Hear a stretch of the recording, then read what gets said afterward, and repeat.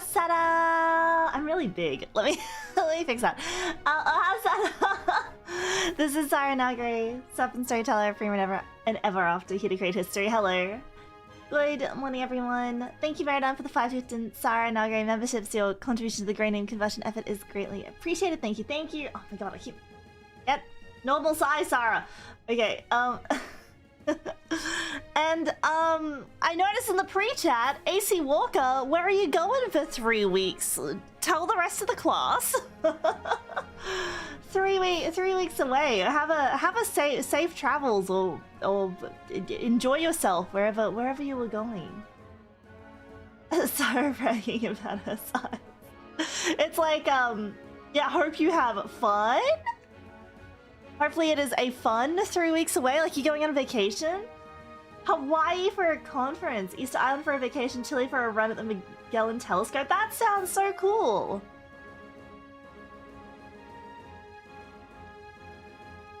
Congrats, sorry for your loss. What? That sounds so nice. Please enjoy every second.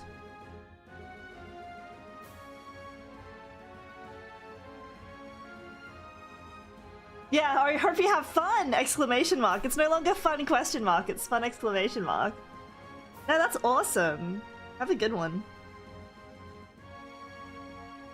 I get to enjoy it because of my because the university's paying. That's even better. That's even better, right? Like, don't even have to. You can enjoy it on the company dime.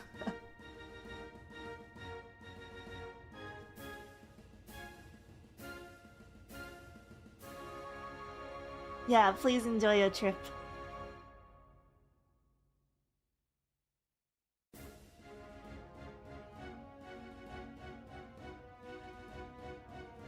We'll have to make sure massive Sara events happen while you're away. Like, maybe we'll convince her to play Limbus Company. Is that... That is specifically targeted towards AC, right? Like... Is that AC's dream I wish Sara would play it game?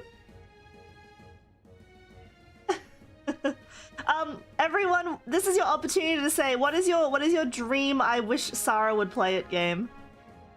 I mean, I might have already played it by now. For some of you, I might have already played your dream I wish Sara would play it game. And if so, please let me know if I have. If I go on vacation, will Sara play the new Zelda? Yes, yes I will.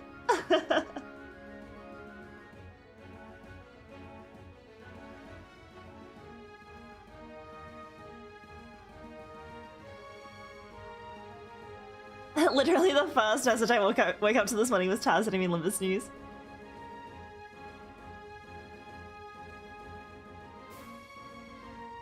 Inside? Pull out RON? I'm not familiar with that acronym. Crash is fun. Frostpunk, I want Sara to send miners into the mines! Is it perfect for me? AC and I have moved on from sus pictures of femboys or tomboys and muscles to video game news in our mutual gacha game. Well, you guys are getting old.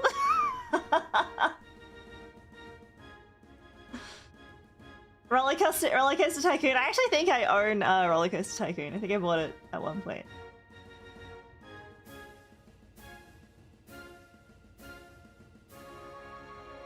Bloodborne. Maybe one day it'll get a PC release. You have played or planned all of my other favorite games. I'd guess it'd be more Hollow Knight. One day Sara will finish Hollow Knight. One day. You're keeping yours a secret, Themesicle? FNAF Help wanted to. I haven't even played the first, but I haven't played any FNAFs before. Finish CNC Red Alert. Oh, that would kill me. I struggled so hard on that one mission. I think I like did 2 streams trying to get through that one mission, and I think I still wasn't able to. Why did I have to make it so hard? I like a real-time strategy, but those old strategy games are so hard. A Total War game would be fun to watch. Red Alert 2 was a lot less stressful. Yeah, maybe I could just skip straight to, like, the Red Alert 2 or Red Alert 3, right? They figured out how difficulty works.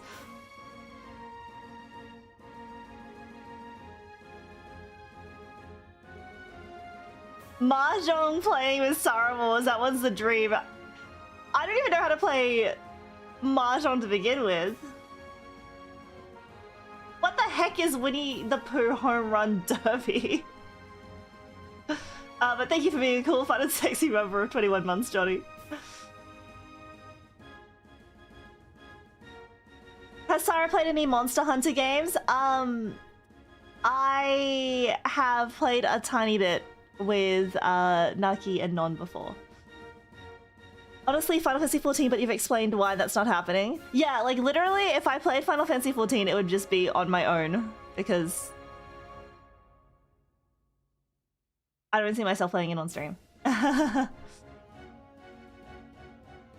own Monster Prom. On your recommendation, Tabs.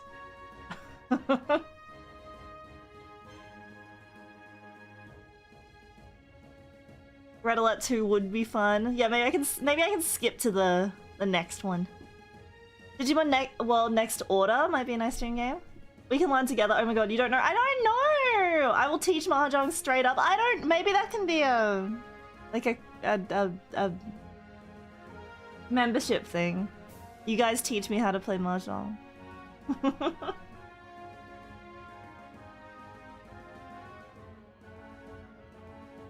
Wait, can I change my answer? You can change it if you want. You can learn Mahjong in Yakuza 0. Just spends a whole stream in Yakuza 0 learning how to play Mahjong. How about Monster Hunter Worlds? That's the one that... Is that the one that I played with, Naki Non? I'll just check which one I have on Steam.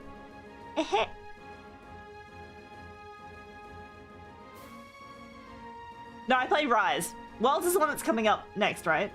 Worlds is next to it, yeah. After seeing me play Final Fantasy VI, I played it as a child for about half the game as a child and then I kind of gave up. It'd be nice to go back and play some of those classic RPGs. One that I've always wanted to play is Chrono Trigger.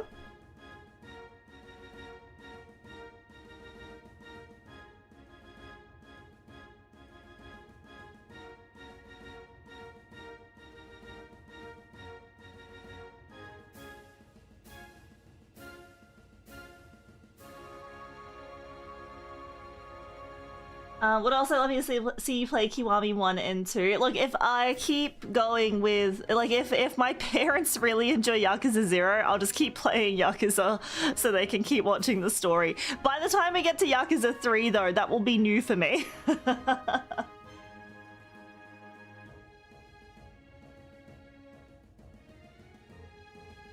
learned Mahjong from my Filipino aunties and then like 10 years later they taught me wrong so they could win against me during family events. No! It was all a ruse. They took you on the ruse cruise. The dopamine release of a huge one of poker. I play, like, I know the theory, the fundamentals of poker. I don't really know if I'd be very good at it, but I know the... Yeah, we taught them wrong as a joke, literally that.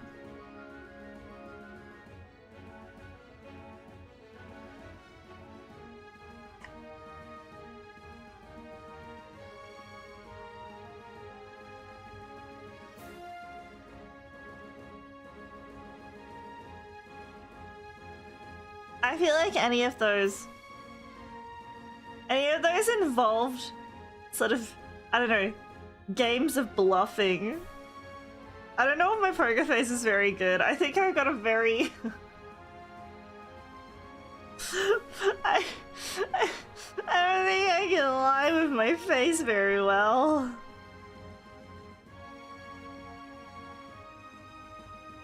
Lots of cute girls in the mahjong apps.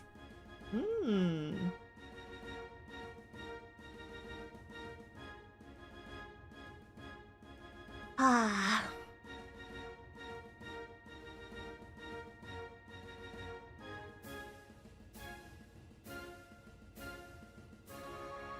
Just turn off face tracking, bam, perfect poker face. Yeah, I'm too giggly for poker unless I lock in. That is literally what I think I would be. Too giggly unless I lock in. Last time I played poker with my family were betting pebbles. I lost all my damn pebbles. Oh no, you're pebbleless.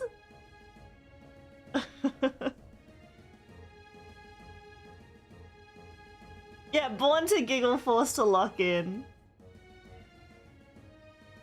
I do like Tetris, so maybe Puyo Puyo Tetris could be fun. Giggle nervously at everything they won't know. That they won't know what my tell is if I giggle nervously at everything.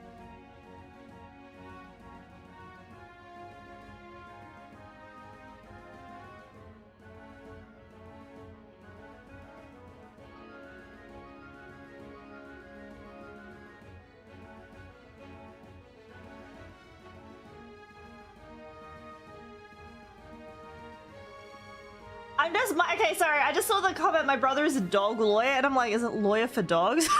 A dog who's a lawyer? And my brain's just turning that over and it's over in my head over and over.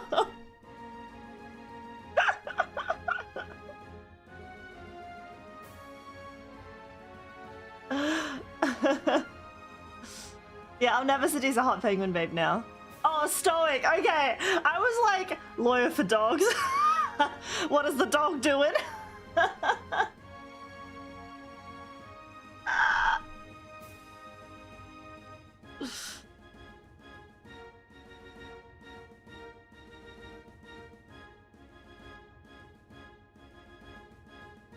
Yeah, he learned from those poker playing dogs. He's got a major in dog law.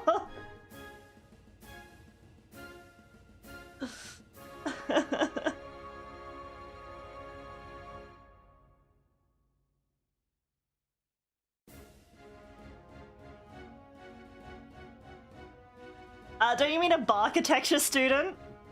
Wait, shit, hold up. Think don't you mean a architecture student? There we go. Sorry, I had to unmute the desktop audio.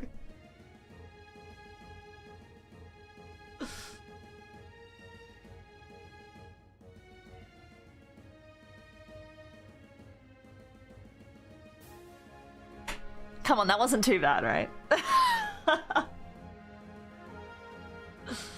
It's funny! Checking into a good pun. How are you today, Sara? Hello, chat. Hi, Condor. It's an airline thing. We are just... What were we talking we were talking about something else, and then we started talking about poker playing dogs. It's joke. Laugh. It was pawsome, but it would have been better if Theme Sickle said it. Well, if Theme Sickle went over the cliff, would you follow it?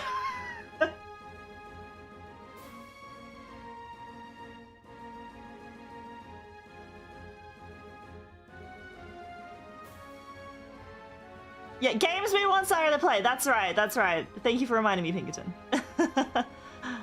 Yes, dream game. Dream game that you want Sara to play. And then we talked about Mahjong, then we talked about poker. Yes. What am I gonna play next? I'm just considering my options. I'm gonna be playing a lot of kind of maybe spooky one-offs in October alongside Yakuza. Themesicle's jumping off a bridge. I'm there. Okay, Themesicle, what do you get when you joke when you joke across when you cross a joke and a rhetorical question?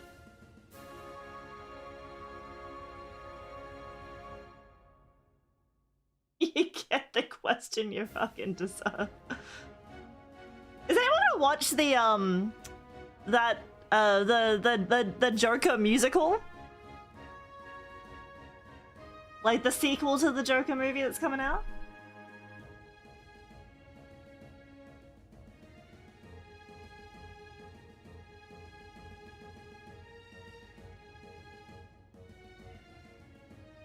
Yeah, the new sequel, it's gonna be a musical.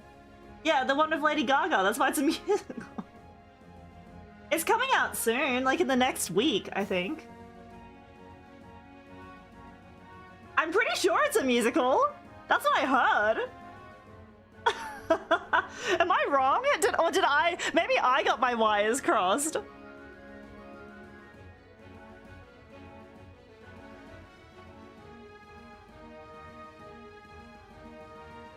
Everyone's just like, it's a musical? And I'm like, that's literally all I heard about it. You didn't care for the first one, so I watched the second. It is a musical. Well, I enjoyed the first one, and I also like musicals, so I'll probably give it a watch. I'll report back if I love musicals, man. I'm so into them. It's a musical, but they're ashamed of it, so they haven't been advertising it. That's like literally the only thing that I heard about it.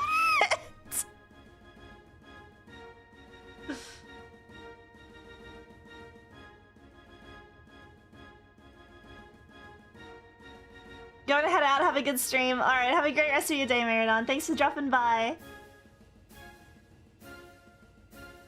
There's a lot of really big emotions this little clown has, and he has to tell you about them in song.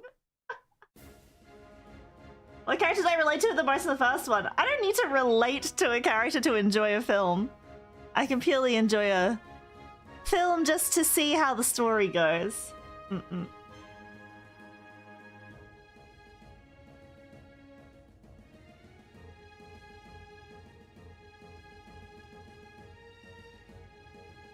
Yes, I'm taking it for Marathon then. Oh, Sara, hi, Alk. Alk, what is the dream game that you want me to play? If I haven't already played it yet. If I've already played it, let me know what it was.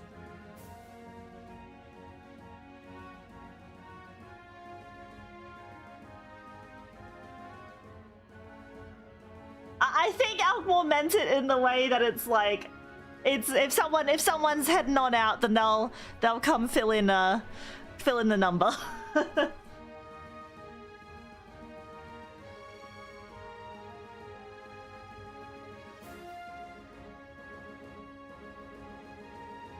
Jin is literally me. Jin. Who wants to actually be Jin? Sorry, Jin. My dream game, oh goodness, I think right now it'd be something like Library of Ruina, since it's on brand and the story is awesome. Everyone says that. A lot of people wanna see Library of Ruina. But it makes me feel like I should finish LobCorp, but then people say you don't have to finish LobCorp, you can just play Library of Ruina, but then some people say that you should finish LobCorp. I'm not against finishing LobCorp at some point. Like, restarting, really, and actually playing it. Like, restarting LobCorp and playing it the right way. Dream games would be AI The Somnian Files, Zero Escape, or 13 Sentinels Aegis Rim. Actually, I think I might own one of those already. Like, I bought it on a sale and then... I have AI The Somnian Files already. Do I have Zero Escape? Actually, yeah, I also have Zero Escape. Actually, I've never played any of those, like, sort of, like death game investigation mystery type dealies.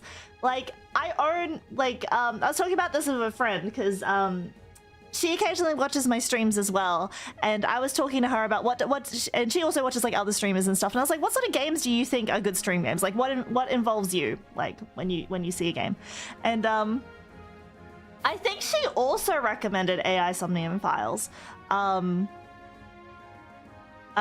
I was like, I haven't even like played the progenitor of the, I haven't even played Dunan Romper, which is like the like the, I guess, I don't know, the flagship of the mystery death game world.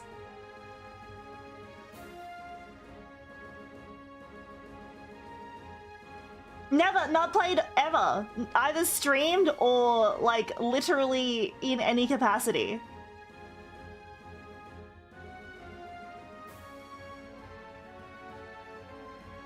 I've seen like tiny bits and pieces here and there. And I once helped out a friend by last minute filling in for her Dunan Romper 2 cosplay group. But that's as much as I know.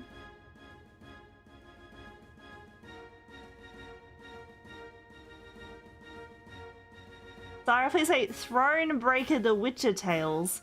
Point and click game where the in-game battles are card game matches and the story is great. You would love it. I do love a great story. I do like cards as well. Might be fun to see you go in blind. Is it like, maybe that's like, you know how sometimes you know, you'll come across someone and they haven't seen some sort of popular big franchise or something, or like there's something that everyone has seen. It's like you come across someone and it's like, hey, you haven't seen Star Wars? Like you haven't seen a single Star Wars. Really?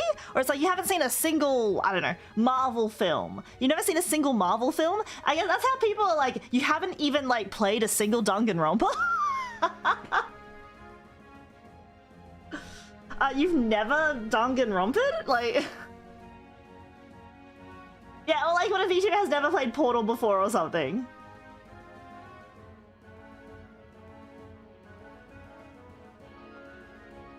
I have actually played Arkham Asylum. No pressure on Hollow. Like, look, I'll speed run. I'll rush Hollow Knight. I'll get back into it the moment they announce Silksong, because then then I'll have something to play after, right?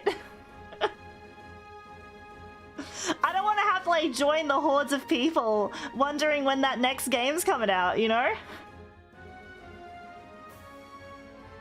It'll give me something to work towards.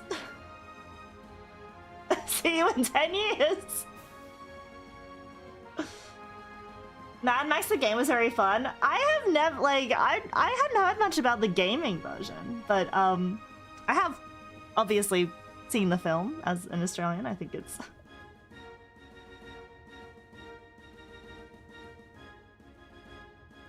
Have you heard of Minecraft? Never played it. FMV dating sim? I have a couple already kind of like downloaded in my what's it called? Steam library. Ready to go, maybe towards, you know, might be something good to play around an occasion that would suit it.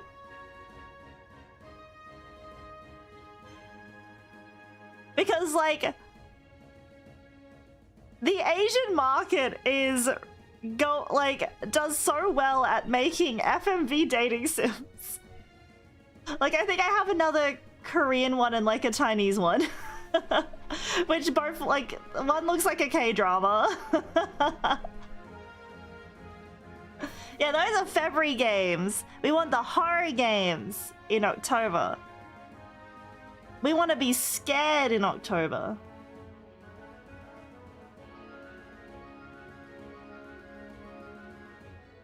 There's a whole genre. There's a whole genre of like K-drama-esque dating sims.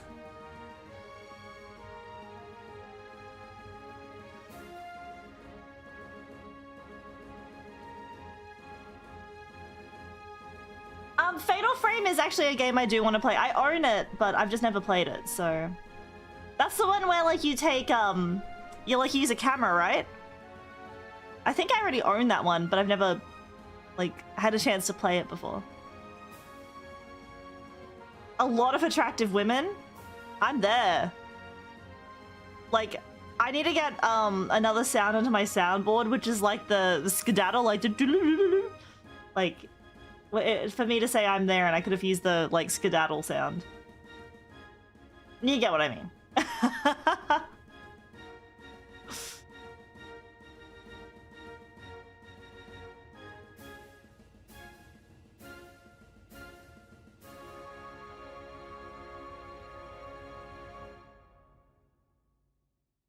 The boyoing wouldn't quite work for me, but maybe I could use it as a representation of what the chat's feeling. Of what 98% of the chat is feeling.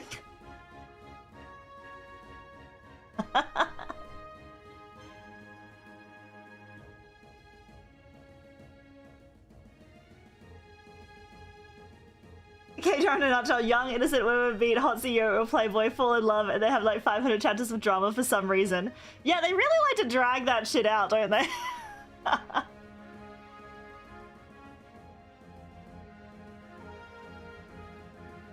Oh yeah, I could, the Auga could be good. I think the Awuga's gender neutral.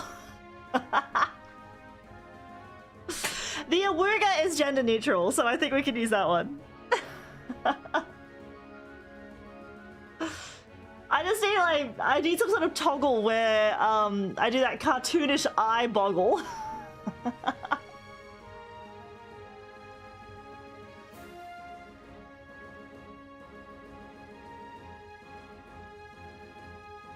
Yeah, we're all about the equal opportunity Awugas here.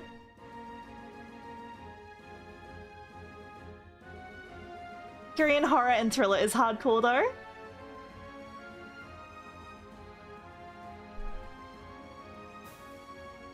Fizzle, did you get caught out in the rain?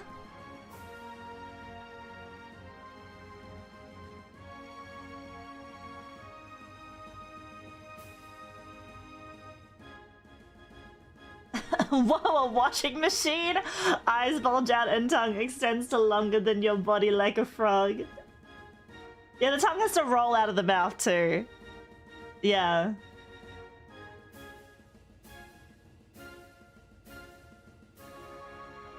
It's true, it's not complete without it. I know for like, so have you, yeah, I think it would be nice to see more like VTuber rigging that can account for hyper cartoonish, you know, 30s cartoon style. Over exaggerated expressions.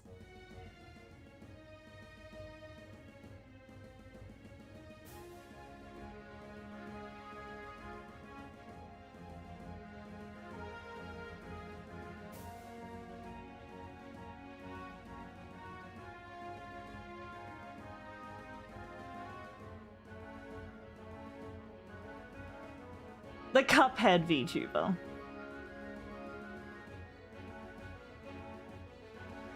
Back when planes wouldn't crash, they ran out of gas. Wait, would they just come sailing to a gentle stop?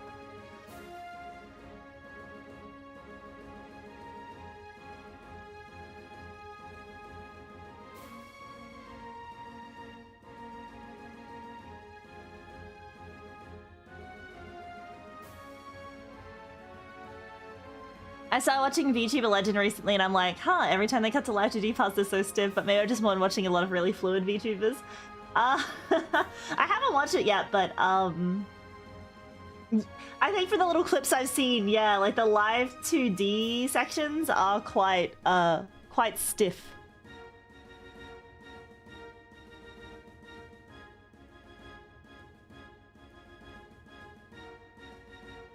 They glide for a while as long as they can to maintain airspeed. There's a Bugs Bunny cartoon about military planes, and in the end, the catastrophic crash stopped an inch off the ground because they ran out of fuel. Oh, I think I know what you mean. Like, I've seen it in cartoons.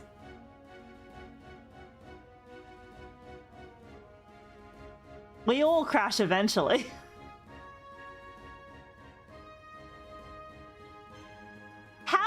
For anyone who did watch VTuber Legends this season, how was it? Was it this season? It was this season, right?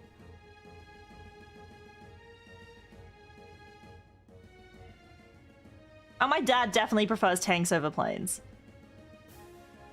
He's a tank guy rather than a plane guy. Okay, like, yeah, the hell is VTuber Legends? This the word VTuber Legend makes you think of like some sort of, is this some sort of online VTuber series, like VTuber championship series where VTubers compete in a tournament of some kind, but no, it's an anime. It's a currently or just recently finished anime, I'm guessing, if it was this season.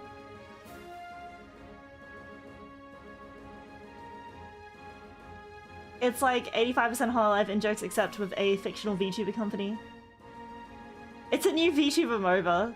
Yeah, a VTuber Battle Royale FPS.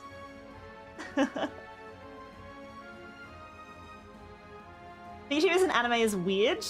You're not a fan? The Nier anime finished today. See, now it's perfect timing for me to watch it. We're gonna roll gacha for Sara. Yeah, I can't wait for the Sara patch update. Oh, we have done. That Zatsu went by so quickly, guys. Here we are. Now, it is time. Finally, it is time.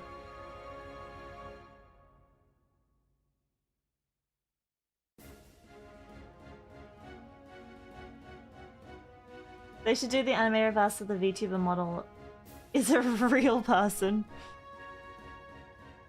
Yeah, like the representation of the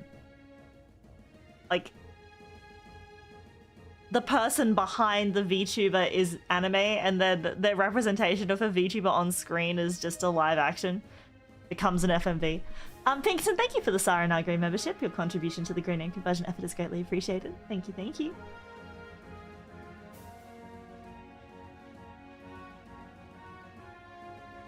I already respected your mother for being a woman of culture. Now I respect your dad for being a man of taste. I tip my imaginary hats to those two legends.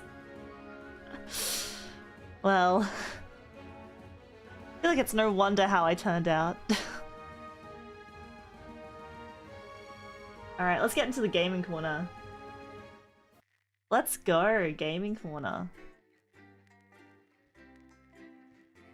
I'll have to ask my dad what his favorite tank is. I'll get back to you on that one.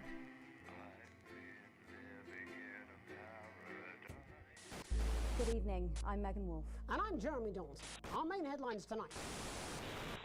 Starting! Okay. So, the time loop. What a wild ride this has been. Continue. Well, that's a very blunt question. Broadcaster? I've told you 1,000 times, Chester. It's the number of blind dates I've been on when no one turned up, followed by the worrying number of lumps under my left How arm, I miss Jeremy's voice. Jeremy Donaldson. Friend, the age my cat was when I've told you 1,000 times, Chester. The number of blind dates I've been on when no one turned up.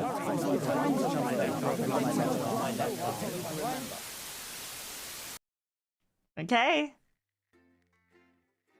When looking for clues, remember that game makers are evil and hide them in tricky places. Is it Groundhog Day? How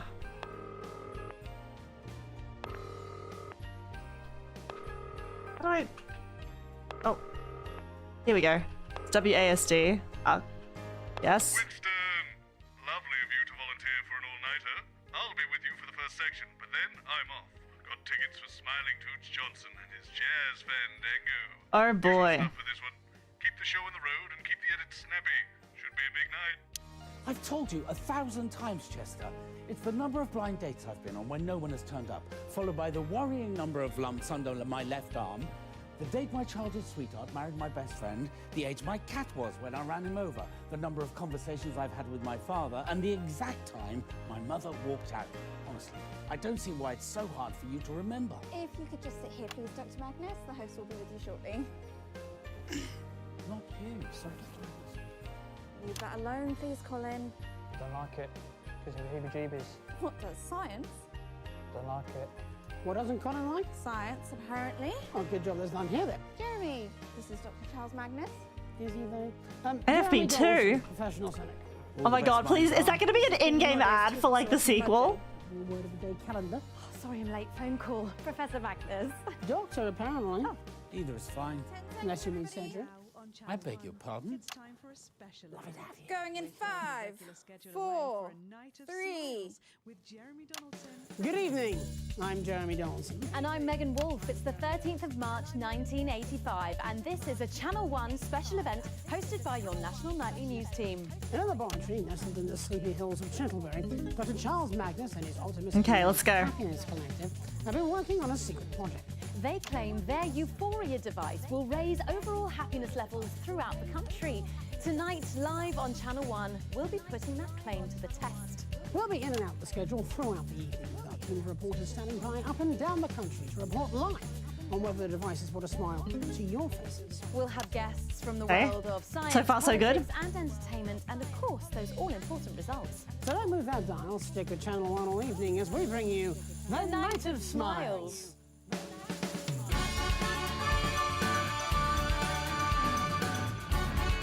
Okay.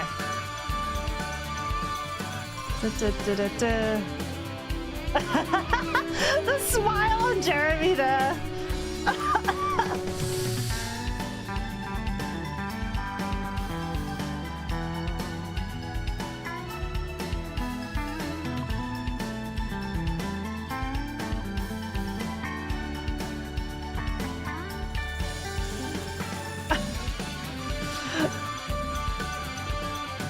This is so kitschy already.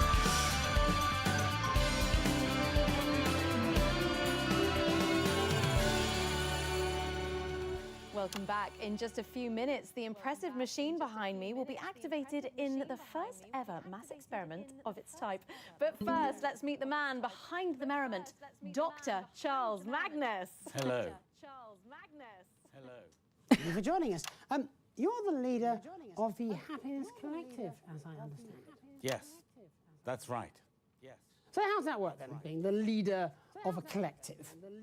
Well, I suppose... Dr. Magnus, how does your Euphoria device work?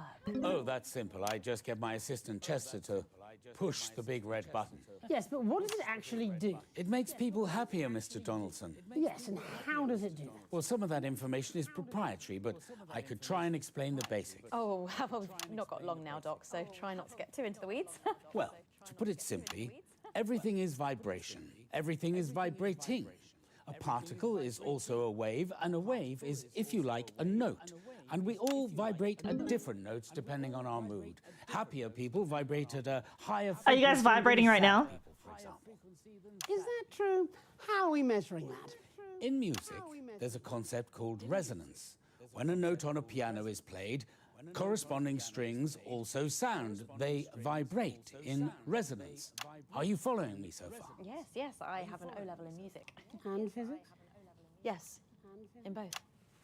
Well, the Euphoria device works in much the same way. Getting there, The getting there. machine generates a note that represents happiness, and all the people and the animals resonate with that note and feel happier. Noticeably. Measurably. Well, at least that's the hope. So, what you're saying is that for unprecedented amounts of public money, running into the tens of millions, you've built a giant piano that only plays one note. Yes, but it's a very powerful note. And this is the only instrument that can play it. There is less than a minute to go now, so while we go and get set up with Chester and yourself over at the Euphoria device, we can go live to the new Advanced HQ for a special message from the Prime Ministers, Peter Clement and Julia Salisbury. Good evening, everybody. On behalf of Advanced, Julia and I just wanted to wish all of you the very best of luck with Okay, here we tonight's go. groundbreaking experiment. When this project landed on my desk, I just knew it deserved Good to old be Peter funded. Salisbury. After all, what could possibly be better than increased happiness? Oh, Peter Clement, Now, I'll Julia admit, Salisbury. Is I that was a what their little names? I was sceptical, mixing them But up. the lab results are promising, and I'm reliably informed it'll even work on Mrs. C.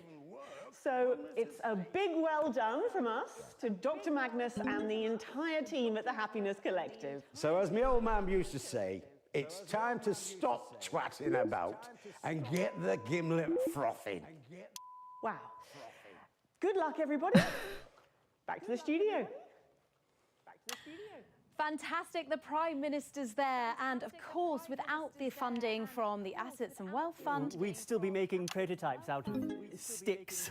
And you are Chester. Chester Mims, 24. My allergies include nuts, macrame furniture, and liquids with a viscosity I'm also over 200 allergic to centipoise. liquids with a viscosity of 200 centipoids. 3 very long years. Yes, he calls me his right-hand man. I do not. Well, that's enough lab banter for now. Let's see if this ridiculous contraption actually works, shall we? Yes, I think we can get a counter on the screen. And we're going in 10, 9, 8, 7. Come on, Jeremy. 6, 5, 4, 3, 2, 1. What the fuck?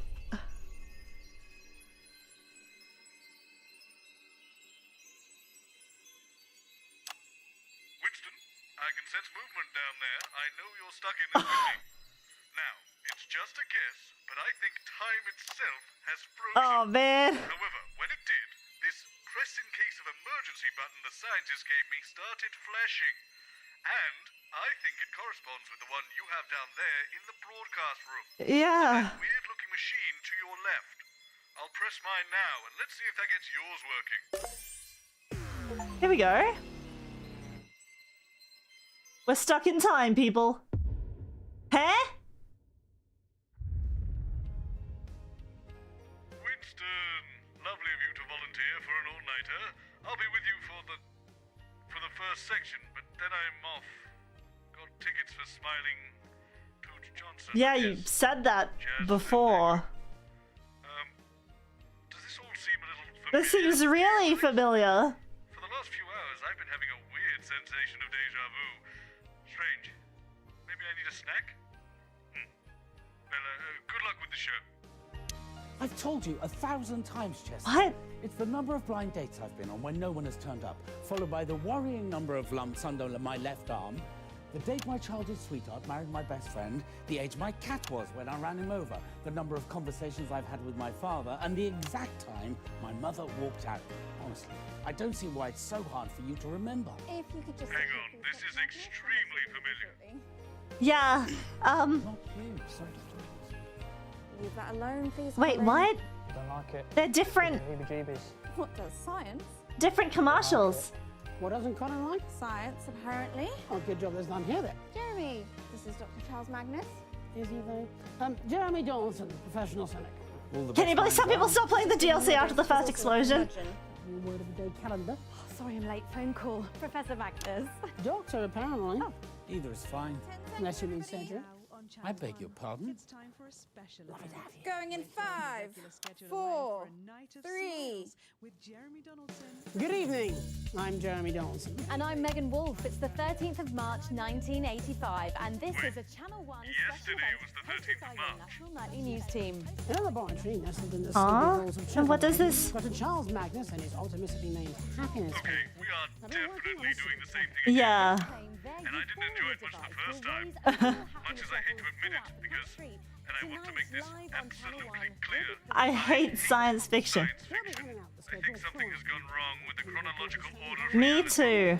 and we appear to be repeating ourselves. If only there were a name for such a phenomenon. When time Yeah, seems to if be only we had some sort of name for it. Some sort of loop time event. Can't think of anything. Maybe it'll come to me later. Smiles. Okay, then what do you think we do? We'll call this a time loop. Oh, yeah, Brilliant yeah. name, Robert. You've done it again. I should have that trademark. Yes, time loop. Time loop. Time. It's boring, isn't it, Winston? The event, I mean, not the name, which is snappy and totally original. But you know, this, just watching the same thing Rolling. Winston, I have a big red button up here. I'm going to push it. Let's see what happens. Okay. Ah, it made your big button light up. Push your big red button, Alex, and let's see what it does. I'll push my... Shit. Okay, so your button also stops time. Interesting. Right, we've all read enough science fiction Have we? to understand what's happening here. We're clearly going to keep repeating this day again and again until we find a way to break the loop. God, I hope we don't have to go on a journey of self-discovery full of profound insights that lead to personal growth. I have a gig to get to. Leave this with me. I have a brilliant idea. Restart the loop by pressing that big red button again and leave the rest to me. Okay. So we stop it, restart it? No! Wait, what? Experiment solutions. While I was waiting for you to get back to me in the loop, I enacted the solution to our little time-getting-stuck conundrum. Wait, there's no NFV2 now. There's a history of floods. The ghastly problem has been nipped in the bud before anything too ridiculous happens. I don't want to brag here, Alex, but the solution I found is as elegant as it is simple. A lesser mind would probably have struggled even to conceive of such a notion. But to me, Bob Bozeman, it was as obvious as wearing a tie on a Sunday afternoon. Is that obvious? Oh no. Unplugged the machine. Watch and learn. I've told you 1,000 times, Chester. It's the number of blind dates I've been on when no one's turned up, followed by the worrying number of lumps under my left arm, the date my childhood sweetheart married my best friend, the age my cat was when I ran him over, the number of conversations I've had with my father, and the exact time my mother walked out. Honestly, I don't see why that's so hard for you to remember. Is that a new guy? Just sit here, please, Dr. Magnus. The host will be with you shortly. It's all going to plan. Dr. Magnus. Leave that alone, please, Colin. There's something wrong here. No, it's fine. Yeah. I don't know. This is like the day that you could feel that the mayor of Fiddleshire was some sort of bird person. No, this is different. Listen. Ah. Here we go. No! My plan! It was foolproof! Oh no, they replugged the machine in. Goodness me. Colin, you're... Oh, come on. Well, I think it's fairly obvious that did not go to plan, but no point dwelling on who's at fault for what. Let's focus on the task at hand. We'll look at the problem together this time, Alex, and I'm sure we'll come up with the solve. So, I've given you this newfangled pad of mine. It was a gift from the Happiness Collective. Hopefully you noticed it last loop. Apparently, when I write up here, you'll be able to see it down there, which is brilliant. But as far as the science behind it goes, it may as well be magic as far as I'm concerned. Anyway, I'll write down some ideas for plans, and if you just select them on your pad, I'll make sure we implement them for the next loop. Okay. Now. What do you guys think? Should we cancel the show or phone in a bomb scare?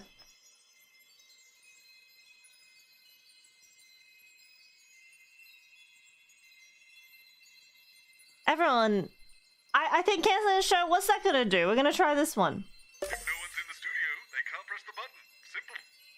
Right, I've pressed my button up here. If you're happy with your choice, just press your red button on the contraption to your left and it should reset the loop for us. Then I'll get to work. Alright, let's give it a try.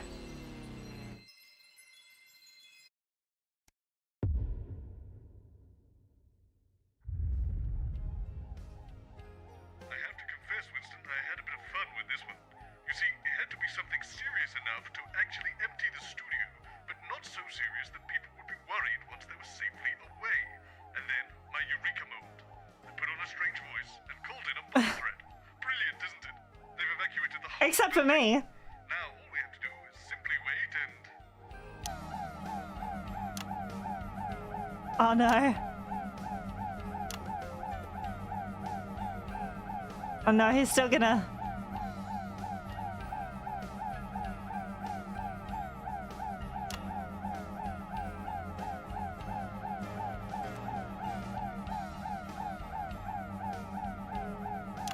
all we've done here is delay the inevitable, I feel. Won't they just come back up and press the button later? See Oh, sorry. Ideas, Alex. Not to worry, we'll fix it for the next loop. Speaking of, is that your old replacement cleaning the studio now? I wonder if they'll clean them. Okay. Damn it. I'm going to fire that cleaner. I guess we'll just have to cancel the show then. They can't press the button if they aren't doing the experiment. And I've got the perfect replacement show. Okay. You're gonna cancel the show then.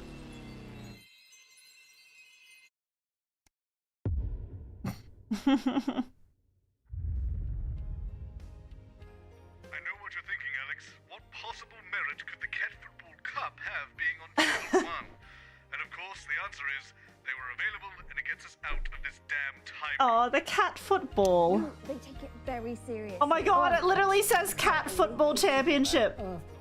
Ancient enmities of bad blood. They sound like an awful rock album. Sorry, I'm late. Furball.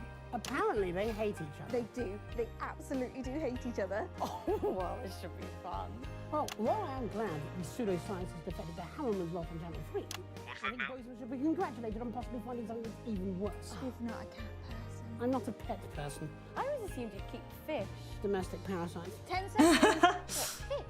No, all the hairy little terrorists. That's what the crew call you. Going in 5, 4, 3. Dive into the wonderful world of sport. Good evening, viewers of Channel 1, and welcome to this National Nightly News special event. Tonight, for one night only, we're bringing you everything you need to know about this year's Cat Football Cup final. We'll have interviews with the coaches, managers, They've been like a mare. Quite sure how it's going to work, but I guess we'll find out. Our roving team of reporters have been tucked away up and down the country to bring you live reactions and pre-match fever. And, of course, at 9 we'll have all the action of the match itself. Live, right here on Channel 1. So don't go changing that channel. It's going to be perfect here on Channel 1. Oh my god! He looks so unimpressed! I gotta say, VTU's on here. I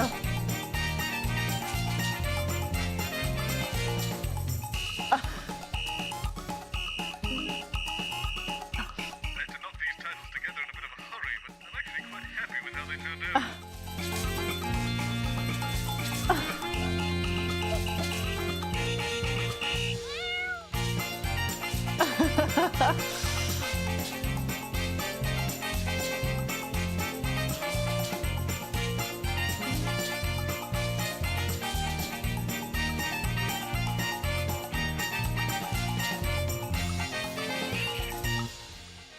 Welcome back. I'm delighted to be joined by the two coaches of tonight's Cat Football final.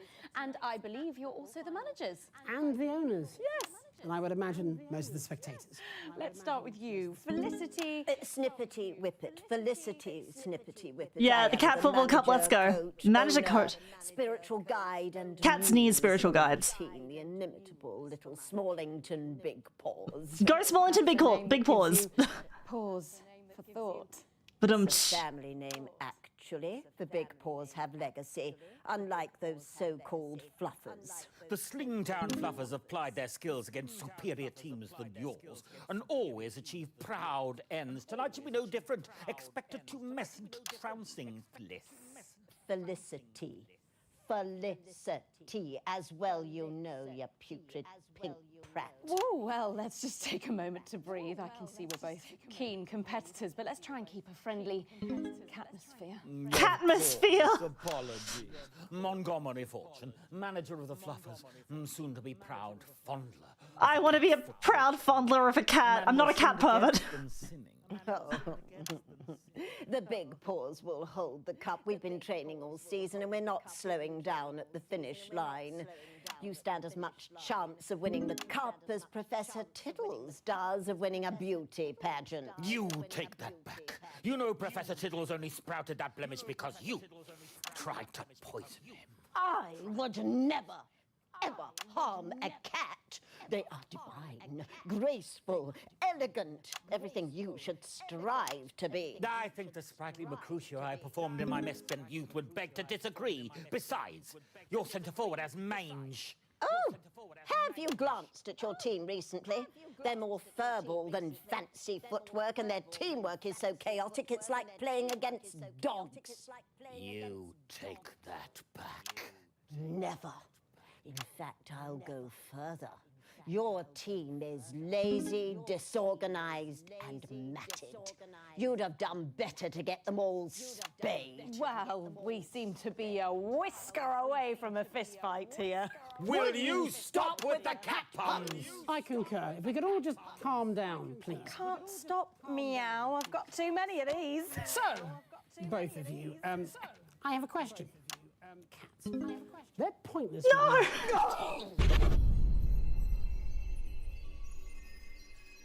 They must have done the experiment on one of our competitor channels.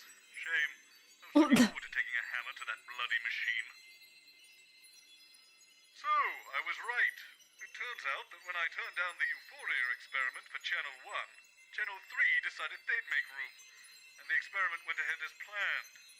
And, well, unless they have their own Alex Winston to press that red button, we may be stuck here forever. Oh no. Assuming we're not, let's talk about next time round. I suppose if we're going to be stuck here, we may as well get to know each other. Can't believe we're off-screen time looped. Start with me. Did you know that I like Oh, come on. mushrooms? Also, things like the feel of June. Yeah, we don't have the... hills of the Cotsdowns. Or a brisk autumn morn. Although, to be honest, some of those I can kind of take or leave. Ooh, here's another one. Did you know that I love the sound of smooth jazz? Alright, Bozeman. Very little in this world can beat an afternoon. I'll see you, Conda. Thank you. Listen, I have a question for you. Uh-huh. Do you like the feeling when a man you No. don't know particularly well brushes against you in the corridor and suddenly you feel a What the fuck? stirring in the... Okay, we're back.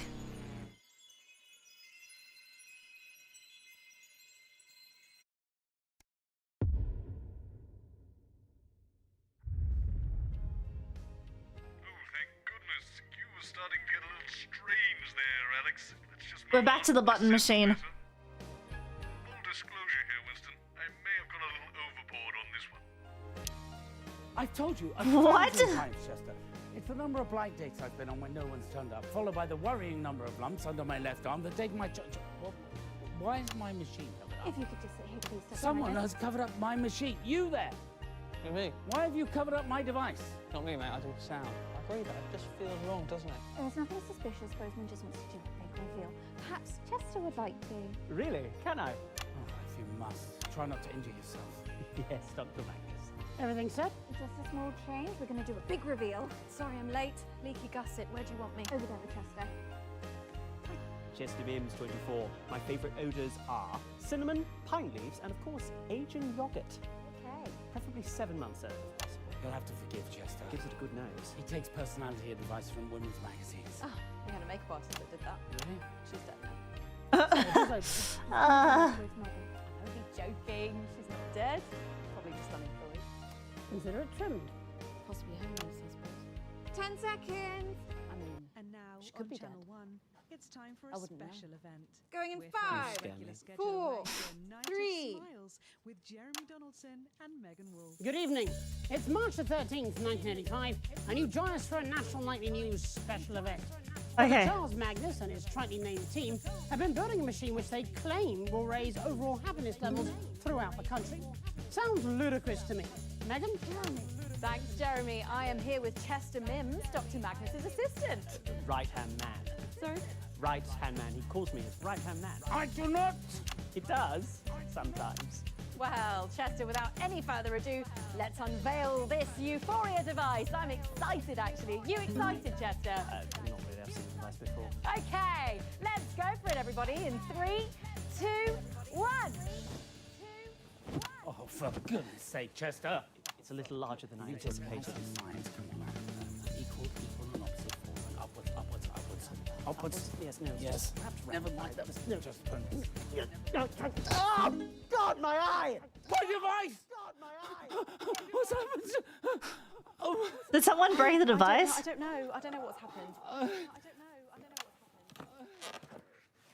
Well, it appears we'll be having a change of schedule here tonight on Channel 1.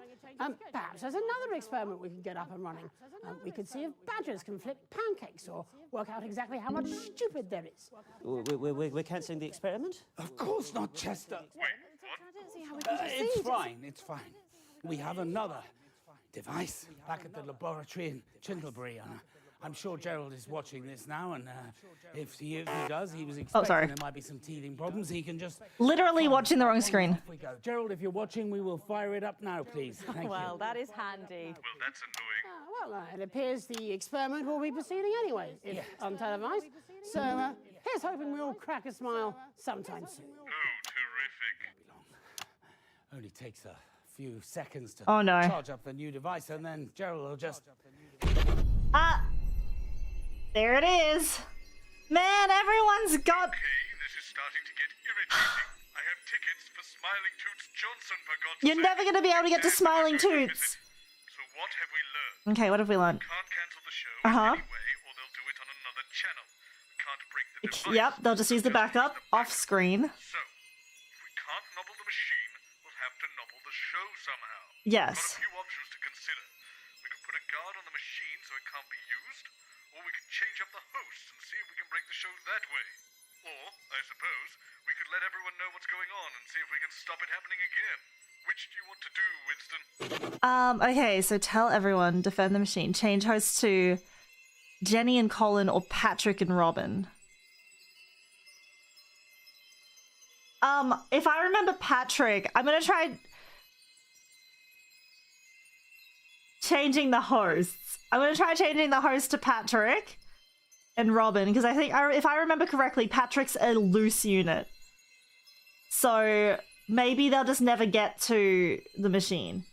I kind of just want to see what happens. Well, if nothing else, I'm sure Bannon will be able to annoy Magnus out of doing the experiment. Even Short won't be enough to rein him in. Alright, let's give it a try.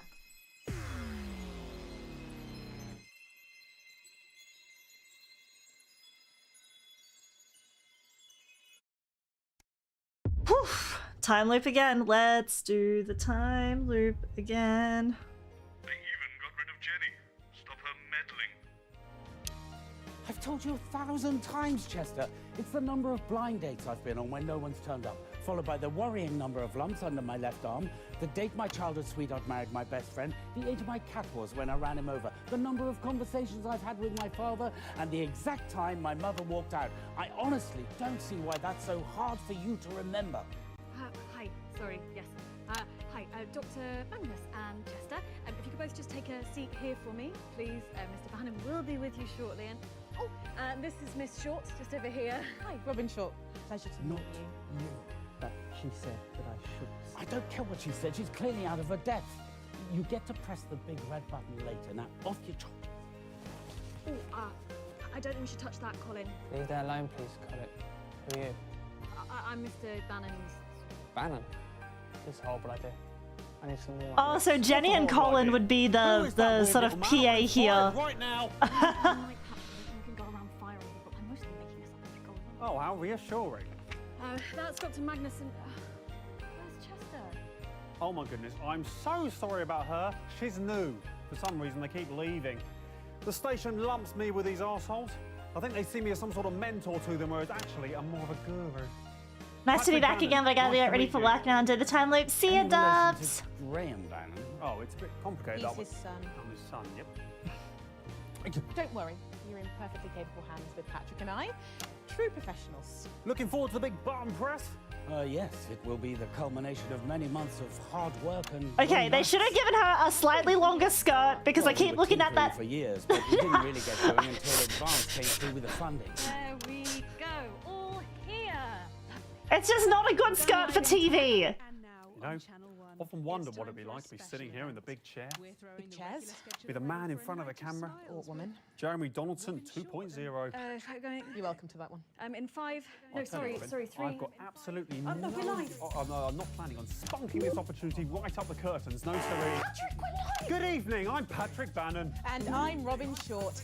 It's the 13th of March 1985, and this is a Channel 1 special event hosted by your national nightly news reporting team. Yes.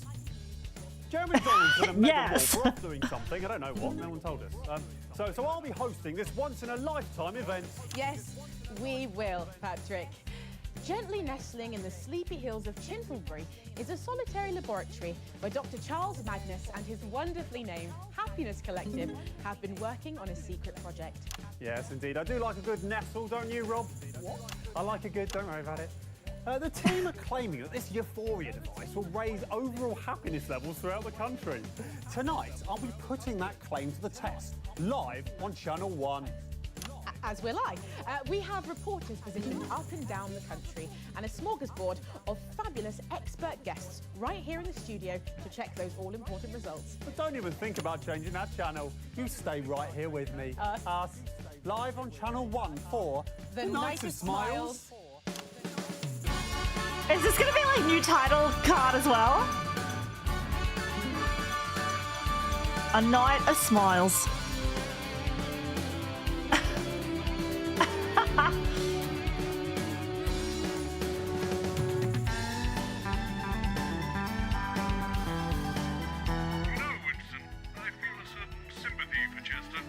Magnus seems to enjoy torturing him with impossibly convoluted maths problems.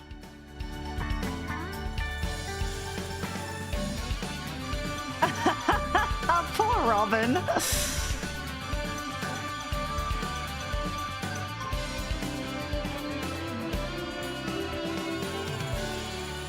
Welcome back. In just a few short minutes, the Euphoria device will be activated, and I'll be even happier than I already am, sitting here hosting this. Doesn't seem possible. Maybe I'll wee. But before that, let's meet the men behind Did you say maybe I'll wee? Mr. Chester Mims and Dr. Charles Magnus. Hello. Hi. I can't believe I'm here. You're not supposed to be. Thanks for joining me. Dr. Magnus, you're the leader of this Happiness Collective, is that right? Yes, that's right. And what does this thing actually do? Well, we have one underlying unifying goal to scientifically and quantifiably improve happiness levels for everyone, everywhere. The Euphoria device is the culmination of years of research from many experts around the globe. So, then, how does it actually work? Oh, well, that's simple. I just get my assistant, Chester, here to push the big red button. well, it's actually a little bit more complicated than that. You see, I have to attune it. I push the big red button, yes. Yeah, sure. And once you push that thing, or you or me, it doesn't matter, does it? What does it actually do? It makes you feel happier, Mr. Bannon. Well, I'm following the science. But how does it make us feel happier, Dr. Magnus? Obviously, some of that information is proprietary, but... Oh, of course, please say no more. Okay. No, don't literally say no more. We're doing a TV show, for God's sake. Oh, well, I could explain some of the basics. Oh, bear in mind, we've not got too long to go now, so let's keep it simple for old Patrick here. No, hold on. No. I'm good at science, actually. I did science all the way through school. I was only joking. Yeah, and I dated a science teacher once, so probably picked a thing or two up by Ozymandias. That's not the word. Osmosis. Yes, look, I'm just saying that I'm perfectly qualified to discuss science. Thank you. Okay, Dr. Magnus, perhaps you could explain it in layman's terms for a thicko like me. Yeah, for a thicko like her. Well, to put it simply, everything is vibrating. Everything is vibrating. Sorry? I'm not vibrating. Well, interestingly, actually you are. Everything is. I'm not. Everything Well, look at that. Steady as a bloody rock, that is. Yes, it appears steady, but actually... Do you know what they called me in Boy Cadets? No. Have a guess. What did they call you in Boy Cadets? Cadet Bannon? Yes, they called me Cadet Bannon because the Sergeant Major said they had to, but also something else. Go on, a nickname, come on. You little clown boy, have a guess. Is this a game? I like games. My favourite games are hide the pickle, cock or ball. No cock or ball, have a guess. Steady hand Bannon. It was steady hand, that's right, steady hand Bannon, well done. Steady hand Bannon. Point is, not vibrating. Then what's steady hand Bannon? If you say so.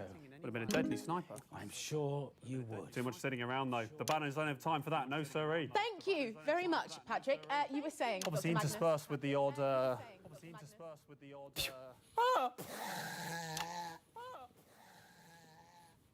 Crikey. But most are just sort of sitting around. Boring job. Dr. Magnus. Yes. Well, a particle is also a wave, and in music Brimley there's Sands. What's that now? I was saying Brimley Sands. Went there on the summer. Beautiful place, loads of them there. I'm sorry, what are you talking about? Oh my God, we're talking about waves, aren't we? So I went to Brimley Sands, obviously didn't go right up to the coastline. Got to protect the money maker as well. Yes, but those aren't the waves we're talking about, Mr. Bannon. These are smaller ones, like radio waves. Pretty sure you don't get waves on the radio, Robin. They come out of the radio. Okay, well, if that was true, then why isn't my sideboard all wet from the waves? You explain that with your science. I can't explain it with science. It's a rhetorical question, Chester. Just like to be or not to be, that's also a rhetorical question. It absolutely isn't. Shall I go on? No time. Crikey! Well, I'm sorry, but we've actually wasted the chance to chat about all of that. Well, I think we all learned a lot from that. I know I did.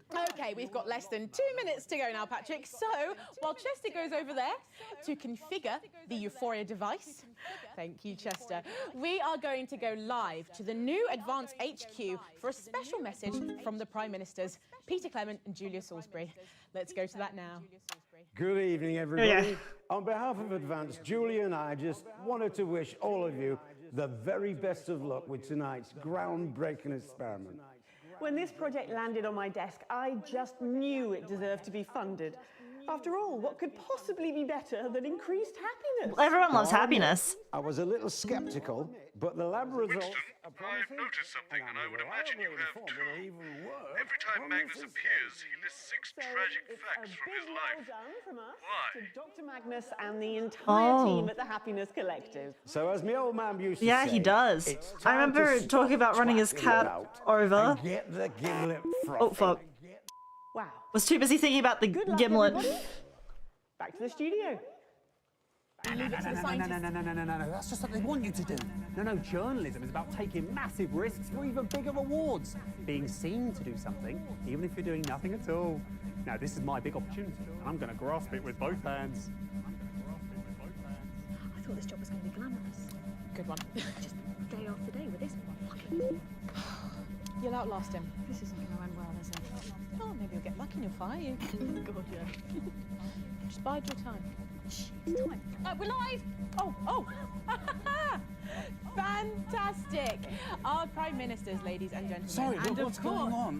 Why is Chester over there? Well, we thought it might be better if a handsome young journalist in a suit did the push, you know, rather than a sort of stuffy old thing in a lab coat. Look, Mr. Bannon, I really This don't is think highly irregular. Patrick, I really Let's get think it would be involved! better. We've got a new catchphrase to try out as well when we get there. Okay, let's start with 10, shall we? 10, 9, 8, come on, Boffin, 6, 5, 4, 3, 2, 1, get your Bannon on!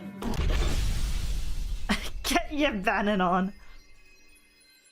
I will not be getting my Bannon on. Choose another one. What if we just tell everyone? Everyone, we're getting stuck in a time loop. They'll be sure not to press that button. Surely. Surely they'll believe us. Surely. Surely they'll believe us. Definitely.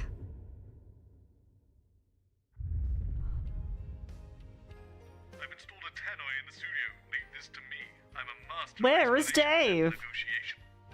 I've told you 1,000 times, Chester. It's the number of blind dates I've been on when no one turned up, followed by the worrying number of lumps under my left arm, the date my childhood sweetheart married my best friend, the age my cat was when I ran him over, the number of conversations I've had with my father, and the exact time my mother walked out. Honestly, I don't see why that's so hard for you to remember. Exact time. Please, Dr. Magnus. The host will be Mother with you shortly.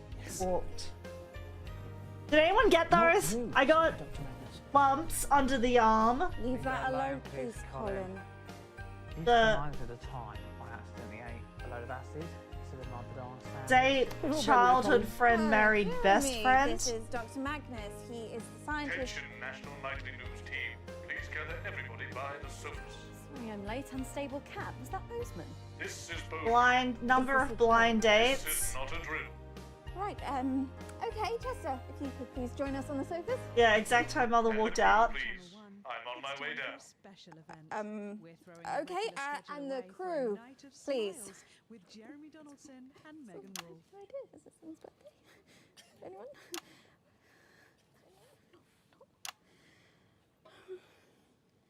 What?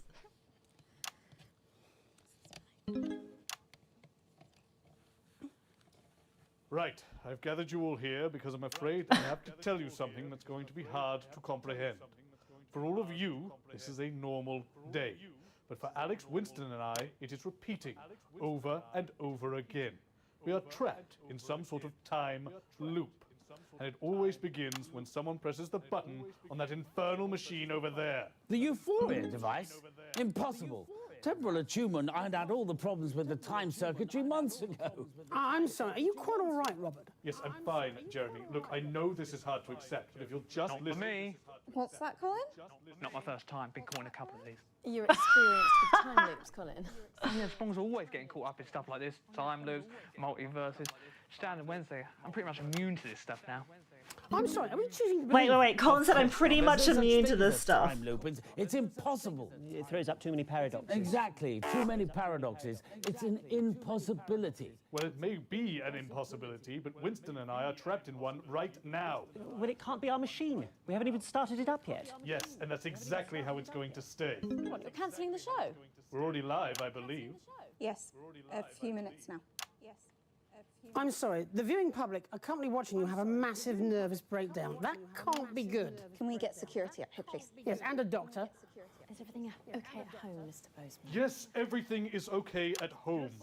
I'm telling you, that machine is going to break reality itself. That's also impossible.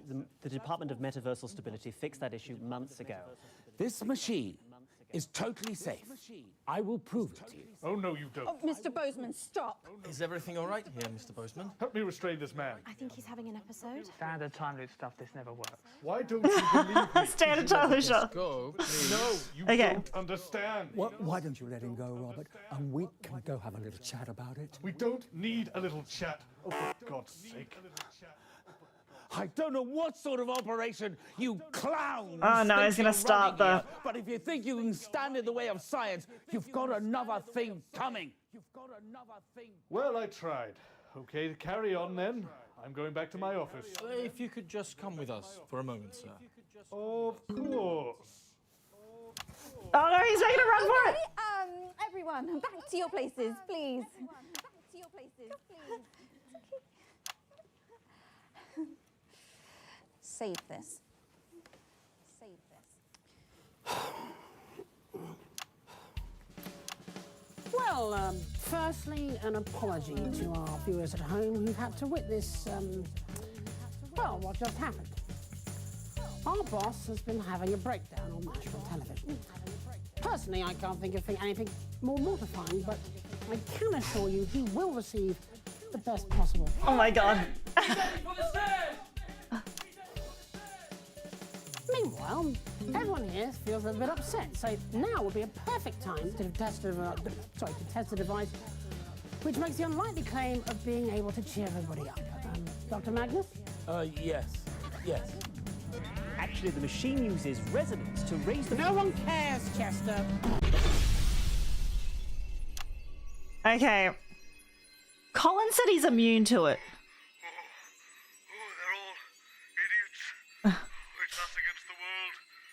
Yep, we can't trust them. Give me a moment.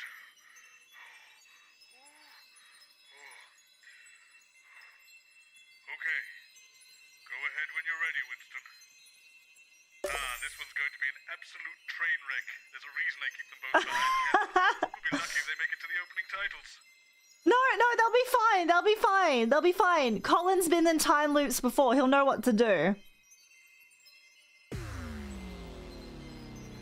I feel like Colin's got this. If anything, Colin's got this, guys. I trust him.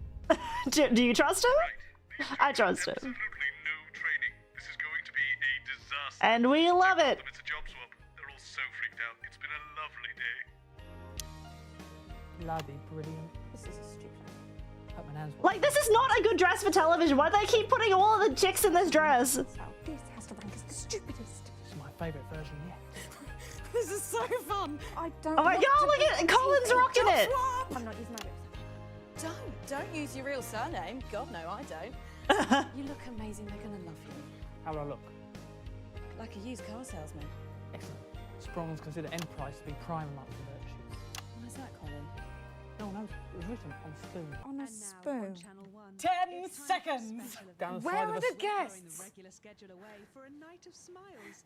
5, 4, oh God, shit, 2, go. Good evening. I'm Jenny Skywalker. And I'm Colin Strong. With a wooden one. Oh, the spoon, that's how they're able to get the writing down the stool. Colin, shut up. Just carry on. You're not supposed to be heard. Follow the auto cue then. Oh, right, the auto cue. Snuggled into the warmly heaving bosom of Tinderbury, nestling. I love how it's like the cameras are off and. Oh dear, who wrote this? I did not write this. I wrote it, just read it. It's like a bad erotic romance novel. A team of strong but inwardly vulnerable scientists have knotted their collective brows in pulsing concentration as they strive heroically towards one end and one end alone. To make us all happier. Will it work? Probably not. Actually, it doesn't say that, that's just what I think. It says, let's find out. Tonight on The Night of Smiles. Title, 45 seconds.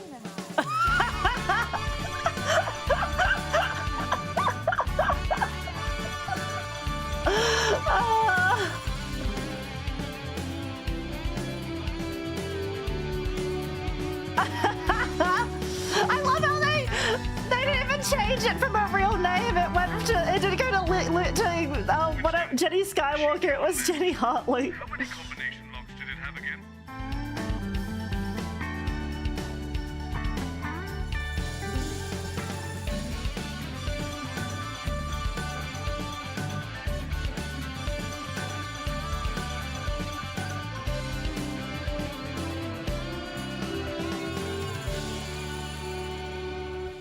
Welcome back.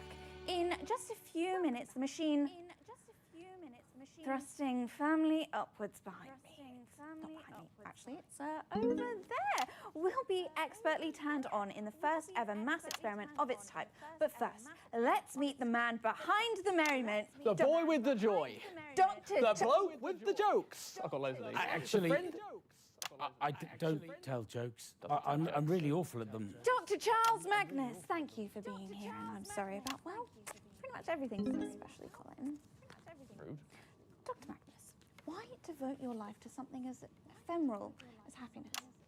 Well, I suppose I'd seen happy people from time to time, and I thought it looked nice. But shouldn't happiness come as a result of our personal experiences? Shouldn't it be earned? Not necessarily. One of my uncles once won a year's happiness.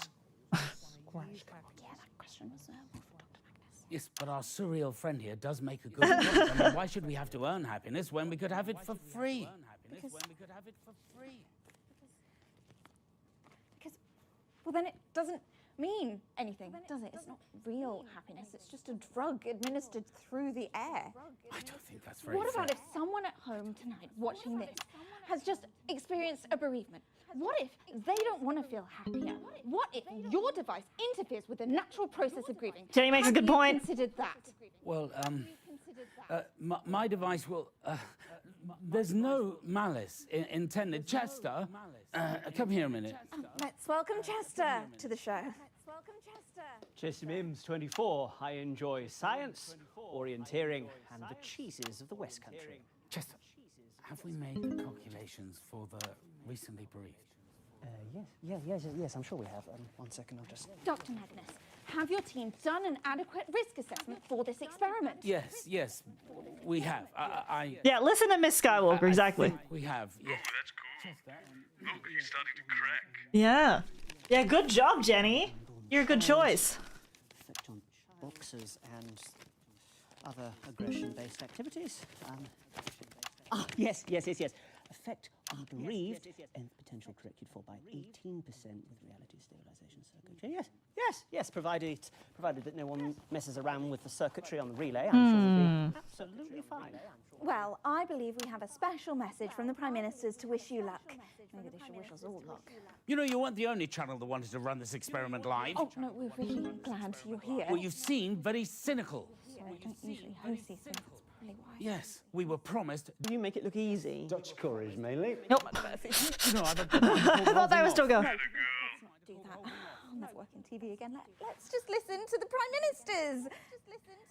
Good evening, everybody. On behalf of Advance, Julie and I just wanted to wish all of you the very best of luck with tonight's groundbreaking experiment. When this project landed on my desk, I just knew it deserved to be funded. After all, what could possibly be better than increased happiness? I'll admit, I was a little skeptical, but the lab results are promising, and I'm reliably informed it'll even work on Mrs. C. So it's a big well done from us. There's a link between Magnus's tragic list of events and the combination So as lock. my old man used to say, it's time to stop twatting about and get the gimlet frothing. Wow. It is Good time luck, to stop everybody. twatting about and get the gimlet To the frothing. studio. Welcome back. Let's press this button and see if the universe breaks. The odds of the universe actually breaking are infinitesimally small. Well, you two better get your story straight. This has been fun. Wouldn't want to do it every time now.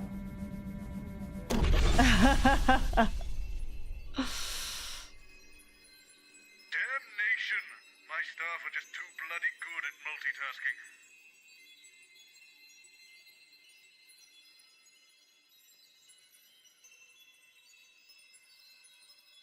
Well, I guess then defend the machine. Ooh. The problem is people pressing the button, so we hire someone to stop that from happening.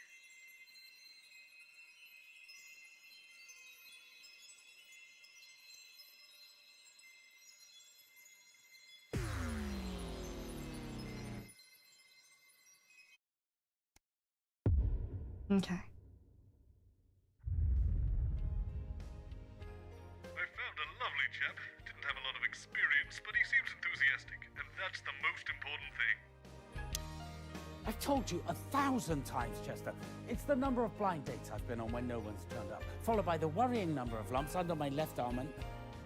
Excuse me, There's a security! This is so funny! Sorry, don't do this. Leave that alone, please, Colin. Who are you?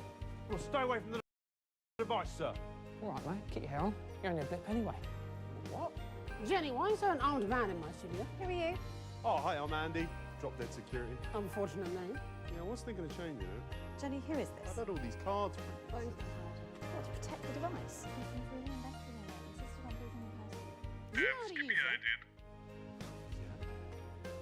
You don't sound very sure about that. Oh, what? Yeah, but it's fine, right? I took a course. 3 months? 2 days. Brilliant. 10 seconds, everybody. You okay? So I feel like it's got something to do with these, but 4, 3. Night of Smiles with Jeremy Donaldson and Megan. Good evening. I'm Jeremy Donaldson. And I'm Megan Wolfe. It's the 13th of March 1985 and this is a Channel 1 special event hosted by your national nightly news team. In a laboratory nestled in the sleepy hills of Chittlebury, Dr. Charles Magnus and his optimistically named Happiness Collective have been working on a secret project. They claim their Euphoria device will raise overall happiness levels throughout the country. Tonight, live on Channel 1, we'll be putting that claim to the test. We'll be in and out. I thought we'd have to see him. God, sorry again. In and out of the schedule. No. Oh, sorry, I think it's my allergies. I think it's my allergies. I'm really playing up today. We're on and off all night. You'll go. We'll have guests from the world of science, politics and entertainment and, of course, those all-important results. So don't change that channel. Stick with Channel 1 only. No, it's getting worse. I think it might be your perfume. I think it's her perfume. Right, I noticed you managed to hold it together through Megan's line. What? Oh, sorry, mate. I think my ears are swelling. Well, good luck with that. It's the Night of Smiles. Nice smiles. Roll the time. 45. It's the Night of Smiles. Da, da, da, da, da.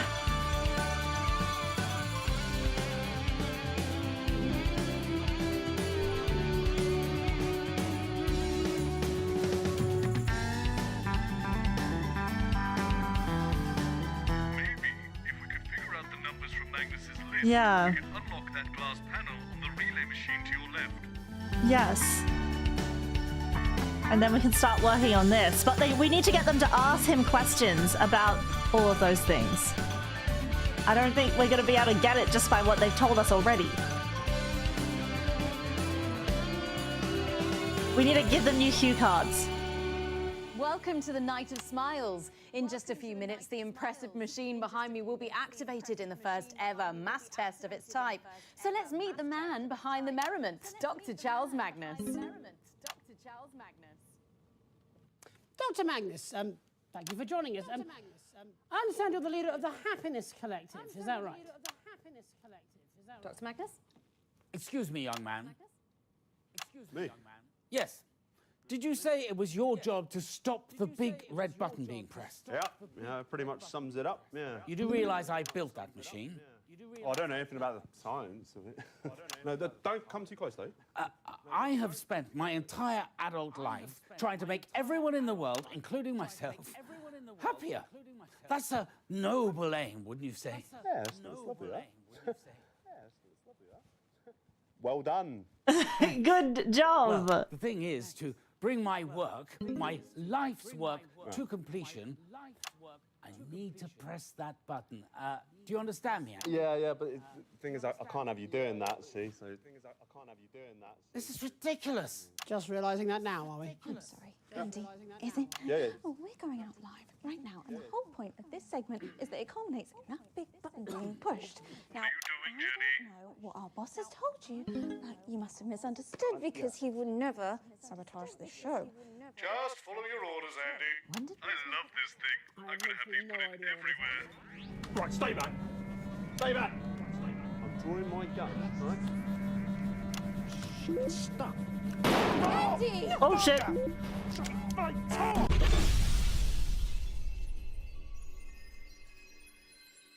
a useless piece of utter contemptible shit. We can't. Can anyone see his arm lumps? We can't break the show, but I could break the scientist. Leave it to me, Winston. Just hit that big red button. Okay. What do you got planned this time?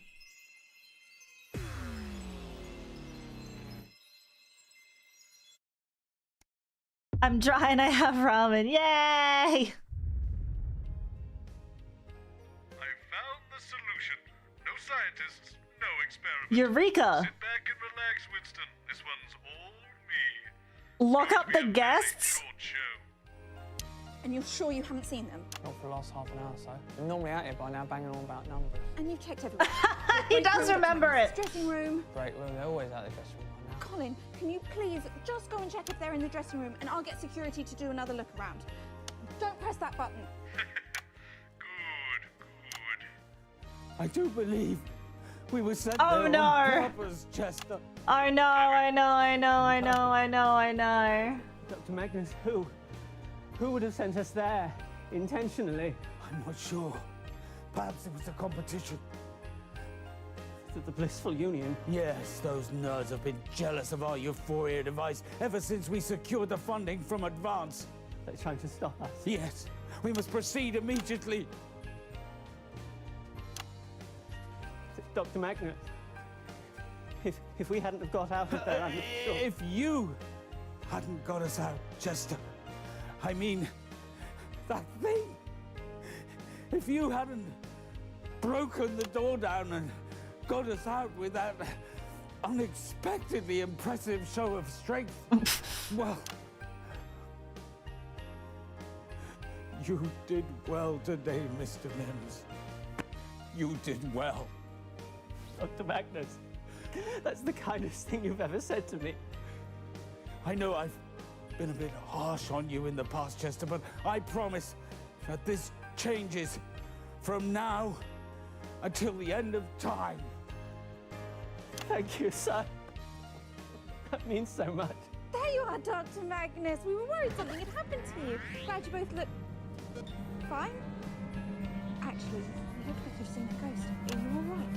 We have undergone a deep. What happened to them? Scientifically implausible trauma at the hands of our enemies. We are absolutely and definitively not all right. Fortunately, a remedy is at hand. Dr. Magnus, we're not even... Well, that didn't work. The solution is flawless. The execution is the problem. I don't know why you suggested the old haunted man in Saturday. Terrible idea. But I have a better place. Don't worry, Alex. I'll clean up your mess. My mess? Oh my god, what is it this time?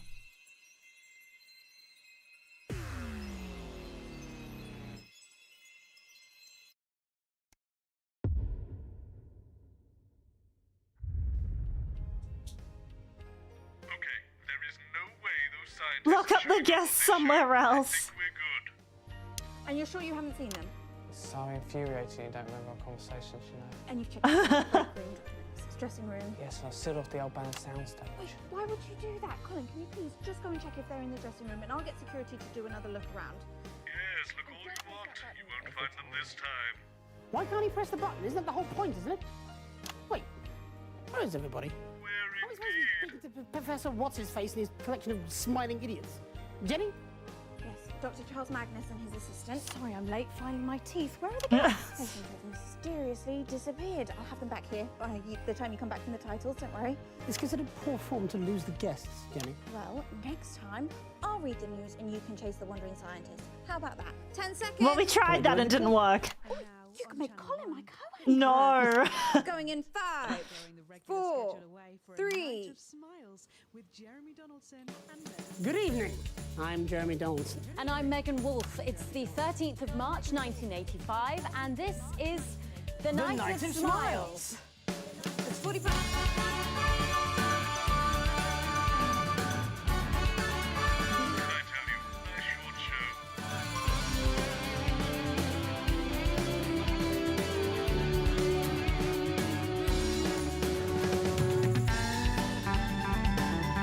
Okay. Alright. Maybe I need to be listening. Screw the ratings. Ratings don't matter. Them in an hour in the next segment. What are you doing? We're going to want some audience when this succeeds. Oh. Sorry. I thought maybe we could listen into what they're talking about.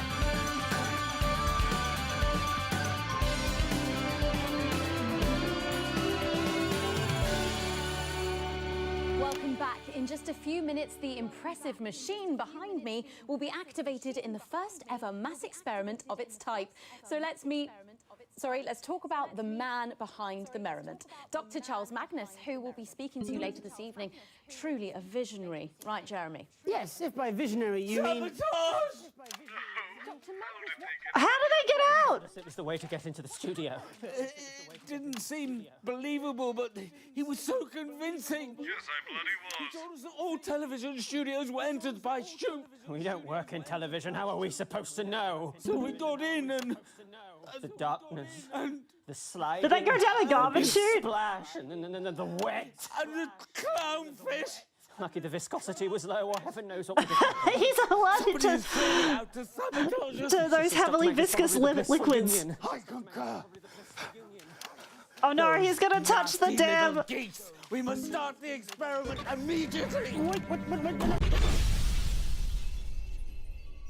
No. Right, I've had enough. There's only one real solution that will fix this once and for all. Once more into the breach, dear Okay. Winston. Once more. Bozeman, please. A solution that actually gets us somewhere. Thank you. We just need to, like, the cue cards need to be everything that, like, asking him stuff about his life. We need to...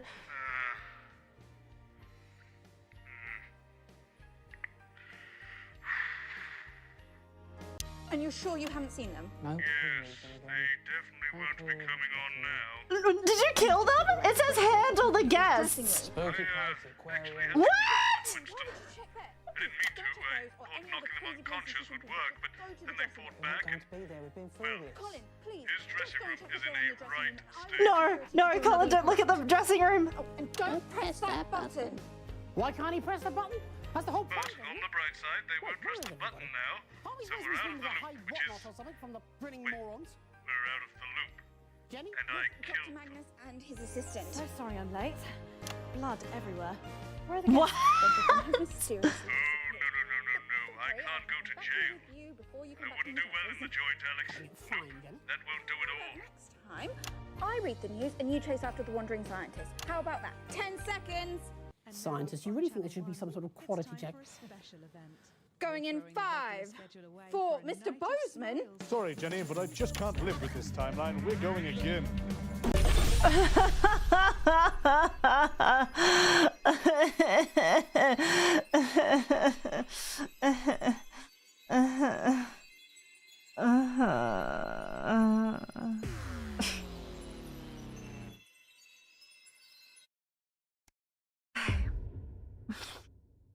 Something different. Number of blind dates I've been on when no one has Yeah, decipher the combination. That's better. Your button should be working, Winston. Push it to freeze time.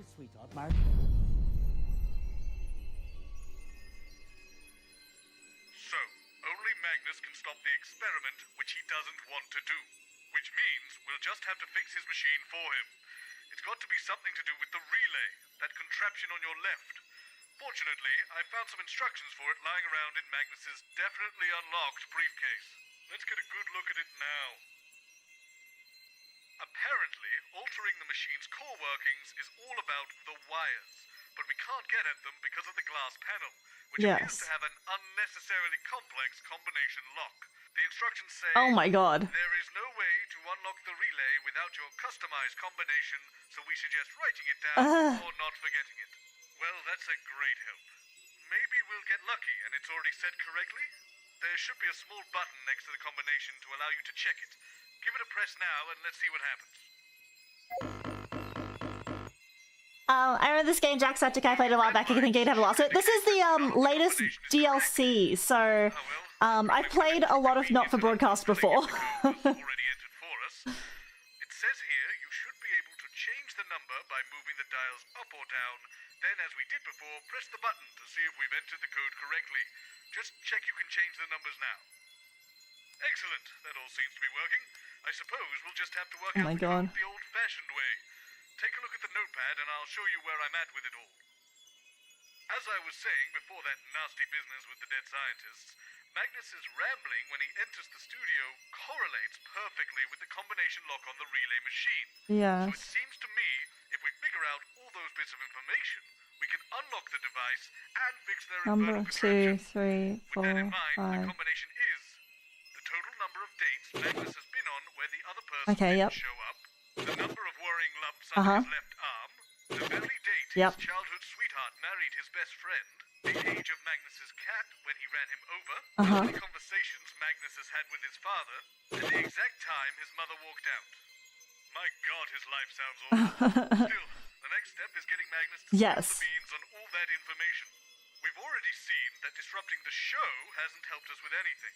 But I thought adding a second guest to sow a little more chaos might get the good doctor talking. Take a look to your right. I've put my Rolodex down there with you, with all the celebrities I can book for the show at short notice. Give it a spin now. Oh. When you've chosen your guest, simply pull their card out of the Rolodex and I'll book them for the next loop. Okay, let's get Alan James. Madder than 13-8 with 5 sharps, but at least he gets people talking. Right, now that we know who we're bringing on the show, let's turn back to the pad and I'll tell you how we'll solve this thing. When you hear any useful information, you can press the handy bell I put under the pad. I've got your broadcast feed coming directly to my office, so I'll be able to see and hear what's on your main screen whenever you ring the bell. Try it now, let's just check I can hear it. Perfect. You press it when you hear anything about the combination. When I hear it, if it's relevant, I'll write it out for us on the pad so we can keep track of it all. Nice, nice. Once we have enough to figure out the code, we can fix this damn machine and get out of this mess. Nice, okay. I can get us started because I happen to hear about the unfortunate passing of his father from a severe sawdust allergy, apparently, when he got home from the circus. So we'll put that down now. Right, so remember, we're looking for the information to solve the combination lock. Magnus will hopefully reveal different pieces of the information based on who you've chosen to bring on the show via the Rolodex. You'll ring the bell anytime you hear anything relevant, and I'll note it down. And you can start and stop the loops at any time by pressing the big red button on the relay machine. Let's get started. Okay. Nice, nice, nice, nice, nice. Let's do it.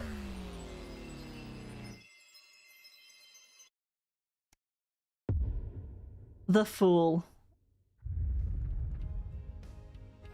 Dun dun dun. He ups the ratings when he's on, but for a man whose brand is being right, he's got a very poor success rate. I've told you 1,000 times, Chester. It's the number of blind dates I've been on when no one's turned up, followed by the worrying number of lumps under my left arm, the date my childhood sweetheart married my best friend, the age my cat was when I ran him over, the number of conversations I've had with my father, and the exact Not easy working for big science, is it? No, it's me. I'm afraid I have trouble remembering impossibly convoluted things. Like science, eh? No. I'm sorry. Who are you? Dr. Magnus, this is Alan James. If you could both take a seat, please. The host will be with you shortly. Not you. Sorry, Dr. Magnus. Big science, mate. Oh, God, not in this time. Not who? Oh, God. Look, I'm not happy about it either. He's a little controversial. If anyone remembers Alan James from the first game, At least one of us. he is a controversial figure, but maybe he'll get Dr. Magnus talking. I hope you come ready. 10 seconds. You do know this isn't the news, don't you? Has anyone told Mr. James? 5, 4, 3. Megan Wolf, and a very special guest. Good evening. I'm Jeremy Donaldson. And I'm Megan Wolf. It's the 13th of March 1985, and this is a Channel 1 special event hosted by your national nightly news team. In a laboratory nestled in the sleepy hills of Chintlebury, Dr. Charles Magnus and his optimistically named Happiness Collective have been working on a secret project. Absolutely nothing suspicious about that. They claim their Euphoria device will raise overall happiness levels throughout the country. Tonight, live on Channel 1, we'll be putting that claim to the test. Without your consent. We'll be in and out the schedule throughout the evening, with our very loud special guest to report live whether the device has brought a smile to your faces. Or locked it into a rictus grin. It's popular commentator, conspiracist, and entertainer, Alan James. So don't move that dial. Stick with Channel 1 all evening as we bring you The Night of Smiles. Let's get back to the studio here, Alex. We don't want to miss anything important. Yes. More of a mechanic then. Well, when Oh I my say God, that sounds awful. Do you really have to listen to that every day, Alex? Let's just turn off the audience monitoring for now. We don't want to have that going off every time. Killed him. Dad was devastated. Here we go. Had to read all the signage. What was your dad like? Hard to say. I've got more PhDs than I've had conversations with him. Oh, me too. 10 seconds. You have PhD? No, a shitty dad. Going in 5, 4, 3. Welcome back. In just a few minutes, Okay. the impressive machine That behind helped. me will be activated in the first ever mass test of its type. So let's meet the man behind the merriment, Dr. Charles Magnus. And inexplicably sat next to him is controversial speaker and columnist, and I believe now a best-selling author, Alan James. Sales have been great, Jeremy. I'm as surprised as you are. Probably a mix-up with the counting. And yes, a sequel is on the way. In fact, I have the first proof copy right here.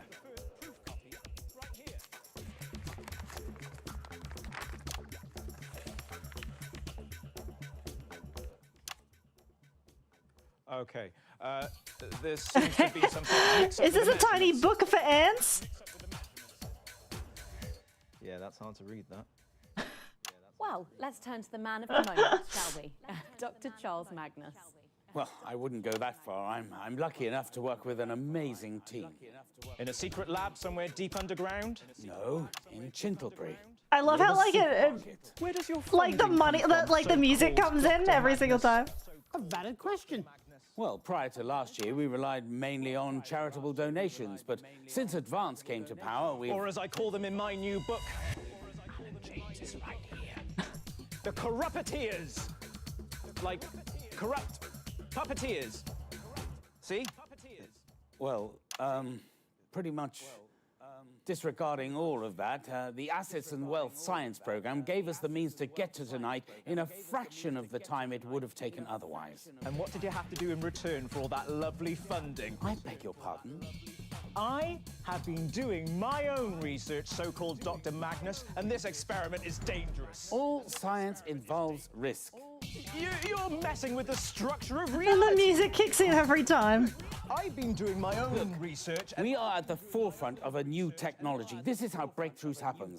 This is how science works. Well, what if what you call science is all a big lie? What if there's something more? Something bigger than science? You can't get bigger or smaller than science, Mr. James. Science isn't a thing. It has no mass. It is simply a set of tools to understand everything.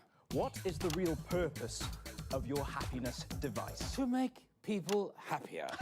And what if we don't want to be happier? What if we want to spread our misery to others? Well, how is that different than what I'm doing?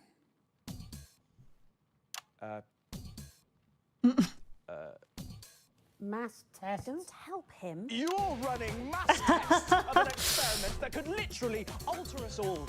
We didn't sign up for this. It shouldn't be allowed to happen. It's way too reckless. Well, look, there's less than a minute now to go. So while we go and get set up with Chester and yourself, Doctor, over at the Euphoria device, we can go live now to the new Advance HQ for a special message from the Prime Ministers, Peter Clement and Julia Salisbury. The corrupt masters. Yeah, we're off air, Alan. It's just... No, we're not, but... Okay, so that's about a minute back. If we could get you all over to the device now, please. I hope you didn't mind me calling you so-called Dr. Magnus back there. Well, I did rather. I do have 3 PhDs. There we go. 3? Oh, hello. That sounds like a lot. Is it a lot? What actually are they, anyway? They mean I do my own research. Like me, you mean? Hello again. Chester Mims, 24. My favourite foods are mashed potato, glacé cherries, and cat treats. Alan James. Cat treats. I think for me it's probably trifle, 10 seconds. aubergines, and bone marrow. We're friends now. Right you are. Going in 5. They're friends 4, now. 3. Fantastic, the Prime Minister's there, and of course, without the assets and wealth funding... We wouldn't be about to break the space-time continuum.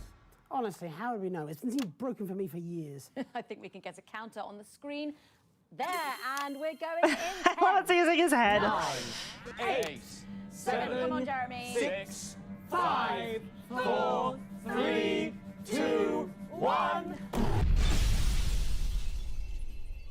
Oh, we got some information out of that. Okay, we got everything we need from the sequence. Nice, nice, nice, nice, nice. Let's go with Crazy Neil then. That man could sell anything. I still have my inflatable fireplace to this day.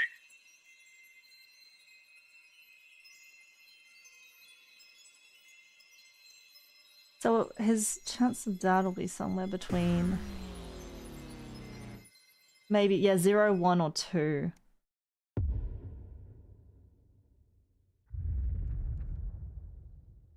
For a man that supposedly has a business empire to run, he was surprisingly available at short notice.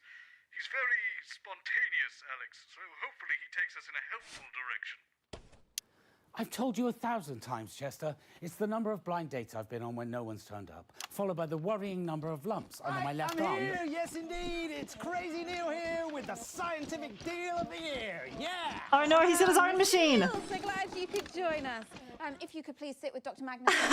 There's the Euphoria device and the jubilation contraption. Sure, whatever works for you.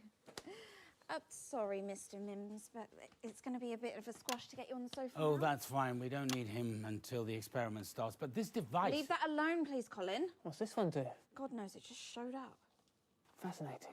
What's fascinating? My inability to express my true feelings, if my mother's to be believed. What's fascinating is how we can offer such quality products at such low, low prices.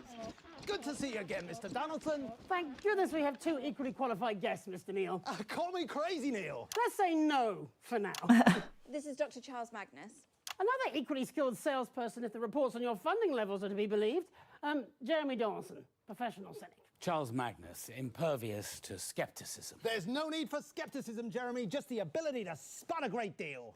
Right, of course. Sorry, I'm late. No, now there's 2 machines. Magnus. Wait, what? Dr. Magnus, apparently. Either is fine. And Mr. Neil. Crazy Neil! When you live the crazy like I do, it's not just a brand, it's a lifestyle. Yeah! Of course it is. Amazing. 10 seconds, everybody. This should be fun. Try not to buy anything. Going in 5, 4, 3. Here we go. Good evening. I'm Jeremy Donaldson. And I'm Megan Wolfe. It's the 13th of March 1985, and this is a Channel 1 special event hosted by your national nightly news team and special guests. That's right.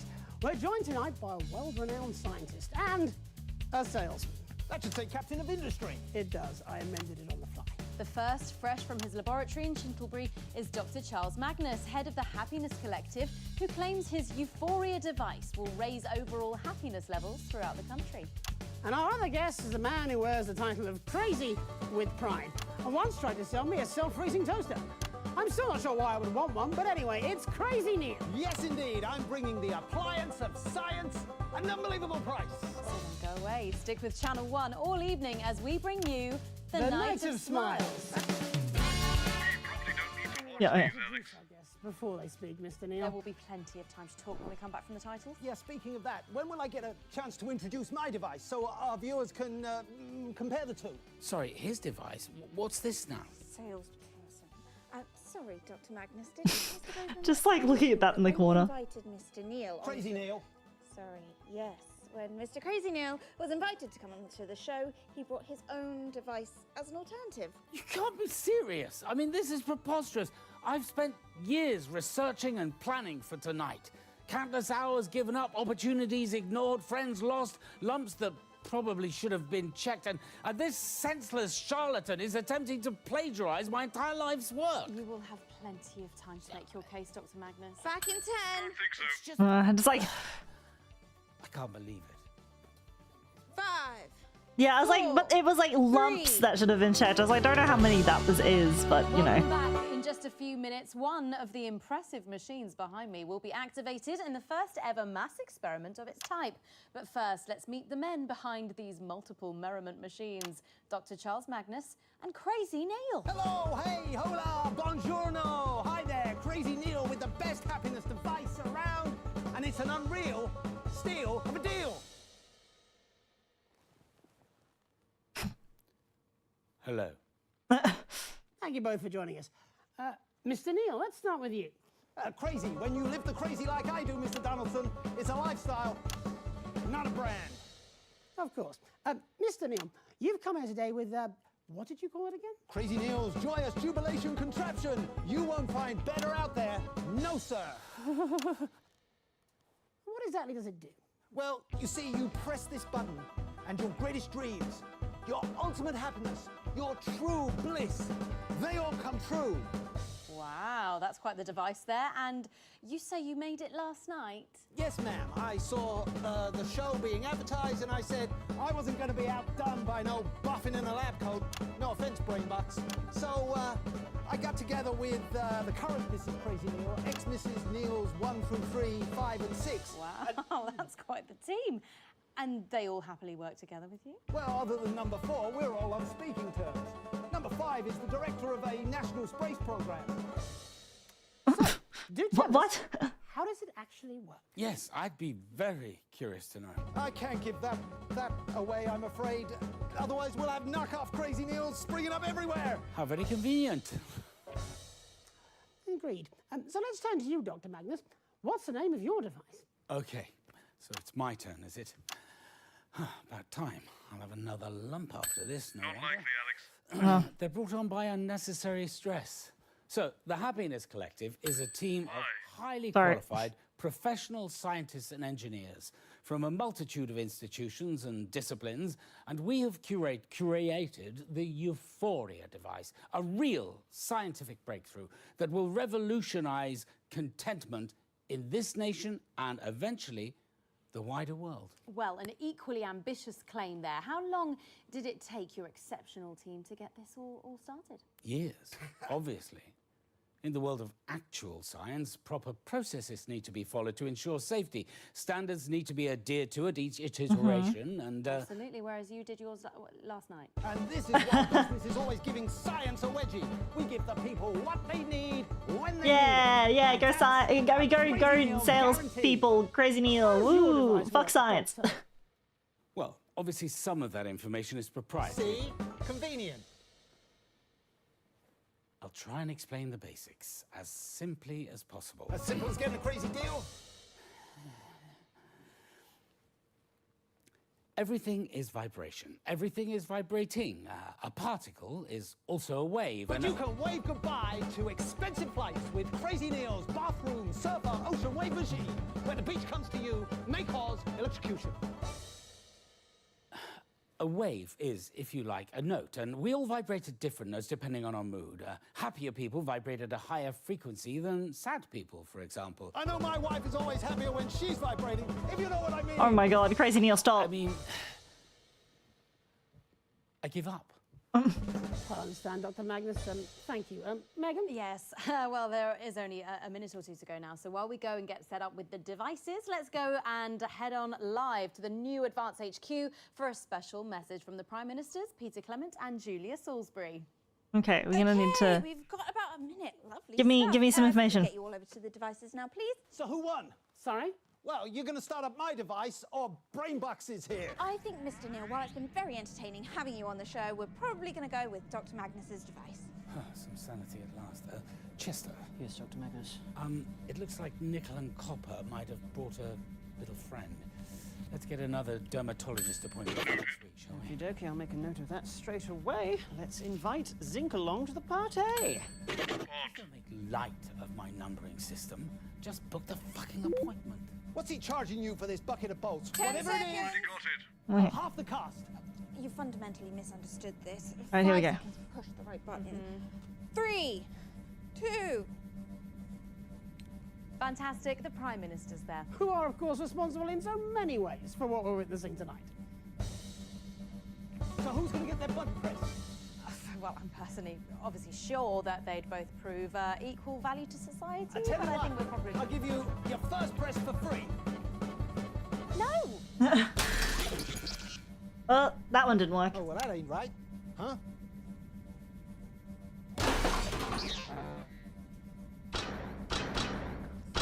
Oh? Mr. Neil, much better to leave these things to the professionals. Yeah, we get a real-time stopping device over here. We don't need your crazy knockoffs. Okay.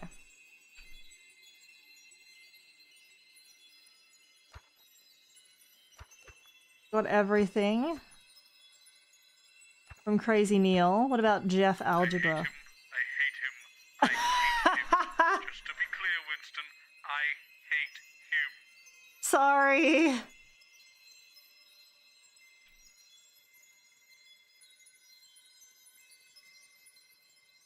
Can I have my crack team of wait.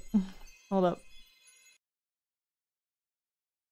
All right, crack team of chat members. Can I help you? Can I have you work out periodic name? Magnus numbers his lumps by the periodic table. The combination lock is set to the atomic number for copper. There might be 2 more clues though, but what is the atomic number for copper? Science nerds in the chat.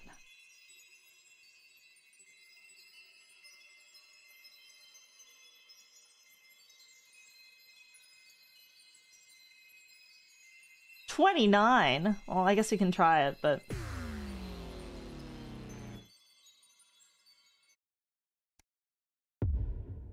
the nobody.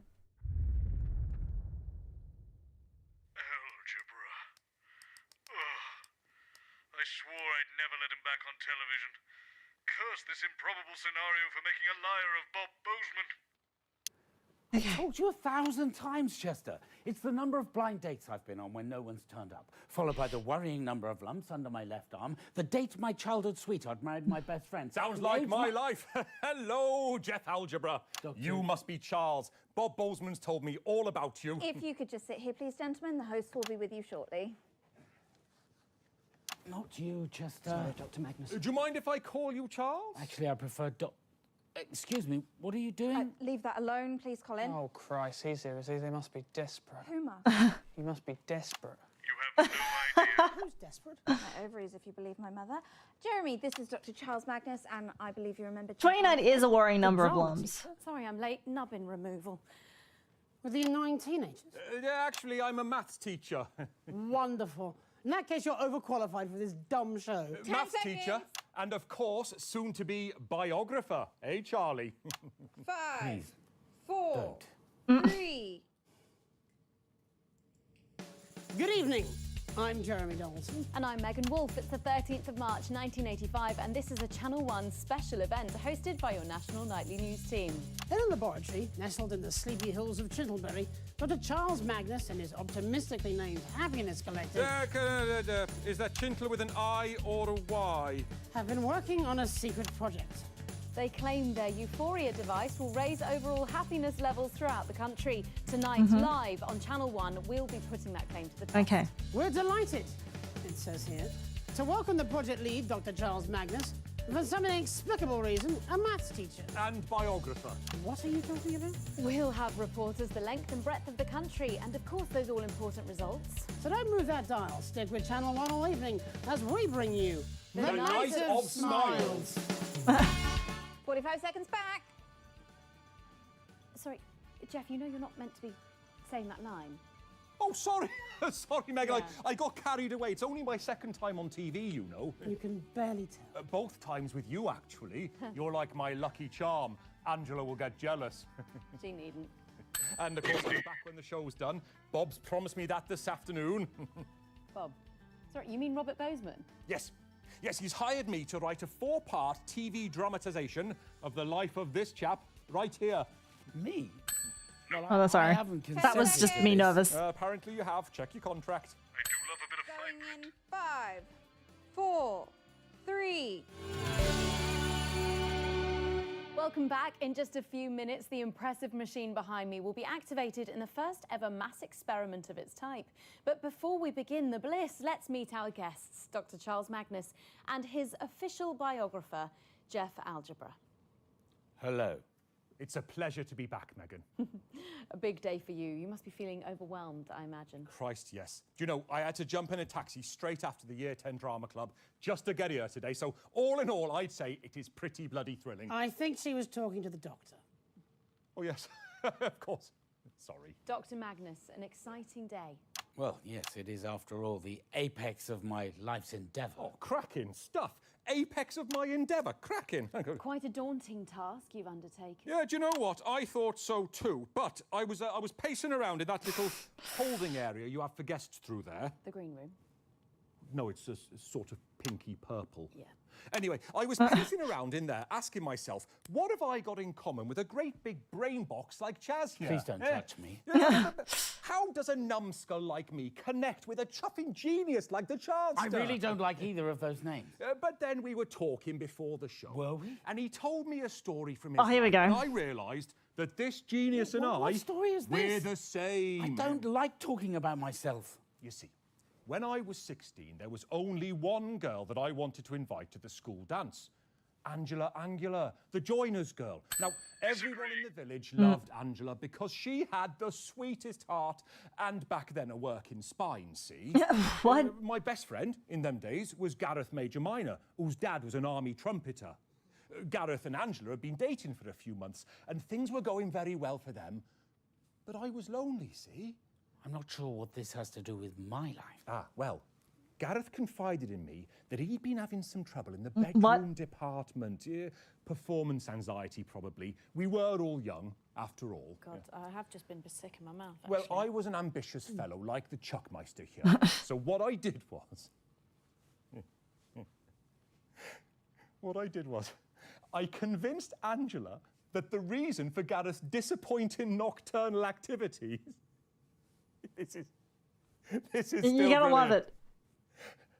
I convinced her that he was gay, see? Wow. I know, right? Pretty damn clever. Anyway, she bought it, and not only did she go to the dance with me, but she's been my wife this last 14 years, the first 6 of which were really excellent.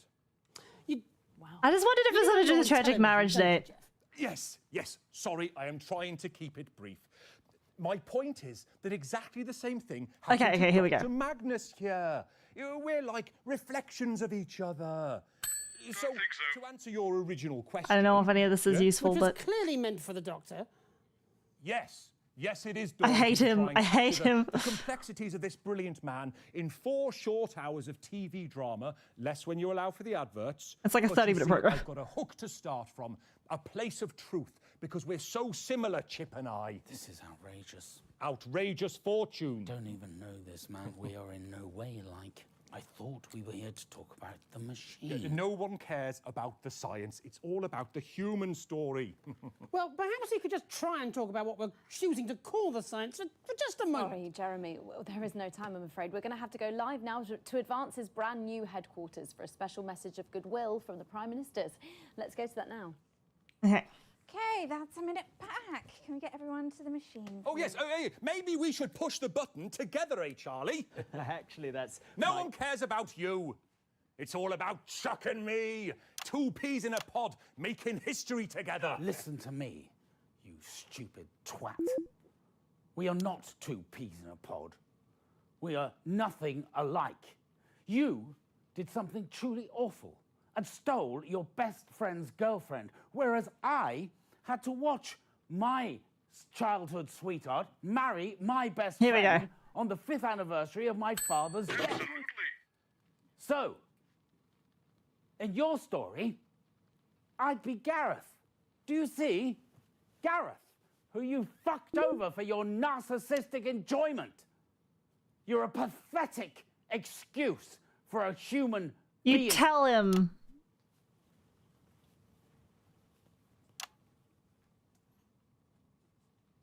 Ah. Right you are.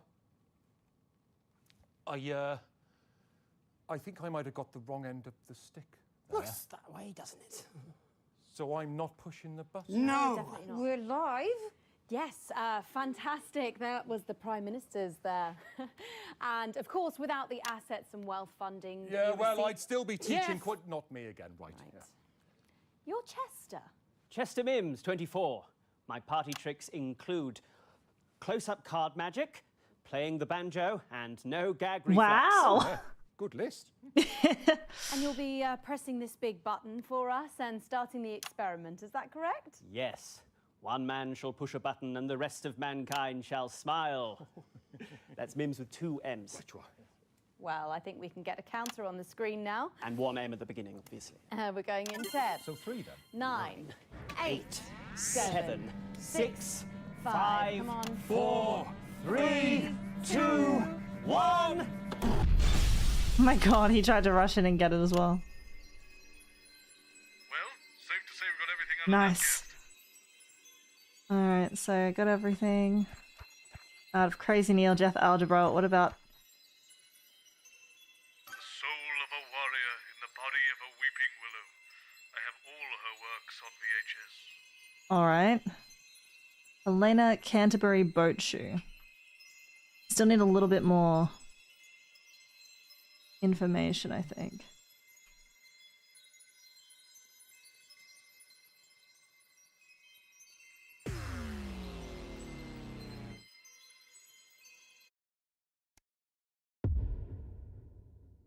Let's go.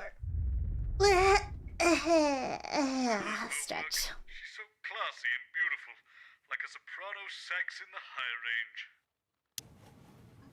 So sorry about the dryness. The last few days it seemed to have started becoming a little bit flaky. Probably the weather.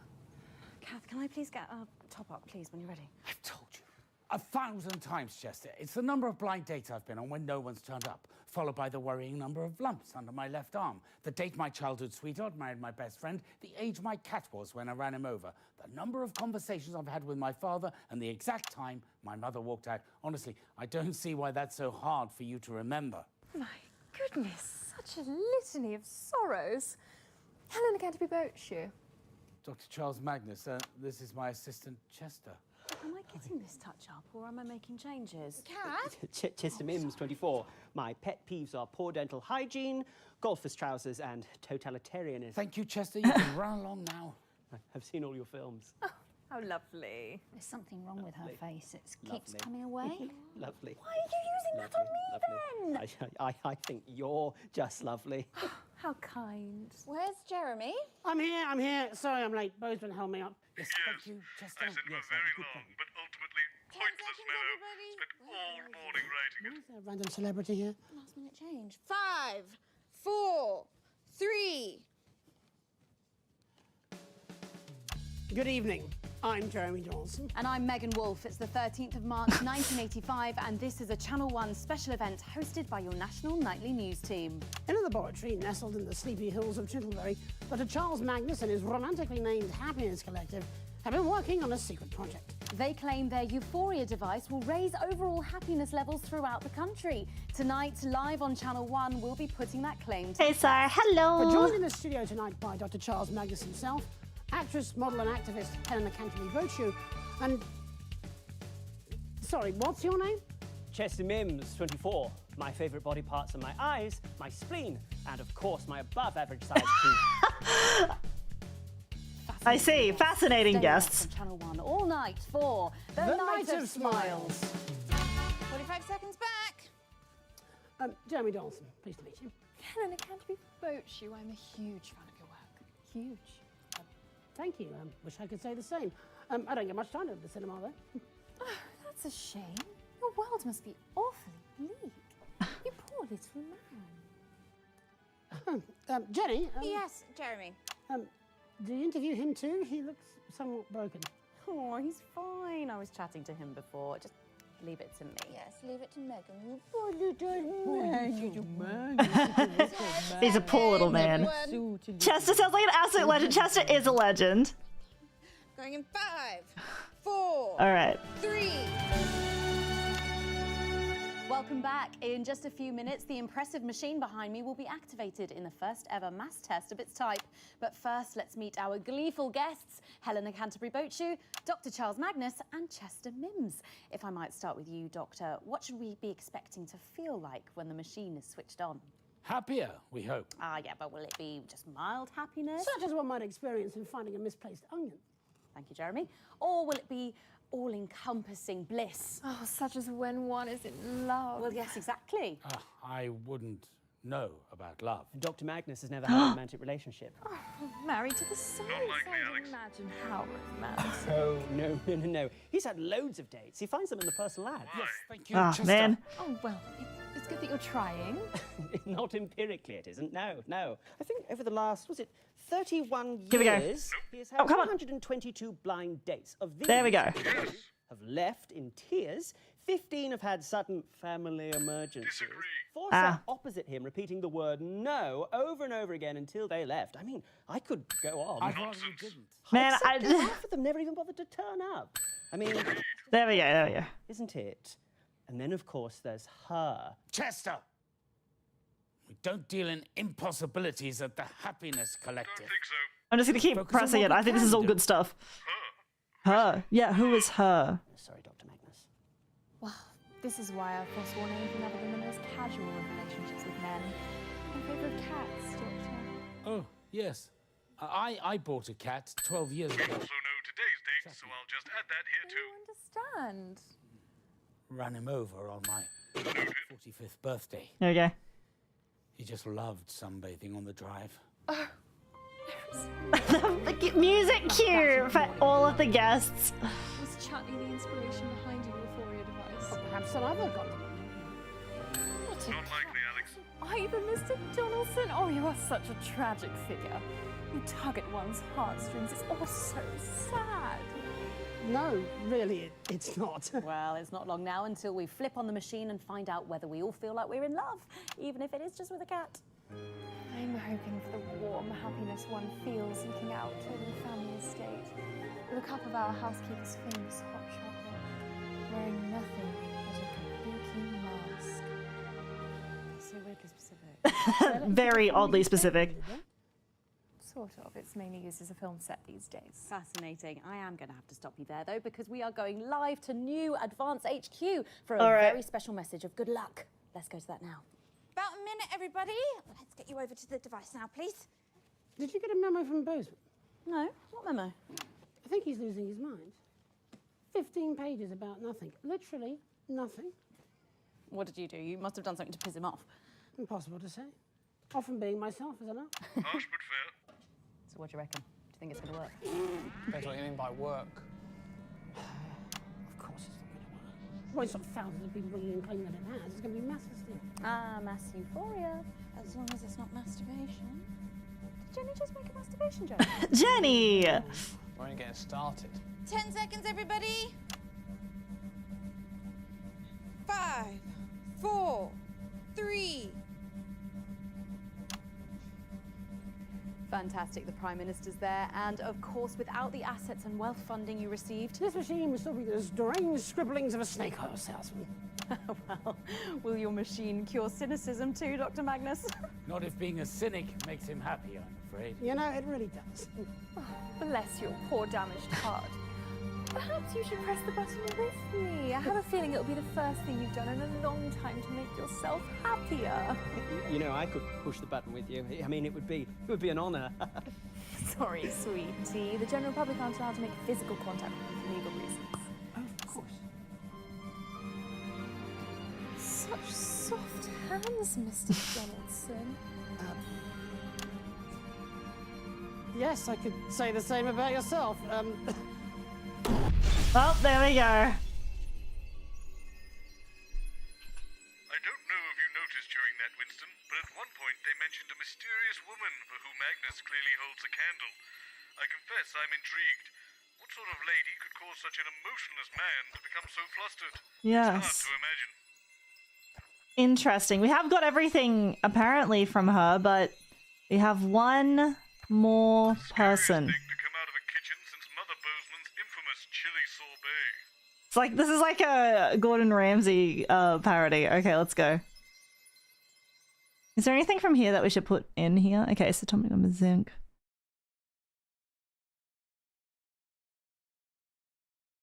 Unless they're all together. Oh no, I guess it's like a set to the atomic, like for copper. So copper's 29. So 29 I think is fine.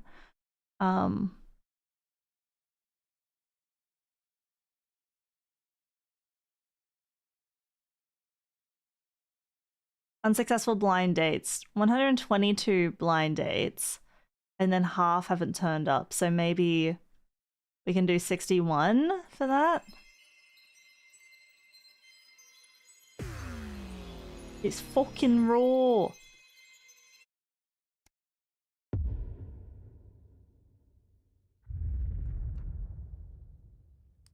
harsh, but undeniably talented, Winston. Mark my words, Rankly will be on our screens for years to come. I've told you 1,000 times, Chester. It's the... Cat's age. Ran it over in his... Bought a cat 12 years ago, ran it over in his 45th birthday. How old is he now? Maybe we need that information. Got nothing here. And we need some more info here. The number of blind dates I've been on when no one's turned up. All right, let's Followed go. by the worrying number of lumps under my left arm, the date my childhood sweetheart married my best friend, the age my cat was when I ran him over, the number of conversations I've had with my father, and the exact time my mother walked out. I honestly don't see why that's so hard for you to remember. If you could just sit here, please, Dr. Magnus. The host and the other guests will be with you shortly. Thank you. Not you. Sorry, Dr. Magnus. What other guest is this? Oh, it's just a celebrity chef we have here on Channel 1. Bozeman thought it would add a bit of spice. Leave that alone, please, Colin. Oh, yeah. I thought so. What? I don't like coriander. It tastes like soap. What doesn't Colin like? Soap, apparently. Tell me something I don't know. Jeremy, Dr. Charles Magnus. So they've got a doctor and a chef on. Well, you know, as a priest, we've got the beginnings of a terrible joke. Jeremy Donaldson, professional cynic. All the best minds are. I'm just clicking. He's just jealous that his career doesn't come with a title. Chef is hardly a title. Sorry, I'm late. Problematic paella. This must be Professor Magnus. Dr. Magnus, apparently. Oh, either is fine. 10 seconds, everybody. Always a good sign. I beg your pardon. 5, 4, 3. Good evening. I'm Jeremy Donaldson. And I'm Megan Wolfe. It's the 30th of Went the March, wrong way. 1985, and this is a Channel 1 special event hosted by your national nightly news team. In a laboratory nestled in the sleepy hills of Chittlebury, Dr. Charles Magnus and his optimistically named Happiness Collective have been working on a secret project. He claims his Euphoria device will raise overall happiness levels throughout the country. And taking him to task tonight will be Channel 1's very own Jordan Rankley. That's right, Megan. Dr. Magnus may be one of the most distinguished members of his field, such as it is, but Whistle Hay handles the searing critique of the best chef in the business. Winner of 3 golden mustard ladles and 4 filleted Ooh. frank awards. It's hard to get the filleted frank. Sharpest tongue in television. Chef Rankley has inspired tears from actors, politicians. The music's so dramatic right now. It's just their liberal use of onions. So with all that coming up, don't touch that dial. Stick with Channel 1 all evening as we bring you The Night of Smiles. 45 seconds back. Who wrote that onion joke? Bozeman. And it was a classic. When we come back, Doctor, we're going to be asking you a few questions. Could you tell me a bit more about this catering person? Don't worry, they're here to utter the profanities, not provide actual opinions. Behave. Don't mind him, he needs your machine more than any of us. Dr. Charles Magnus, Jordan Rankley. Jordan, Dr. Magnus. Nice to meet you. Quick question, Doctor. Are your parents married? What?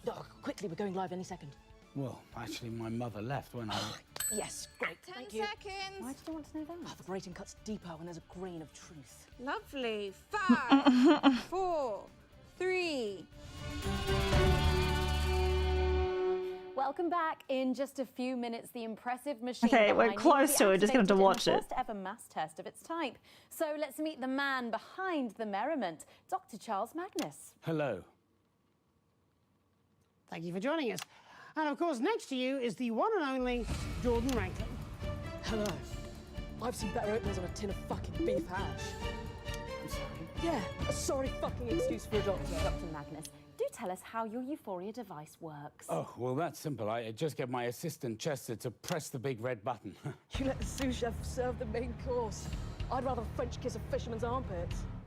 Right, yes, well, more specifically, Dr. Magnus, how exactly is it supposed to make people happier? Well, some of that information is proprietary, but I could try and outline the basics. We're running out of time now, Doc, so let's not try to overcook the explanation. Well, to put it simply, everything is vibration. Everything is vibrating. A particle is also a wave, and a wave is, if you like, a note. And we all vibrate at different notes depending on our mood. Seriously? You're going for a musical fucking analogy? Fuck off! Do I look like a fucking trombone to you? I'm a chef. Let's keep the metaphors fucking food-based. You blancmange. Yes, of course.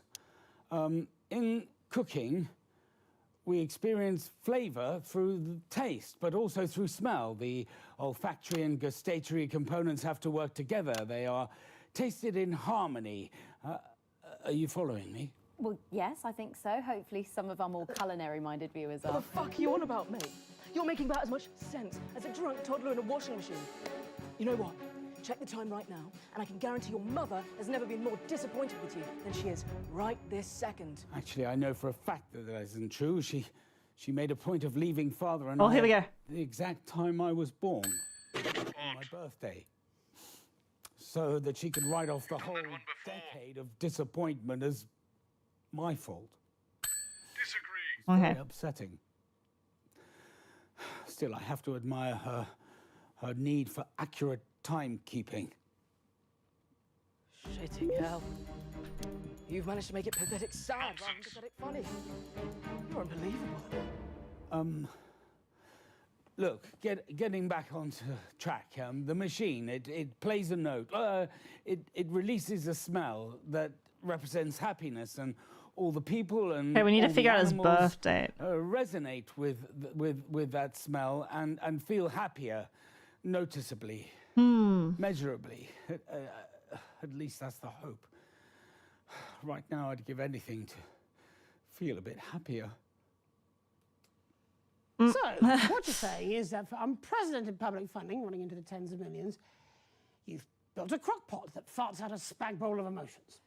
Well, Do you know what? We're out of time, actually, Doctor. There's less than a minute to go now, so we will get set up with Chester and our guests over at the Euphoria device. But in the meantime, we will go live to new Advance HQ for a special message from the Prime Ministers Peter Clement and Julia Salisbury.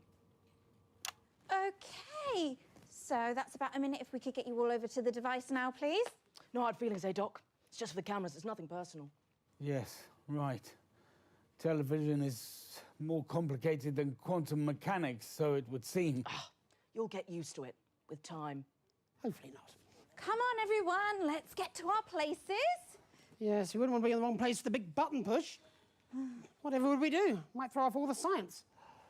Hush, it might work. Lovely, looking great. Okay, 10 seconds. 5, 4, 3. Fantastic, the Prime Minister's there, and of course, without the assets and well-funding you receive. We'd still be making prototypes out of bread sticks. Bread. You must be Chester. Come on, let's get on with it. We're pressing the button or we're tongue-fucking each other. Shit! Enough with the foreplay! Well, I suppose we may as well see if this ridiculous contraption actually works. Shall we? Yes, I suppose. Fucking do it! I just need a few seconds to set up and we'll be good to go. You know what? Come here. Come here. Yeah. Come here.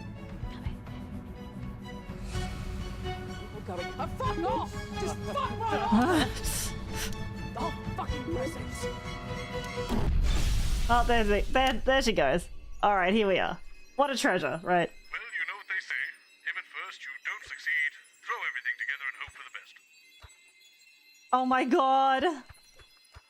The last thing is to call them all on at the same time. Yes, hurrah! No.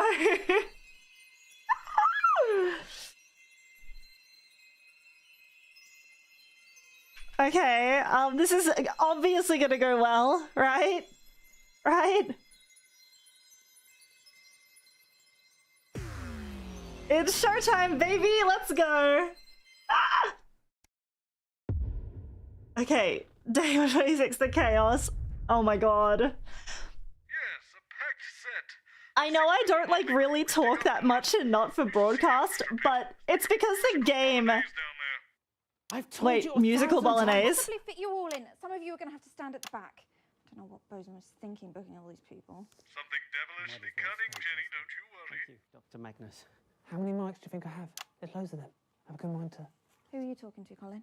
Like, there's so much going on and not for broadcast that I need you guys to, like, get every... You guys need to get every word. Collective noun is a disappointment. So, Mr. James, what would you say is your greatest fear? And let's keep it light, eh? Oh, that's a good one. I think the thing I fear the most is the consequence of my enormous intellect. Me too, as it happens. Right. Well, yeah, I'm sure that'll work, but I don't suppose clowns features anywhere too? Actually, I'm scared of clowns. My father took me to the circus and it was very traumatic. Don't think so. After I'd finished sobbing, we had our second conversation. I remember. I was 22. Oh, you poor man. Circuses are atrocious places. I fight for animals every Okay, so day. definitely 2. Absolute nonsense. The smell of the sawdust, the lights, the music, the terrified roars of the broken animals. What's not to love? Sorry, I'm late. Enormous queef. We didn't know how many guests we were booking today, did we? I think so. It was a bit last minute. Just didn't have enough seats. I spoke to Bozeman. 10 seconds. He laughed. Just laughed. I did. It's true. 5, 4, 3. Good evening. I'm Jeremy Donaldson. And I'm Megan Wolfe. And I'm Jeff Algebra. I'm Alan J. No, And I'm Dr. Charles Magnus. Your turn, Chester. Chester Mims, 24. My favourite sounds are the pop of bubble wrap, the laughter of a badger, and of course... Do I join in? Might as well, seems to be the thing we're doing. My name's Helena Canterbury Boatshoe, and I'd rather not say my age. My favourite sounds are empathy, humility... Not likely, Alex. I quite like farts. Well, I enjoy the sizzling of a steak, and of course, the subs liberated. Oh, that silly squeaky voice you get when you inhale helium. Yeah. How dare you? What? How dare you bring up that double proton bastard in my presence?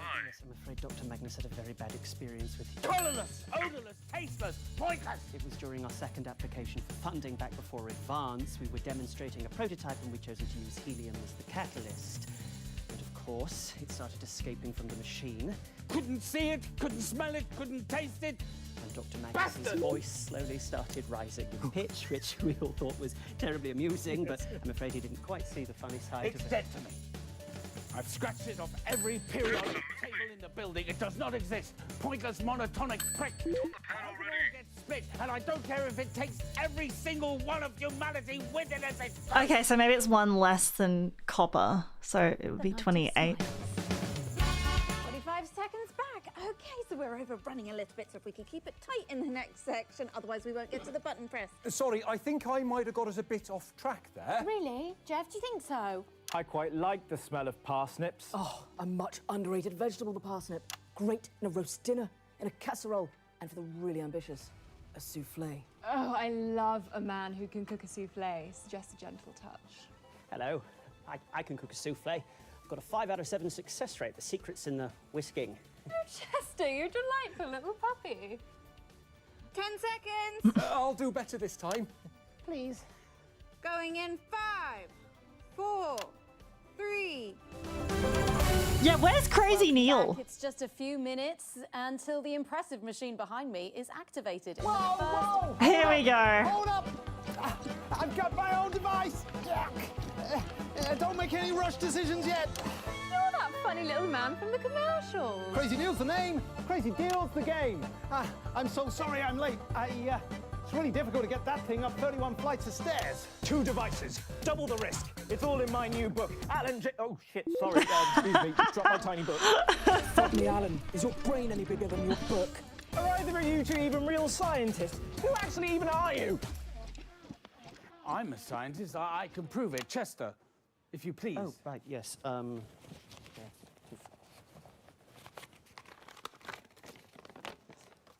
You're an actor. You read it out. Right you are. Charles Magnus, born January 1st. Oh, New Year baby. 1930-something. I can't read that without my glasses. At 7:43 p.m. Race, Caucasian. Gender, difficult to discern. Here we are, birthmarks. 2. One on the upper left thigh in the shape of an accordion. And the second on the right buttock in the shape of a smaller buttock. Oh, we're doing birthmarks, are we? Well, Crazy Neil's got a whole bunch of them. Feast your eyes on this. Save me! Thank you, Mr. Neil. That's no need for that. My hero. Dr. Magnus, tell us how your machine works, please. Well, you see, I'd love to tell you, but, you know, there's a whole bunch of tricks. Oh, sorry, I'm just clicking for the hell of it now. Well, it's all about vibration, really. It's the melody of humanity. Stupid. Oh, you're a poet, darling. The ladies must adore you. Not really. Yes, I've been logging Dr. Magnus's romantic engagements for years. For science, obviously. I'm a scientist. And every single one of them, without a doubt, has been an unmitigated disaster. Don't think so. 22 other failed attempts Not likely, before Alex. we started logging them. Oh, gosh, yes. Why? Do we count them? I do. But none of them even showed up. Got it! How's... There we go. See? Fuck's sake, Alan. I wouldn't even hire you to work at a circus. You're a clown, Alan. A fucking clown! Actually, it's me who's afraid of clowns. Remember? It's the last time I had a conversation with my father. Right, well... Heard you the first time. Fucking clown and all. Whoever heard of making people happy with vibrations? Well, one of the ex-Mrs. No, I Neil's think used we've had time there, aren't we, Megan? Yeah, absolutely. We are, Jeremy. There's less than a minute to go now, so while we get everyone Buttons are set fun up and should be for pressed. your I will device, press the let's go button. over to the Prime Ministers at Advance HQ for a very special Look, we've pretty much got message. all the clues except for 2. Okay, so that's about a minute back. Lovely stuff. If we could get you all over to the device now, please. So, this trip to the circus with your father would make an excellent scene in the TV show, don't you think? A Dark Night in 1922. No, it was 1956. There we go. 22. Yes, but we'll set it in 1922. Absolutely. It'll play better in black and white, don't you think? Could I possibly get your phone number? Absolutely not. Fucking brutal. Like one of your dates, eh, Chaz? Actually, it's Dr. Charles Magnus. I wrote the paper on theories of theorizing in a theoretical universe. That sounds useful. Yeah, well, I wrote a small play called Hey Friendship. Perhaps you've heard of it. Of course he has. Of course I haven't. Going in 5, 4, 3, 2... Fantastic. The Prime Minister's there, and of course, without the assets and wealth funding you received From the corrupted! Come on, let's get on with it and press the fucking button already. Should we all do it together? What a wonderful idea.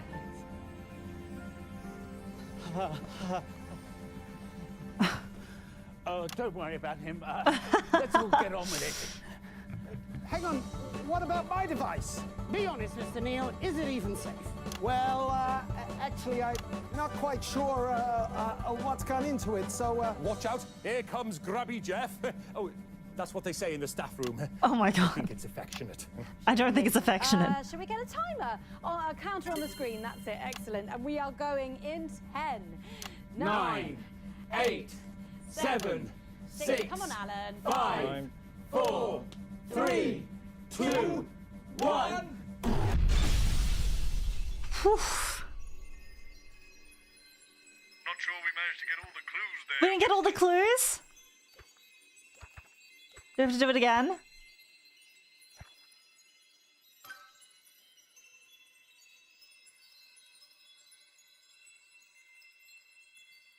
Let's do it again and then...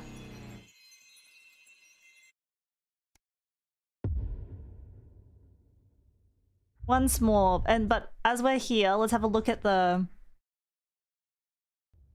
I've told you. Okay. There was a lot in this one. Let's take another run at it. Okay, so this is what we've got. So, unsuccessful blind dates. Magnus has had 122 blind dates. Exactly half of them haven't turned up, and there were 22 extra no-shows that we didn't account for. So that would be 61 didn't turn up, plus an extra 22 no-shows, which gives us 83. You're 1,000 I can't times. possibly fit you all in. Some of you are going to have to stand at the back. I don't know what Bozeman was thinking, booking all these people. Okay. So Magnus numbers is listed periodic table. The combination lock is set to the number for copper, which is 29, but he doesn't count helium. So is it 28? Because we've gotten rid of one? You might as well stay, Chester. Thank you, Dr. Magnus. How many mics do you think I have? There's loads of them. And then... Have a good monitor. Who are you talking to? Nonsense. Them. They know. And then chats of dad, 2 conversations. You've got that there, and time mum left. Left at exact time of birth, and his time of birth was 7:43 p.m. So if we put that maybe in... Christ, it's a convention of the desperate. I think 9. the collective noun is a disappointment. So, Mr. James, what do you Teen. think is your greatest fear? And let's keep 40. it light, eh? Oh, that's a good one. I think the thing I fear the most is the consequence of my enormous intellect. Me too, as it happens. Right. Well, yeah, I'm sure that'll work, but I don't suppose clowns features anywhere too? Don't think so. Actually, I'm scared of clowns. Not likely, Alex. My father took me to the circus and it was very traumatic. Why? After I'd finished sobbing, we had our second conversation. I Already remember. got it. I'm just gonna go 22. anytime that is a... Oh, you poor, poor man. Circuses are atrocious places. I fight for animals every day. Dreadful places. Absolute nonsense. The smell of the sawdust, the lights, the music, the terrified roars of the broken animals. What's not to love? Sorry, I'm late. Enormous queef. Jenny, we did know how many guests we were booking today, did we? I think so. It was a bit last minute. Just didn't have enough seats. Okay. I spoke to Bozeman. 10 seconds. He I'm gonna call it a night of smiles. Sayonara. Thanks, Tavo. 5, Oh. 4, 3. Good evening. I'm Jeremy Donaldson. And I'm Megan Wolfe. And I'm Jeff Algebra. I'm Alan James. no. And I'm Dr. Charles Magnus. Your turn. Chester Mims, 24. My favourite sounds are the pop of bubble wrap, the laughter of a badger, and of course... Do I join in? Might as well, seems to be the thing we're doing. My name's Helena Canterbury Boatshoe, and I'd rather not say my age. My favourite sounds are empathy, humility, and humanity. I quite like farts. Well, I enjoy the sizzling of a steak, and of course, the subs liberated. Oh, that silly squeaky voice you get when you inhale helium. How Nonsense. What? How dare you bring up that double proton bastard in my presence? Yes, I'm afraid Dr. Magnus think so. had a very bad experience with him. Colorless, odorless, tasteless, pointless. It was during our second Not likely, application for funding back before Advance. We were demonstrating a prototype and we chose to use helium as the Just catalyst. doing everything again. But of course, it started escaping from the machine, Couldn't see it, couldn't smell it, couldn't taste it. and Dr. Magnus's voice slowly started rising in pitch, which we all thought was terribly amusing, but I'm afraid he didn't quite see the funny side It's of it. dead to me. I've scratched it off every periodic table in the building. It does not Yeah. exist. Pointless monotonic prick. I hope it all gets split, and I don't care if it takes every single one of humanity with it as it goes. The Night of Smiles. 25 seconds back. Okay, so we're overrunning a little bit, so if we could keep it tight in the next section, otherwise we won't get to the button press. Sorry, I think I might have got us a bit off track there. Really? Jeff, do you think so? I quite like the smell of parsnips. Oh, a much underrated vegetable, the parsnip. Great in a roast dinner, in a casserole, and for the really ambitious, a soufflé. Oh, I love a man who can cook a soufflé. Suggest a gentle touch. Hello. I can cook a soufflé. I've got a 5 out of 7 success rate. The secret's in the whisking. Oh, Chester, you're a delightful little puppy. 10 seconds. I'll do better this time. Please. Going Okay. in 5. 4, 3. Welcome back. It's just a few minutes until the impressive machine behind me is activated. in the Whoa, first whoa! Hold ever- up! Hold up! Okay. I've got my own device! Don't make any rush decisions yet! You're that funny little man from the commercials. Crazy Deal's the name, Crazy Deal's the game. I'm so sorry I'm late. It's really difficult to get that thing up 31 flights of stairs. 2 devices, double the risk. It's all in my new book. Oh shit, sorry, excuse me, dropped my tiny book. Dropped his tiny book. Fuck me, Alan. Is your brain any bigger than your book? Are either of you two even real scientists? Who actually even are you? I'm a scientist. I can prove it. Chester, if you please. Right, yes, Okay. Here's a big info dump. You're an actor. You read it out. Right you are. Charles Magnus, born January 1st. Oh, New Year baby. 1930-something, I can't read that without my glasses, at 7:43 p.m. Race, Caucasian. Gender, difficult to discern. Here we are, birthmarks, 2. One on the upper left thigh in the shape of an accordion, and the second on the right buttock in the shape of a smaller buttock. Oh, we're doing birthmarks, are we? Well, Crazy Neil's got a whole Just bunch maybe of he needs an extra slides on birthmark. I this. don't know.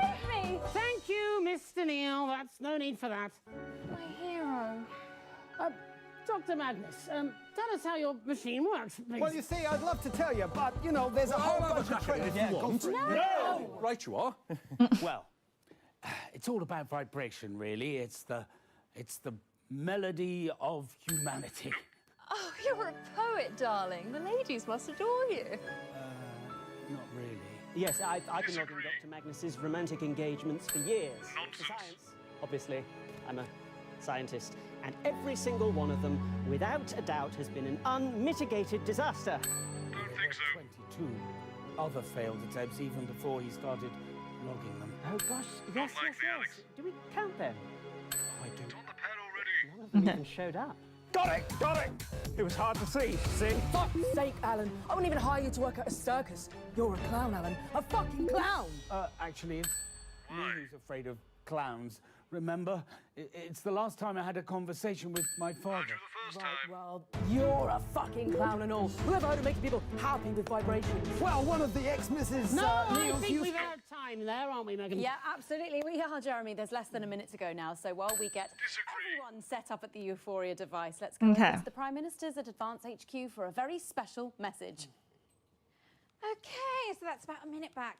Lovely stuff. If we could get you all over to the device now, please. So, this trip to the circus with your father would make an excellent scene in the TV show, don't you think? Nonsense. A dark night in 1922. Don't think so. No, it was 1956. I was 22. Yes, but we'll set it in 1922. It'll play better in black and that white, one don't you before. think? Could I possibly Not get likely, your Alex. phone number? Absolutely not. Fucking brutal. Like one of your dates, eh, Chaz? Actually, it's Dr. Charles Magnus. I wrote the paper on theories of theorizing. I'm in a just trying to get this theoretical last. That sounds useful. Yeah, well, I wrote a small play called Hey Friendship. Perhaps you've heard of it. Have we? Of course he has. Of course I haven't. Don't think so. Going in 5, 4, Yeah, did that not? 3, 2. Fantastic. The Prime Minister's there. He was 22 in 1946. Funding you received. From the corrupted. Come on, let's get on with it and press the fucking button already. Should we all do it together? What a wonderful idea.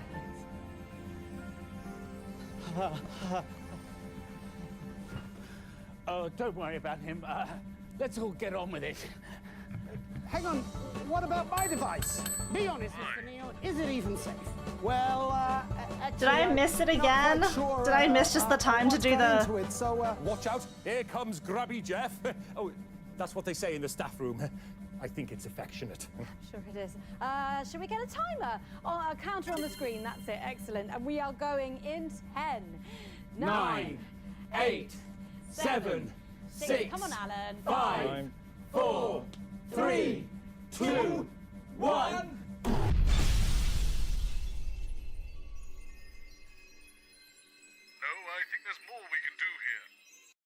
Man, yeah, I think it's just that birth age because that would help figure it out, but...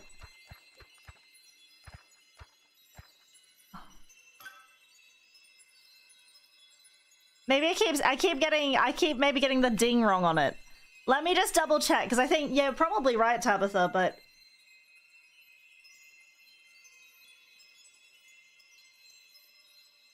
Let me have a look just to I'll double check and then...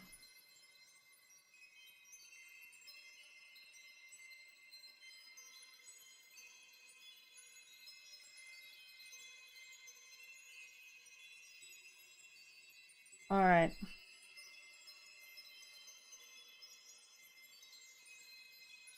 All guess at the same time.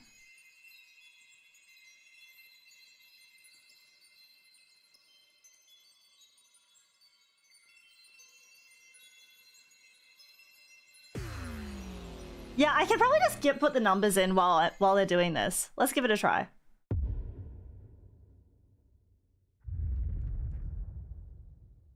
I've told you a thousand times. Mine of information carved from a bedrock of inadequacy.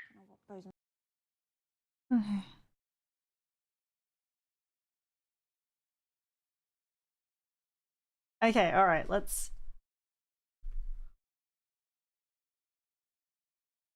So, tragic marriage date. Circus trip was in...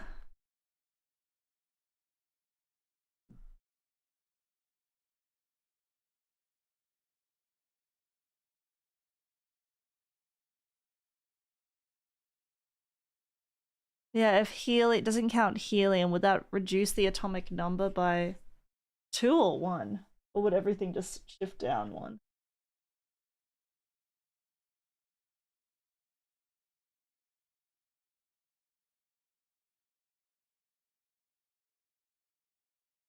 Okay, Magnus bought a cat. So if he was born in 1934 and currently 1985, so he's 51 right now. The cat, he bought the cat 12 years ago when he was 39, but the cat died on his 45th birthday.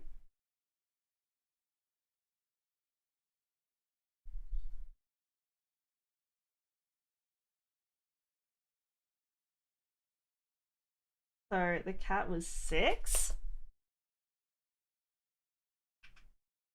I was thinking booking all these people.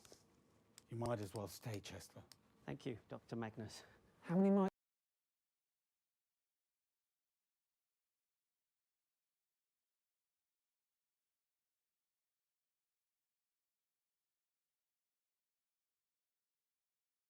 The cat was not moving in the middle of winter on January 1st, so do you think it's less than that? We ran it over on on his 45th birthday. So the cat actually might be one less, right? Because today's the 13th and he bought the cat 12 years... Was it 12 years ago today? So Magnus's father died on the day they visited the circus and it was on the 5th. Circus trip was in 1956. What day? We need to find out the day of the circus.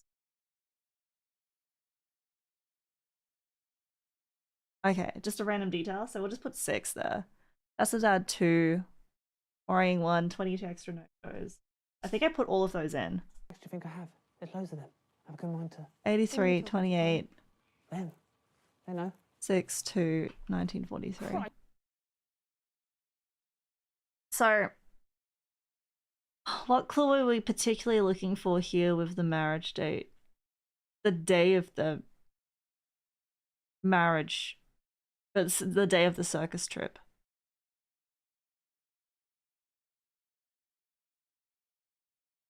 Circus trip was in 1956. So anyway, it would have been 1956 plus 5 years is 1961. It's a convention of the desperate. I think the collective noun is a disappointment. So, Mr. James, what would you say is your greatest fear? And let's keep it light, eh? Oh, that's a good one. I think the thing I fear the most is the consequence of my enormous intellect. Me too, as it happens. Right. Well, yeah, I'm sure that'll work, but I don't suppose clowns features anywhere too? Actually, I'm scared of clowns. My father took me to the circus and it was very traumatic. After I'd finished sobbing, we had our second conversation. I remember I was 22. There we go, okay. Oh, you poor, poor man. Circuses are atrocious places. I fight for animals every day. Dreadful places. Absolute Oh, nonsense. that's it. That's like literally it. The smell of the sawdust, the lights, the music, the terror. There we go. Okay, so this is all the clues that we have. So Magnus was 22 at the circus. Oh, was it on his birthday? Like, did he go to on his birthday?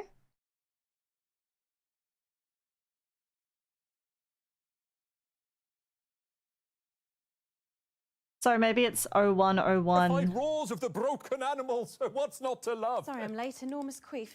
Jenny, we did know how many guests we were booking today, did we? I think so. It was a bit last minute. Just didn't have enough.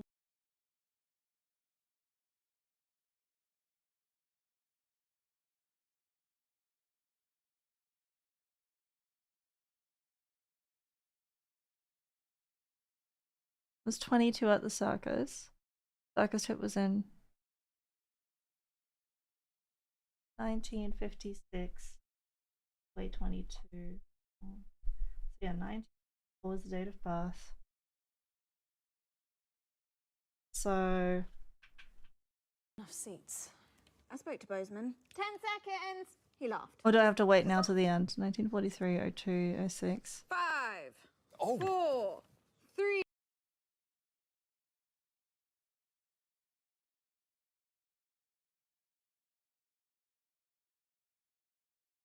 Fifth anniversary of Magnus's dad's death.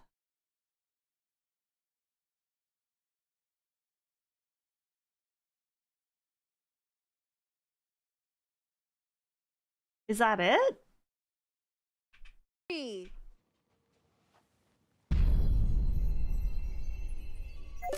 Here we go. Oh, there we go. There we go. We can see that. We did it. What a good little stooge you make. Now, as I said before, the instructions say the core workings of the relay machine all revolve around the wire sets. Okay. Apparently, there are 2 sets, one group of 3 on the left and one group of 4 on the right. Let me just read you the instructions here. To change the output function, take one wire from the left-hand variant number group and swap it to What? the right-hand departmental register group. Attention! Do not, under any circumstances, swap wires in the same group. The relay device has a very specific configuration, and deviating from the instruction provided in this handbook could result in unintended, disastrous consequences. Noted. Well, that seems clear enough. Try picking up one of the wires now, Alex. Now connect that wire to a different wire in the other group.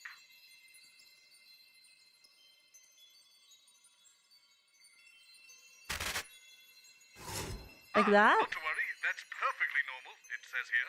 Apparently, once 2 wires have been swapped and the input is set, the glass panel will slide shut to prevent I unintended see. exponential cascade failures. Sounds like it's probably a wise safety measure. I guess hit the big button and see if we fixed it? Who is her? Oh my god, that's creepy.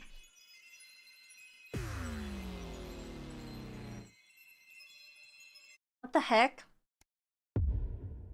Chrisgasm? Wait. What? Oh, what's happened here? Oh, for fuck's sake. Oh my god. Body of Big Chris. How can that be? What? Multiverse, mate. Oh no, we're in a multiverse not for Chris. This hackneyed shit, for fuck's sake. Honestly, what are these pricks playing at? It's lazy writing. Well, I guess if we're going to be stuck here for a while, we should try and find out a bit more about who this mysterious woman is that Magnus has a hard-on for. There's a big book here with the staff in it. I'd look through it, but it's fucking enormous, and I have an historical back injury from... Never mind. That's not important. Also, I have you to do the work, ungendered Chris. We're going to need a honorific, first name, Okay. surname, and the department she works in. So, you know, just ring your fucking sad little bell if you hear anything useful. I hope we're not just stuck here messing with these wires for long. For starters, these clothes I'm wearing, Christopher Christ. Christopher Christ. I've told you 1,000 times, sycophantic Chris. It's the number of blind dates I've been on when no one's turned up, followed by the worrying number of lumps under my left arm, the date my childhood sweetheart, Chris, married my best Chris, and the age my cat, Chris, was when I ran him over. The number of conversations I've had with my distant paternal Chris, and the exact time my neurotic maternal Chris walked out. I honestly don't see why it's so hard for you to remember. If you could just sit here, Science Chris, the host will be... Science Chris, sit down. Not you. Sorry, Science Oh my god, it's even called like the Chris-phoria device. I don't like it. I don't like this. Why is he called Colin? But a whole world. Are you okay, Colin? I don't like it. What doesn't Colin like? Everything, apparently. Oh, is that all? Ah, you must be so-called Science Chris. I'm Principled Shabby News Chris. But for tonight, you can call me Cynical Chris. What a strange nickname. Sorry I'm late. Clingy Chris. Science Chris. That's right. Career-driven cutthroat Chris. Nice to meet you. 10 seconds, everybody. Hang on, where's... Everybody set? Okay, we are going in 5, 4, 3. Good evening. I'm outdated, ill-tempered News Chris. And I'm charismatic sellout Chris. It's the 13th of March 1985 and this is a Channel Chris special event hosted by your national nightly Chris team. In a laboratory nestled in the sleepy hills of Crystalberry, Crystalberry? optimistically named Happiness Chrislective, have been working on a secret project. They claim their Chrisphoria device will raise overall happiness levels throughout the country. Tonight, live on Channel Chris, we'll be putting that claim to the test. We'll be in and out the schedule throughout the evening, with our team of roving Chris's standing by up and down the country to report live on whether the device has brought a smile to your faces. We'll have Chris's from the world of science, politics and entertainment, and of course those all-important results. So don't move that dial, stick with Channel Chris all evening as we bring you The Night of Smiles.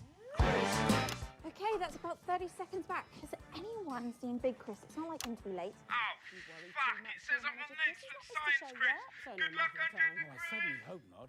No. I was promised that he would be here for the big I'm VTuber party. Chris. I'm sure he'll be here. I love this. Oh, those fucking stairs. Oh, not used to these legs. See, just in time. We're going live in 5, 4, 3. Welcome back. In just a few minutes, the impressive machine behind me will be activated in the first ever mass test of its type. But before then, here he is, everybody. The man himself, Big Chris! Oi! Couldn't miss the big button push, could I, sycophantic employee Chris? Right as always, boss. Yes, thank you for joining us, Big Chris. I don't know if but there's if any... you might turn to the man behind this experiment, Science Chris, I'm told it's also a pleasure to have you here. Yes, thank you. So, please, walk us through the aims of the Happiness Chrislective and what the Chrisphoria device will do for the country. Well, it's not too complicated to understand, really. We are all Chris. We know this, and we accept it to be true. And thus, despite our various comical differences, on a fundamental level, we are all the same. Sorry, the Our people wanted device Chris. I was just utilizes this link to tweak our collective emotional frequency to create a joint feeling of elation. And with happier Chris's, there will be, of course, a happier world. So true, Chris, bestie, Christy. It's a great expense to the average tax-paying Chris, am I right? Sorry, predictably disagreeable Chris. I'm just going to quickly jump in here, mate. Go ahead, Chris. Obviously, brilliant work. Good stuff. But theoretically, what would happen if someone were to, I don't know, switch around the wires in the relay? Oh, it wouldn't happen. How so? No, Chris alive would be so stupid. Yeah. Well, let's just pretend one was. Let's pretend I am. If the safety regulations weren't adhered to and this hypothetical catastrophically moronic Chris was... Yeah, all right. Well, let's just call him benevolent, but ultimately misguided Chris. Well, if someone messed with the machine without grasping the fundamental science behind it, any number of disasters might occur. By its nature, the device is connected to every one of us, so we'd all be affected by it. But how, specifically? Well, I'm sure that every precaution has been taken. Isn't that right, Science Chris? Oh, absolutely. There's really nothing to worry about. But if there were...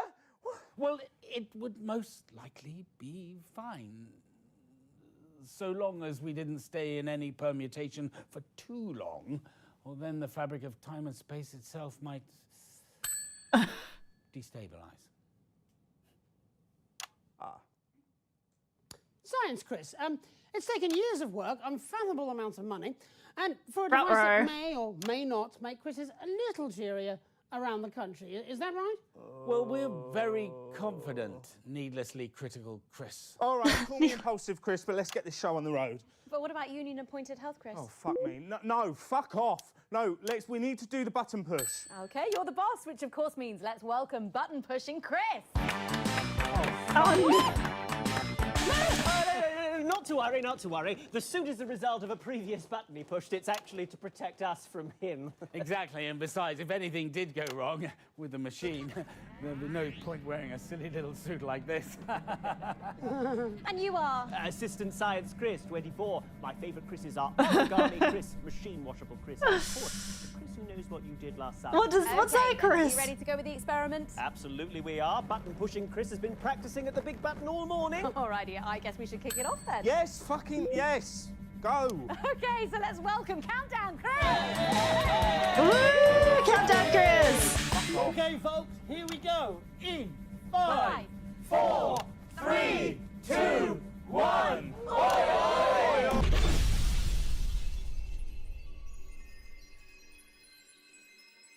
One TV is Big Chris News of Chris. Okay, so that's Chris.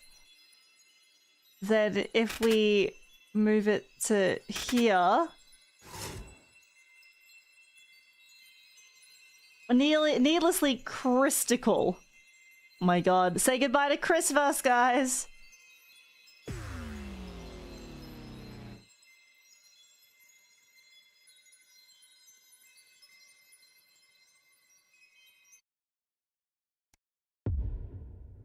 Please take your seats. This evening's performance is about to give again. What?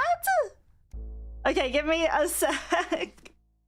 I need to take a break because I'm hungry AF, but I don't know how much. Like, is this gonna go for like? I don't know whether to take. I don't know whether to take a break or like do a second part of the stream. What do you guys think? Do you think a break and then just give myself an extra hour or so of you know, a focus? Or is this gonna need a part 2? I miss Chris already, me too. If I had to guess, so close to the end. If each of these conversations is something like 6-minute segment, you're here for like 5 more hours. Maybe I should save the multiverses. Like, wait, let me look at how long is the time loop.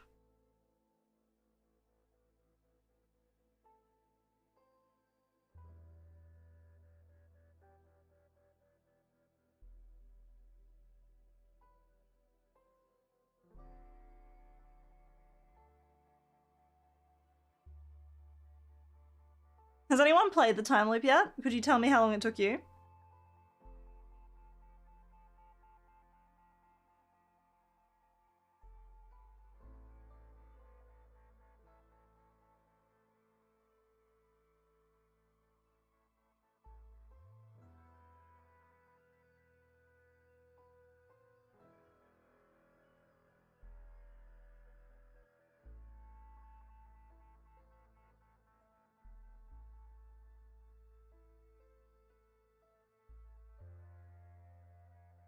I'm having a look to see.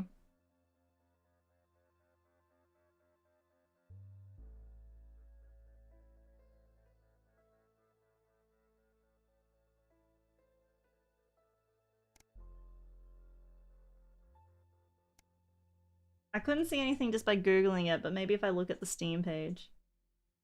Like if I look at the time loop. There's only 12 combos, which is like an hour. Okay, maybe I'll take a little break and then we can keep going. I definitely need to eat something though, because I'm starting to lose concentration because I'm hungry. Alright, I'll be back. You guys use this moment to take a break as well. See you soon!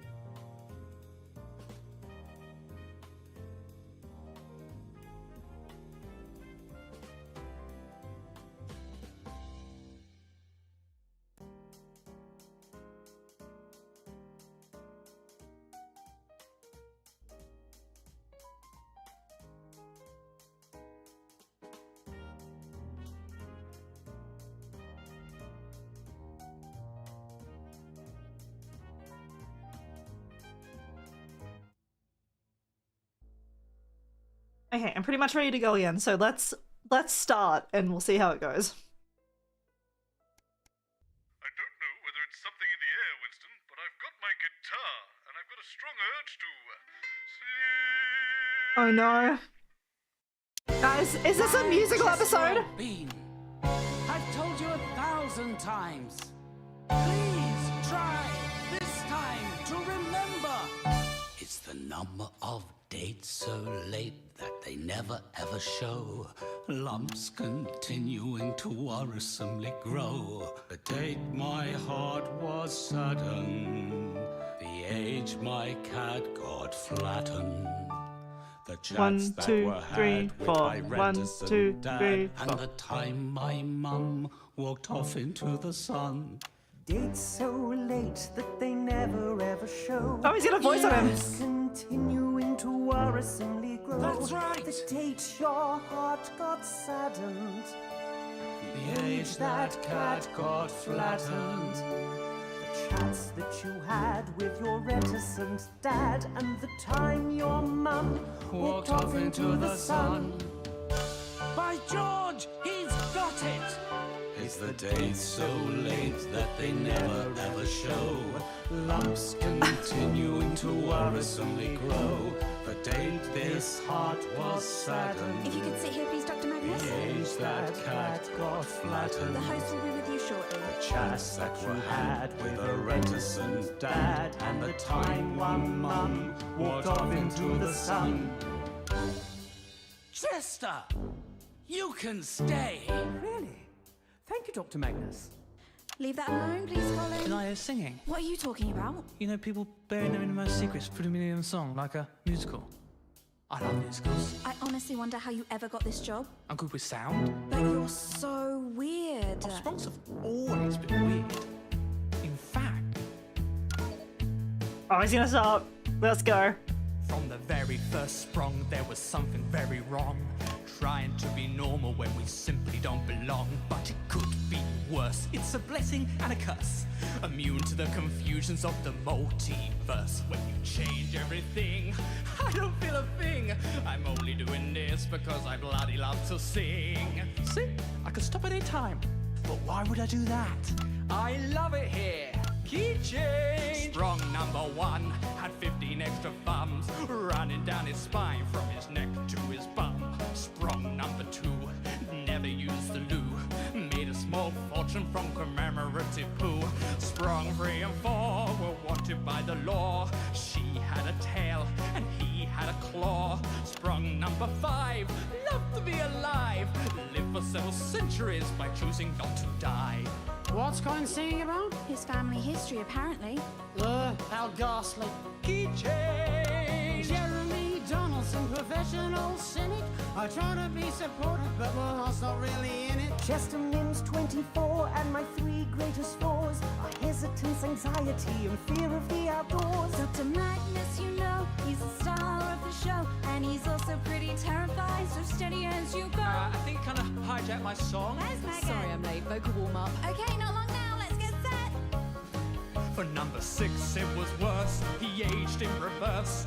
Got a teacher pregnant while he still attended nursery. 7 and 8, terrible to date. Always turned up naked and their bits would touch your plate. Sprung number 9 had an elongated spine. 22 feet tall with a penis like a washing line. Number 10 was fun. 10 seconds, everyone. I'd love to tell you more, but the show's just begun. Okay, everybody. Thank you, Colin. And a 1, a 2, a 1, 2, 3, 4.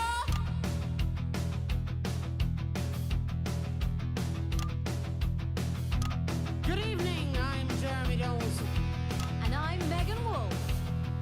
Deep in the heart of the Chinselberry Hills, the Happiness Collective use their scientific skills. They built a gadget and checked it twice. It's Dr. Charles Magnus's Euphoria device. They say it makes you smile. We'll test that in a while. So stick with channel 1 all night and don't you move that dial. It's the night of smiles. Ba-ba-da-ba. Ba-ba-ba-da-ba. Fuck off! Are you two a couple? Ugh. Why can't I just be friends friends with Jeremy. Why do we have to be doing the nasty on top of the desk, running my hands down his minimal chest? Don't think I really have to spell out the rest. Why can't we just be friends? I told you guys I love a musical. I think you touched a nerve there. In 1, 2, 1, 2, 3, 4. Welcome back. Well, in a few minutes' time, we'll be bringing it online. Will it make you merry? Now we'll screw up space and time. That's extremely unlikely. You've got a very good team. Let's just let it get to the end. So let's meet our guests and put it to the test. A few little questions first to put our minds at rest. I'll change tempo again. Oh, Dr. Magnus. If we could just ask you a few questions, please. You're curing sadness. Well, no, actually, it's more like. More like badness. We're aiming for gladness. Well, let's hope so. And Dr. Magnus. What possessed you to make everyone smile? Isn't this madness? Dr. Magnus has been sad for a while. Why the sadness? Dr. Magnus, won't you let us know? Oh, Dr. Magnus, won't you let us know? Okay. All right! Damn you! If you must know the source of my misery, lights! He's gonna tell us through song.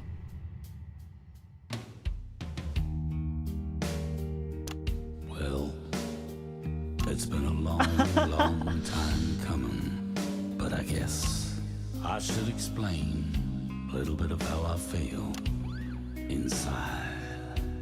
Things I kept buried deep, bottled up like a wild cat waiting to escape. It's all the same. Disagree. It's all the same every day, every night. La la la la. Each lonely footprint, Bum bum bum bum bum. each tiny slide, Bum bum bum bum. Bum bum bum bum. however they're mold, but they're wearing me down, pulling me under and making me drown. And no one said life would be quietly taking a ride, but it sure would be easier if she was standing beside me. Think so? Oh, oh, Dolores, Dolores. Oh, oh, oh, Dolores, Dolores. The brightest of lights that I see, but she'll never settle for me. Likely, Alex. Oh, I guess that's my destiny, silently loving Dolores. Okay, so her name's Dolores.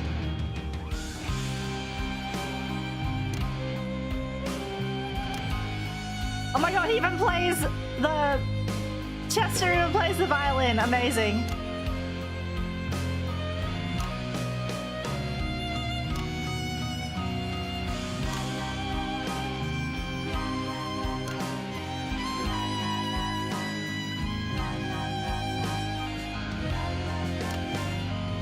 The clowns.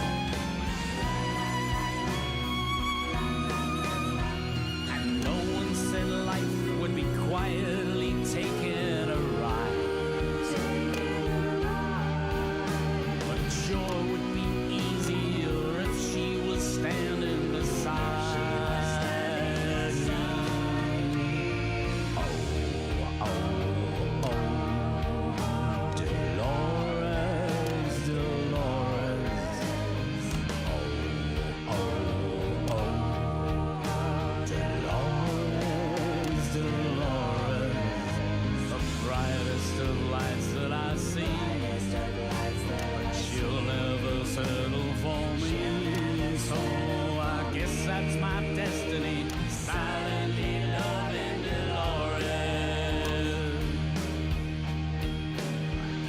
It's my destiny, silently loving Dolores.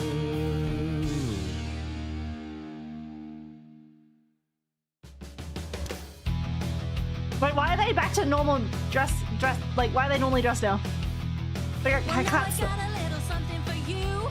A special message from Advance HQ. The leaders of the team wanna wish you well now. They're gonna sing a word. So once again, don't touch your thighs. It's the night of smiles. Oh, I want to see them sing. Once or twice in every country's life, the people build a great device.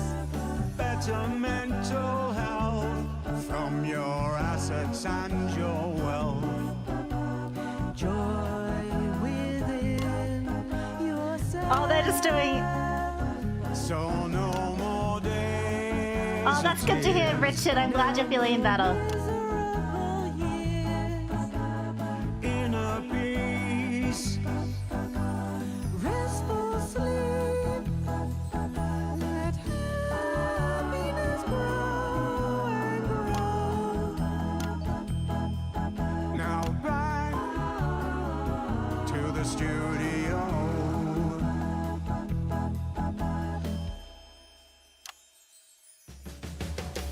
Time to turn on the machine.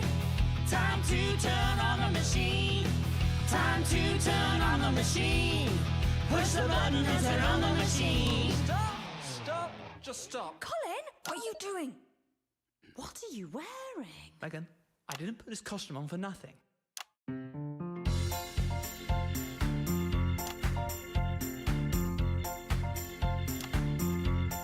Yeah. Don't push that button. Don't press that thing. You stop the music. Stop everything.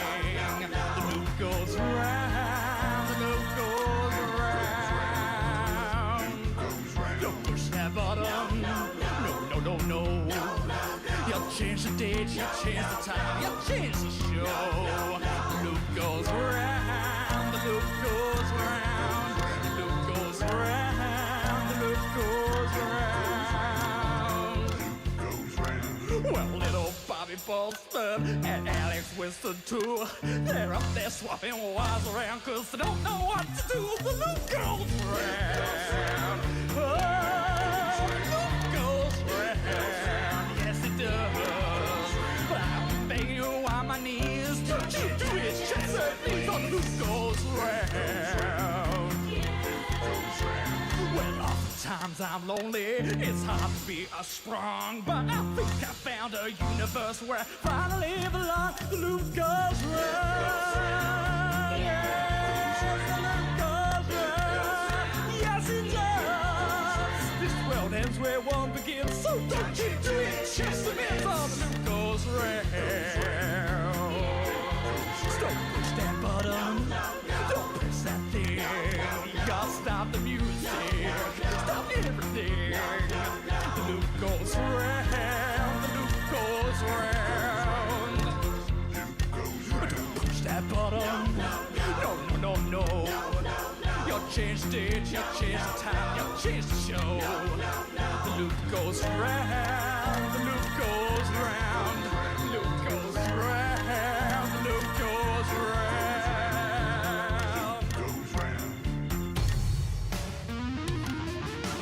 I am Chester Mims. I change everything. Don't make it worse. Bring on another universe. Bring on another universe. Damn, Chester, sing it, boy. This kid's got pipes.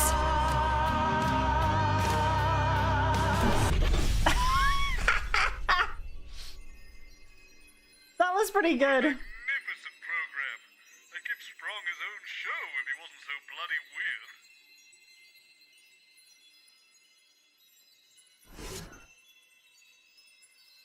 So that was that. That was 1 N to MS.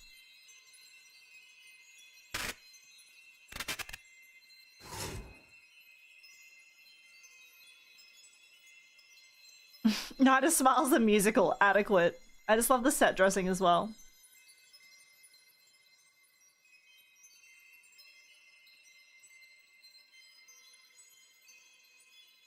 Okay, let's see what we've got this time.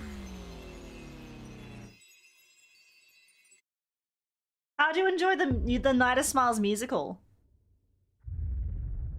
Bring your daughter to work day? They've replaced my chair and desk with a sofa and a coffee table. And they've abbreviated the national nightly news.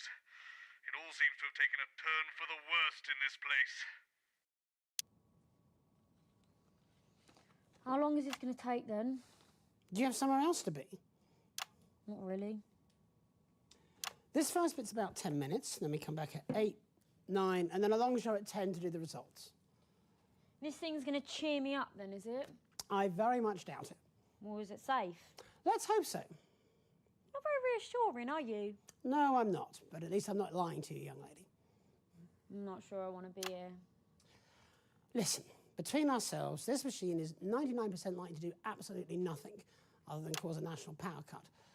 The science behind it is dubious at best, and as for the man in charge of the Happiness Collective, well, it seems to me like he's barely cracked a smile in his entire life. So you don't think that this could, like, break everything? Good question. Seems to me everything's broken already most of the time. Seen this before? Nice backdrop. Oh, there's a little swimmer in the Leave that water. alone, please, Colin. When is this? It's Wednesday, Colin. Okay, that doesn't help. Do you need anything, Stacey? I think she'd rather be somewhere else. Oh, don't say that. It's exciting. A groundbreaking experiment. Have you been mainlining the auto cue? Try to have fun. She's a bit much, isn't she? I think given time, you'll find actually she's exactly the right amount. You're weird. So are you. Good, innit? So this thing, it's, big, is it? Depends what you call big. 10 seconds. 22 million viewers, probably. What the fuck? That seemed big to you? 5, 4, 3. That's fucking huge! Excellent. Good evening. I'm Jeremy Dawson. And as you all probably know by now, it's Bring Your Daughter to Work Day here on Channel 1. But it's no secret that I don't have any children. So the station reached out to a local home, and I'm delighted to say that joining me tonight for this Channel 1 special event is Stacey. Say hello, Stacey. Hello. 22 million hellos. So you do the next bit, and then we take it in turns. Read what's written there. You can read, can't you? Of course I can fucking read. I grew up in care, not a fucking cave. Again, excellent. On your way. In a laboratory, nestled in the sleepy hills of Chintlebury, Dr. Charles Magnus and his Happiness Collective have been working on a secret project. Incredibly, they claim their Euphoria device will raise overall happiness levels throughout the country. Tonight, live on Channel 1, we'll be putting that somewhat grandiose claim to the test. We'll be in and out of the schedule throughout the evening. All fucking evening. I'm meant to be meeting Gary Hells and Kelly No Thumbs later. Kelly No Thumbs? Keep reading. We'll be in and out of the schedule throughout the evening. Oh, I've said that. Yes, twice now. Right. Oh, here we are. With our team of reporters sending by up and down the country to report live on whether the device has brought a smile to your faces. We'll have guests from the world of science, politics, and entertainment. Anyone I've heard of? I doubt it. Well, I like blip music. I don't know what that is. If you don't, no wonder no one watches this shit. Nevertheless, we'll still be here, and with all those all-important results as well. So don't move that dial. Stick with Channel 1 all evening. All evening. As we bring you The Night of Smiles. And 35 seconds.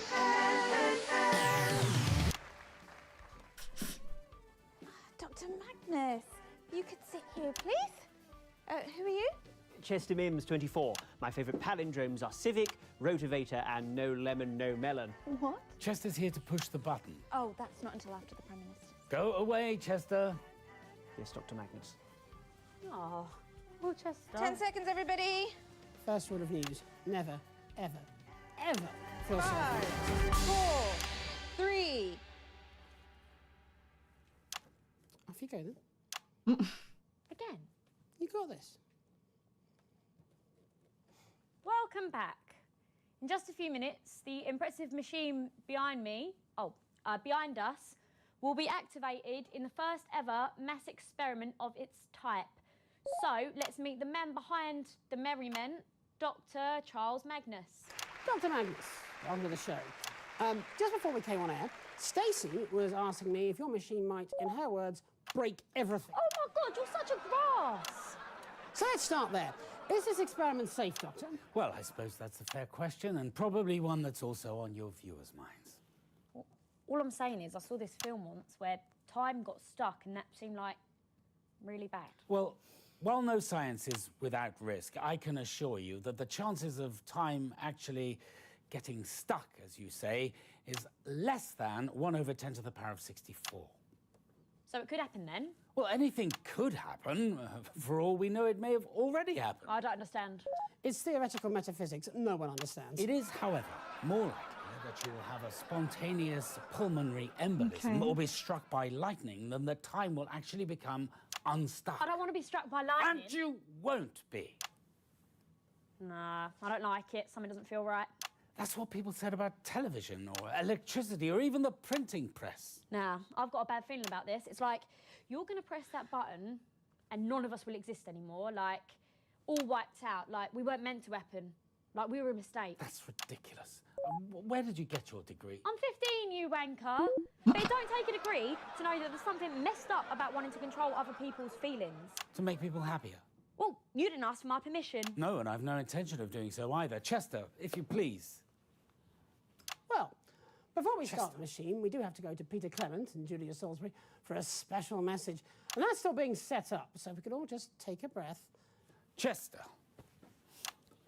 This young lady is Chester Mims, my loyal lab assistant, who, like myself, has dedicated his whole life to the pursuit of scientific excellence. He is a man who is educated. He is inquisitive and rigorous. And these are, young lady, qualities I might suggest you would do well to cultivate within yourself. Have you got a problem with me? Why does ignorance always have to speak so thunderously? What are you calling ignorant? I'm not the one playing God here. That's you. Well, actually, it's Chester. Mr. Mims, if you would like to proceed with the activation process. Do you mean, Yes. Push the red button. Yes. Righty-ho, Dr. M. That's, so-co by me. Wipe us out of existence. How fragile do you think reality actually is? Yeah, well, I'm ignorant, aren't I? Probably wouldn't go trying to break it to find out. Oof. Well, at least it was brief, and we don't have to see it again. Yeah, I don't think there's anything really useful in that one. Sushi obtained. Man, sushi. That sounds nice. Bam, and Stacey doesn't exist. Okay, we're gonna move this to the final 1 to 4. And then we'll... Whoop.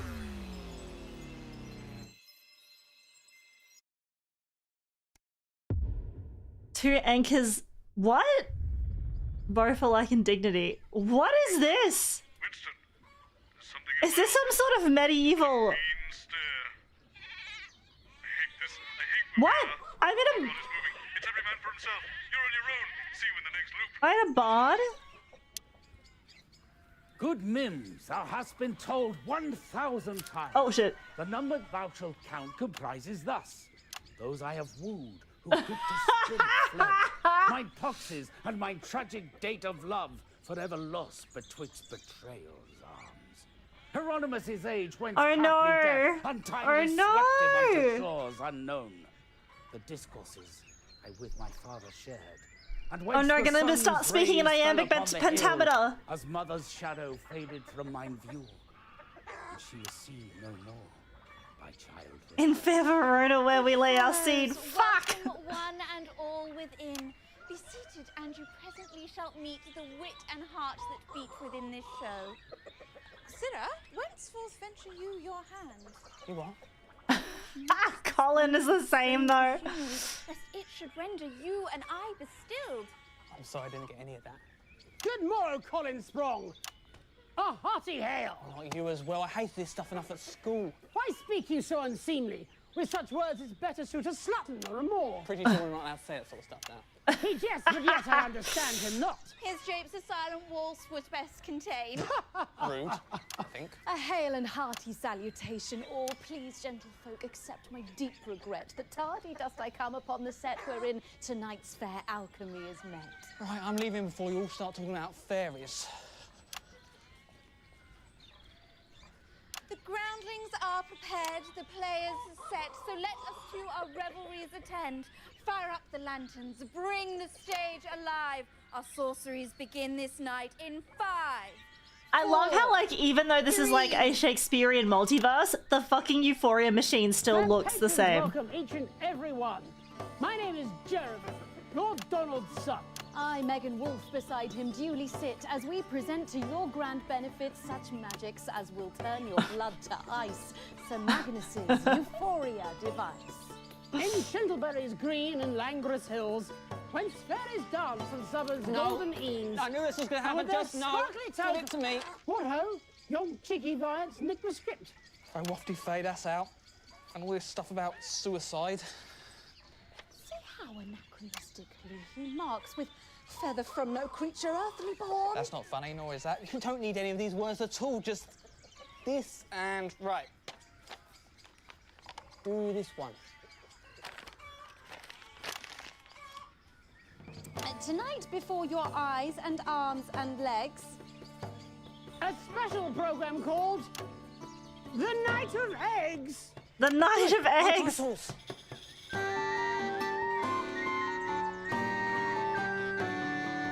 Bessie Colin, this next appears to be bereft of scan and rhyme.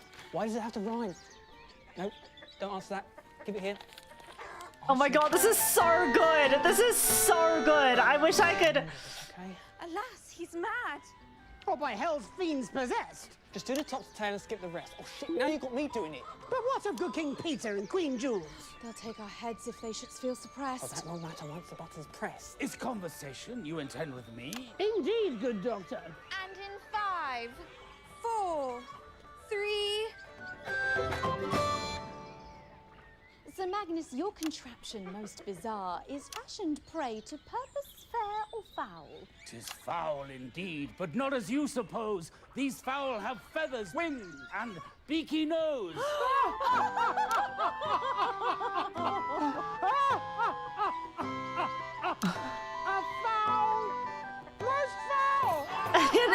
Theoretically, nothing's stopping me from adopting a Renaissance time traveler theme except the massive work to do it. Yeah. Never mind. So Magnus, where is Chester Mims tonight? My servant, why? He waits behind the stage. Or could you get him out before the end? Oh, Chester! Coming! Hark, he doth attend.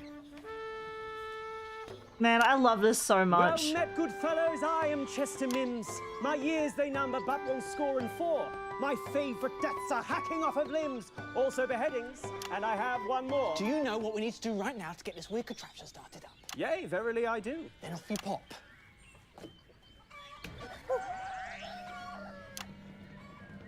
Good people, bring your chickens to this place.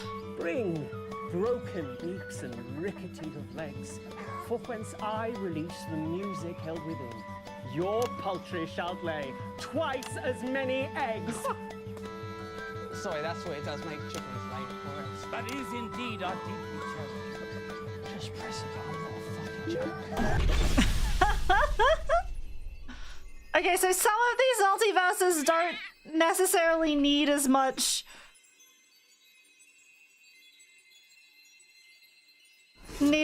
time, but that was very funny. That was very funny. Okay, we can start in the 2s now if we're doing this methodically.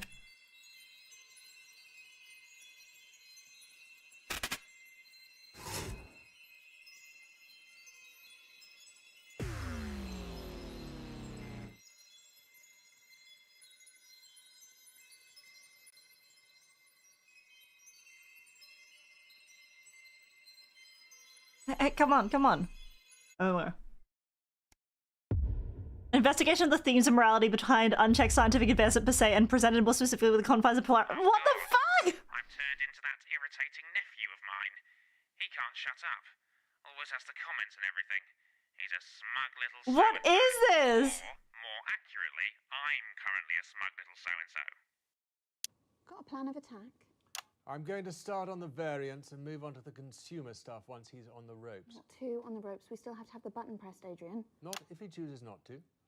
The only one who can stop the experiment is Magnus. Very interesting. Yeah, is this a pretentious universe? I think so. I'm gonna do great here. He'll think of something. He's nothing if not creative. Yes, I am. Creativity away from my employment contract, if that's okay. When you hire Adrian Atkinson Blimey, you know what you're getting. It's a popular science piece. And what you're getting is a skilled dissection. Adrian, this is not incisors. Hmm? Certainly looks like incisors. I mean, this is the incisors studio, isn't it? And oh yes, this is definitely my background. Look, it's got incisors written on it. Oh, and there's my face. You are dreadful at sarcasm. But excellent at journalism. 10 seconds, everybody. You can bark, but you can't bite. Okay, let's see how this is gonna Keep go. it smart, everyone. In 5, 4, 3. Good evening. Tonight on Channel 1, we'll be dedicating most of the schedule to an innovative experiment. Dr. Charles Magnus and his sagacious collective claim their Euphoria device, this contraption you see right here, will make all of us more convivial, including you. Is that credible? No. Or even ethical? No. Tonight, with the help of you, our discerning viewers, we are all going to find out. I'm Adrian Atkinson Blimey, your host for an evening of experimental harmonic science.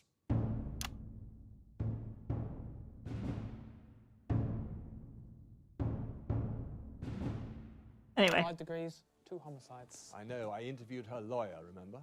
Oh yeah, I forget. Really wrong. You think this is normal? You're a strange man, Colin. You're not the first to say that, Mr. Blimey. Good evening. Nice to meet She you. said not to talk to him, remember? Who? The scary lady. Don't be stupid. 10 seconds. She said that he doesn't like to speak to guests before interviews because it Going puts us in 5, 4, 3. Welcome back. In just a few minutes, this singular machine will be activated, marking the inaugural investigation into emotional resonance. But before we switch it on, let's dig our teeth in. Dr. Charles Magnus, you are the head of the self-styled Happiness Collective and the inventor of this fascinating emitter. Yes, that's correct. Good evening. And this is my assistant. Chester Mims, 24. It says here that your favorite numbers are 5 minus 800 and the square root of -1. Yes, that's right. If I understand it correctly, gentlemen, and I should imagine that I do, your device's frequency should raise the vibrational state of all conscious life until we attain a frequency that your experiments have demonstrated represents happiness. Yes, that's right. That's the theorized outcome. But of course, it's not just felicitousness, is it? No. Other frequencies No. could also be targeted by the same technology. Well, yes, theoretically, but why would you want to do that? Maybe that's a question for someone else? I'm not an ethicist. I am. Mr. Mims, this device is rather large and cumbersome, and what we see here is only part of it, I believe, as the relay has had to be hardwired into the power conduits in our broadcast room. Am I correct? At great expense. Well, of course, this is the first iteration. Let's not forget that the earliest computers required huge rooms to house them. And over time, they've become able to fit on just a moderately large desk. We'd imagine that in the future, further iterations would be much more portable and personal use. Yes, we can perceive a world where people can choose to alter their emotions whenever they want and whatever they want to feel. Domestic devices? Emanating on a room-sized scale? Yes, at first, yes. Eventually portable, perhaps even pocket-sized. I mean, just imagine the possibilities. Yes, I am. I'm thinking of the possibility of inviting a female guest back to my emotionally controlled room and setting my home device to induce lust in her. Of the rebellious teenager who takes his to school set for anger. The offices set for fear, compliance. But why would anybody in their right mind want to do that? Why does humanity do any of its evil? Again, I repeat, I'm not an ethicist. It just makes people happier. For now. Whilst I respect your line of questioning, Adrian, I have to confess, well, I'm feeling somewhat ambushed. I'm afraid that your confession will have to wait, Dr. Magnus, because I'm going live now to Advance Headquarters to speak to the nominal leaders of our fragile coalition government. Are you receiving me, Prime Ministers? Loud Who's and this clear, guy? This isn't Peter? What an exciting evening. When we formed a coalition, one of the first pieces of common ground we planted our mutual flags on was the importance of supporting our science and technology industries. After all, what's the point in all that superior education we're providing if there's no jobs at the other end of it? Dr. Magnus and his team impressed us with the simple, well-intentioned nature of their project. Everyone happier. How could we not fund that? It is, after all, one of the 4 basic requirements of a government. And all this experimental technology was funded by the government? Well, yes. I mean, we've invested record sums in funding the science and the... So I assume you own the resultant technology? Well, not us, Adrian. The public own this incredible technology. It was, after all, their taxes that paid for it. But the public don't have the capacity to alter the device, do they? Or to make other devices? Well, what sort of other devices? That's an excellent question. Let's chew on it for a while. In 1518, the residents of the city of Strosnov in southern Skonsk experienced what was known as the dancing plague. Oh, I've heard about this. People began spontaneously dancing and they didn't stop for days. It was infectious. More and more people joined in. They literally danced themselves to death. You're making that up. I mean, surely he's making that up. You can look it up in an encyclopedia after the show, Prime Minister. I'm suggesting that if one amplifies this device sufficiently, it becomes a weapon, does it not? What, make the enemy dance themselves to death? Well, that's hardly an effective military strategy, Adrian. Or with a few garble adjustments, surely it could send an enemy encampment mad with rage or suicidal with despair? We have no such plans, nor would Dr. Magnus and his team sanction such a use. Think of it. At the flick of a switch, demonstrators are calmed, protesters pacified. We would never use such a device on the general population. And what of the commonality? In a society where this technology is commonplace, how would a citizen know whether the emotions they were feeling from minute to minute were even their own? Yeah, where's your science now, bitch? Insightful questions, as always, Adrian, but tonight is about an attempt to make... This is a very interesting universe, actually. Well, we're here just to wish you all the very best of luck.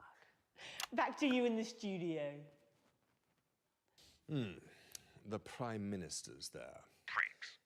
And of course, without the funding that you receive... We'd still be making mice grin a bit. If I might say something. Of course, Doctor. This program thrives on the free exchange of ideas. I have a colleague who works in one of the more esoteric departments in the collective, and... Was it her? Stand by. Oh, you know, Dr. Magnus, Professor... Ha ha ha ha. Chester does like to fantasize. Anyway, this unnamed professor and I were, by pure coincidence, discussing the dancing plague of 1518, and she reliably assures me that the Blissgate circuitry will negate any concerns about such an eventuality. But that is untested. I can assure you that the T-tests are absolutely magnificent to behold, and besides, if we discovered any negative effects, we could simply turn the device off. It's not permanent, Adrian. So you say? You know, Mr. Blimey, I always thought that you were a man of intellect, a ruthless campaigner of precision and truth. I am all of those things. No, you're not. You're a grumpy old man who can't see the good in anything. Manners, Chester. No, I'm sorry, Dr. Magnus, but I'm really quite upset. Well, I can see that. You're practically apoplectic. Yes, I am. Oh, he's gonna turn on the machine. All you want is a little bit of happiness for a short amount of time. And you're a good man, Dr. Magnus. I know that. And if she can't give it to you, then I'll give it to you instead. But is the human animal responsible enough for this type of technology? Do we have the shut up, Adrian! Okay. Well, you got the honorific, which means we're done here, I think. Shame. It's been a pleasure to be in such a well-rounded body. Guess it's a goodbye. You seem lovely, if a bit scruffy. If you need me, you know where I am. All right. Well, then I think we're moving on to music. See you later, incisors.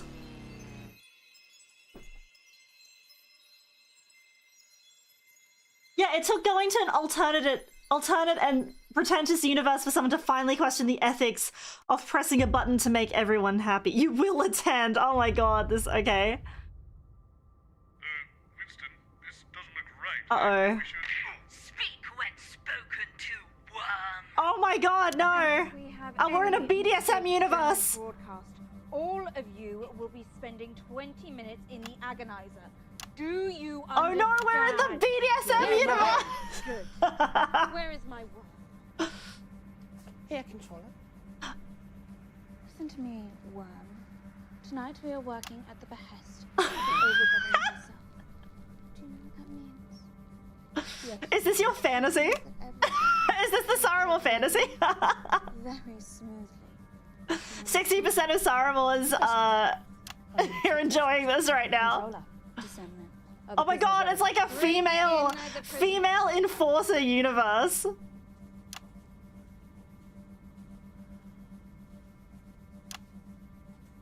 I'm Disseminant Wolf.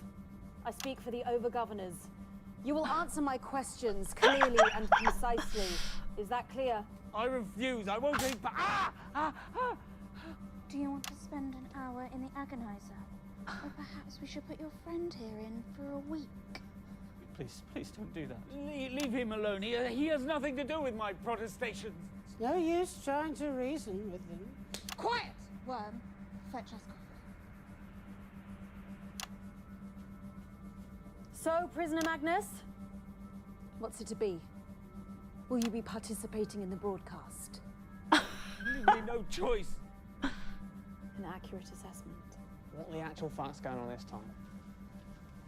What the actual fuck? You look like Uncle Frank. You will refer to me as controller. Righty-ho, amazing. Where is your uniform? This is what I usually wear. Insubordination. Why is Megan dressed like a dominatrix? You will not address the disseminant by name. Again, amazing. Do you want to go into the agonizer? No, I think I'll just go and grab a muffin. Oh no! You're vaporized! Annoying little peasant. A sensible decision. Controller, shall we? 10 seconds, scum. The Empire expects. Do not fail her. 5, 4, 3. Subjects of the Empire, I am the Disseminant. Tonight's mandatory broadcast sees the Empire achieve even further greatness. Oh my god, it's even like on there. Governor, all hail her might, has decreed that tonight you, her loyal subjects, shall be the first to receive her boon. So don't move that dial, or you will be extinguished.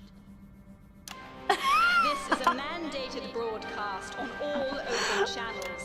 All citizens of any status are required to cease all current activity and fix their attention on this screen. Failure to comply. This is amazing. Severe punishments for yourself and those you love. The Empire expects. A few short months ago, Dr. Charles Magnus and his co-conspirators were conducting unapproved scientific experiments. Productivity device? I confirm, yes. Yes, I confirm, ma'am. Fortunately, the Overgovernor was able to intervene and turn a potentially lethal experiment into a project for the good of the Empire. There was nothing lethal about it. Working under intense supervision and with the firm hand of the Empire to guide them, work has been completed on this. The productivity device will grant all subjects of the Empire the gift of unfettered productivity. Finally, All subjects from Overseer to Worm will be unshackled from our human... Have all the preparations been made? ...to meet the expectations of Empire. I'm becoming inhuman!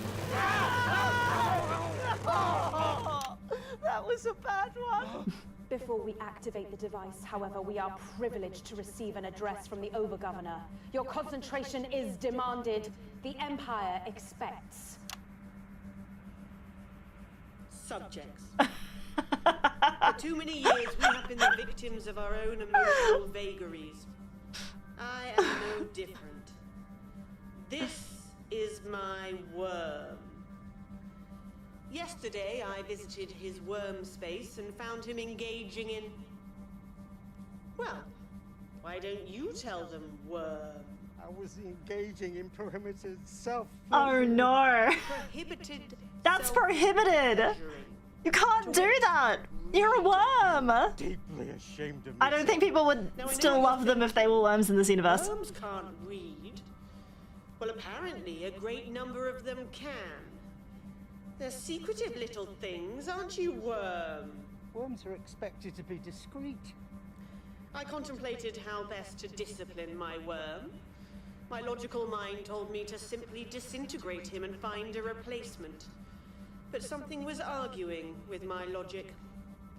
I thought of the many years where he has faithfully met my every need, the counsel he has kept and the expectation he has fulfilled. And I was forced to admit that I had feelings for this worm. Feelings. Not romantic. Oh, not romantic feelings. Who could be attracted to a male? That is so true, Queen. But nonetheless, feelings that one might have for a family pet or a favorite soft toy as a child. These feelings, they are the reason that you see him standing here today, undisintegrated. Thank you, Over-Governor. It won't happen again. No, it won't. Oh. Oh no, she disintegrated them anyway!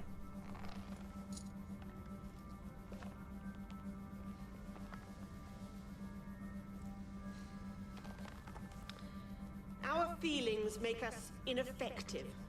They make us unwise. We cannot ever put our own needs ahead of those of the Empire. And after tonight, we will not have to. Attend the following broadcast with concentration subjects. The Empire expects. I now return you to the disseminant. In just a few short minutes, we cast off the shackles of emotion. Wait! Control the worm! Control the worm! Please, listen to me. We need our emotions. Don't do it, Jenny! Think very carefully before finishing that sentence, man.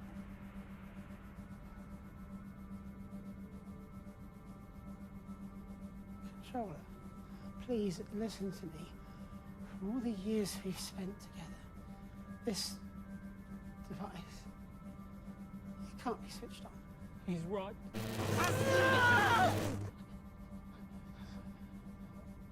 Worm emotions Gemmer. aren't something that should be suppressed. They are art, music, and stories. Also right. No! Would you please stop doing that? Chester can't take it.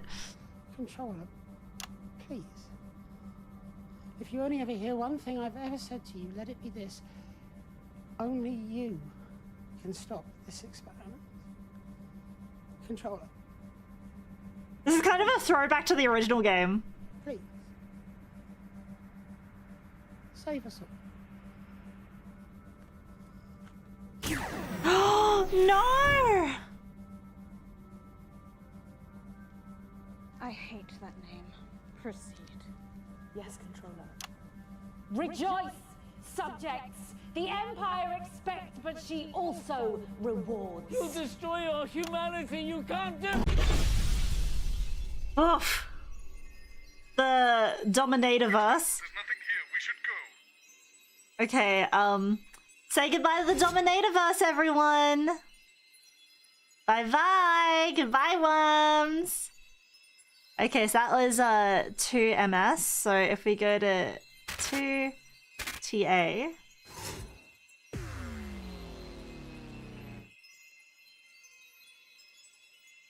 Say goodbye, goodbye.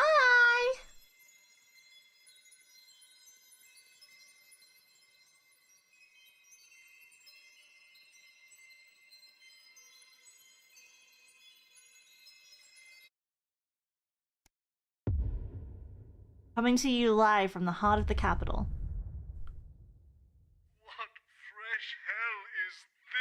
This looks like our usual. No, Chester, I will not tell you again. We went over it 17 times in the taxi on the way over here. Now, I like repetition as much as the next man, but one must draw a line somewhere. If you could just sit here, please, Dr. Magnus. The host will be with you shortly. Should we run a little thought experiment, Mr. Mims? Oh, yes, Dr. Magnus. That sounds like fun. Good. Let's begin with some data gathering. These couches, how many people do you think that they comfortably accommodate? Probably 2 apiece. Good. Exactly. At most, I'd postulate. Allowing for personal space, I agree with your conclusion. Good. Next variable. How many people host the nightly show? I believe there are 3. Wait. Once again, 3? I concur. Well done. Now, computation. If there are 3 hosts, how many seats are left? 1, Dr. Magnus. And what can we conclude from this data, Chester?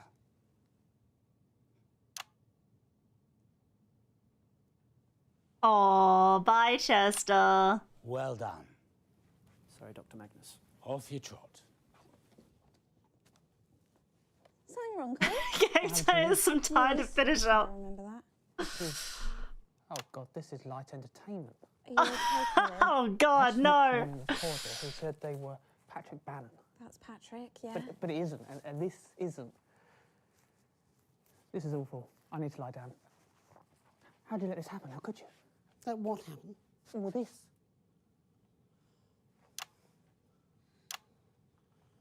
Remind me how we let this happen. Oh no, we're in the light entertainment universe. Dr. Charles Magnus, this is Jeremy Donaldson. Jeremy, Dr. Magnus. Pleasure to meet you, Mr. Because Donaldson. we have been over this, Patrick. If it is in my dressing room, it is mine, okay? If you want your own, ask Jenny. Maybe I will. Maybe I'll get 2. Great. How about that? Get as many as you want. I don't care, Patrick. And when something really awful happens to yours, yeah, I'll keep both. How about that? Is that a threat? Yes. Did everyone hear that? Patrick, Robin! This is Dr. That's not Patrick Bannon. Yes, this evening.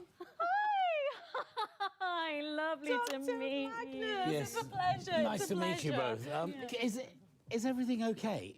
You seem to be at loggerheads. 10 seconds, everybody. Us? No, we're fine. A bit of showbiz. Going in 5, 4, 3. Good evening. I'm Jeremy Donaldson, and welcome to The Nightly Show, your #1 source for digestible talking points. As ever, He loves we're it joined on here. the Couch of chat with inexplicably popular co-hosts Robin Short and Patrick Bannon. Thanks, JD. Great to be here with you as always, but particularly today when we have such an uplifting show ahead of us. That's right, Robin. On tonight's special extended edition of The Nightly Show, we'll be doing some science stuff with one of the country's top brain boxes, and it's gonna make you grin. Yes, science stuff. In an impressive building overlooking the picturesque hills of Chintleberry. It's the one they used the outside of for John Wax 5. You broke my fingernail, I believe. Yeah.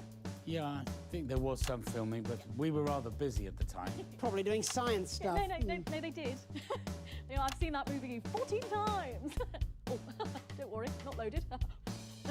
We're pleased to welcome Dr. Charles Magnus, whose casually named Happiness Collective has been working on a secret project designed to make us all happier. Oh, even you, JD? I remain dubious. Now, you must have noticed this bonkers-looking thing. Well, this is called the euphoric device, and apparently it's going to make us all happier. Did I get this science right, Doc? Actually, it's called the Euphoria. So don't touch that dial. Stick with Channel 1 all evening as we bring you The Night of Smiles. Coming to you. That's a minute back. Jenny? Hi. Yeah, so earlier on today, Patrick said something to me Okay. that made me feel quite uncomfortable. It was a joke. It was banter. Oh, she made a threat, actually. It was a threat Right, okay, against my I'd life. hardly I'll call that tell a you threat, what. really. both of you. Why don't I just get Sue from HR to come down tonight after the show, and you two can sit and talk it all out with her until it's done. Shouldn't take more than a couple of hours. Tonight? Well, she did make a threat. She definitely did, but I have a thing. Tonight? Yes, well, you know, my show is on. Yeah, tonight's really not great for me either. Oh, maybe we should just forget it then. Yeah, I think that's probably for the best. Yeah, you know, upon further reflection, I may have Overreacted? possibly. Excellent. Okay, 10 seconds, everybody. Bitch. Anyway. Going in 5. They love each other. 3. Welcome back. In just a few minutes' time, we'll be turning on the Euphoria.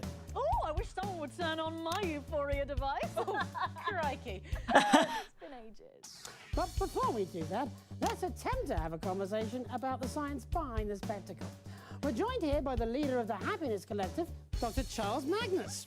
Good evening. Thank you for having me. The head of a collective. Yes, Patrick, I was bemused by Does that. that make you like Alpha Geek? It's not exactly the terminology. That is brilliant. So, Dr. Magnus, this is a big night for you. You must be very excited. Okay. That's an accurate observation. He is very excited. I love this guy. I love you, you crazy brainiac. We both do. We love you. But slightly more impartially, we do actually have a couple of questions. As I would expect. Absolutely. So, Dr. Magnus, who are you wearing? Oh my god. Who am I wearing? I'm not wearing anyone. I haven't been hugged in 8 years. I think I designed your clothes. That seems to be an entirely irrelevant subject. Yes, I agree, but you'll be surprised how often it comes up. Well, we just get the lab coats as a job lot. Job a lot. Oh, isn't she that enfant terrible that came out of San Palmerino? I love her. Honestly, I've really no idea what you're talking Now, about. Dr. Magnus, I'm sure our viewers would be curious to understand your process. Yes, a bit. good. Let's get into the nitty-gritty. So, when you're slogging away on those late nights at the lab, what music do you listen to? Well, I'm sure the doctor would rather talk about his devices. Brahms, some Schubert, Chopin. Focuses the mind. Exactly as you would expect. Love And that I'm job lots something of works. an aficionado on the song Drum Drum Banga Bang.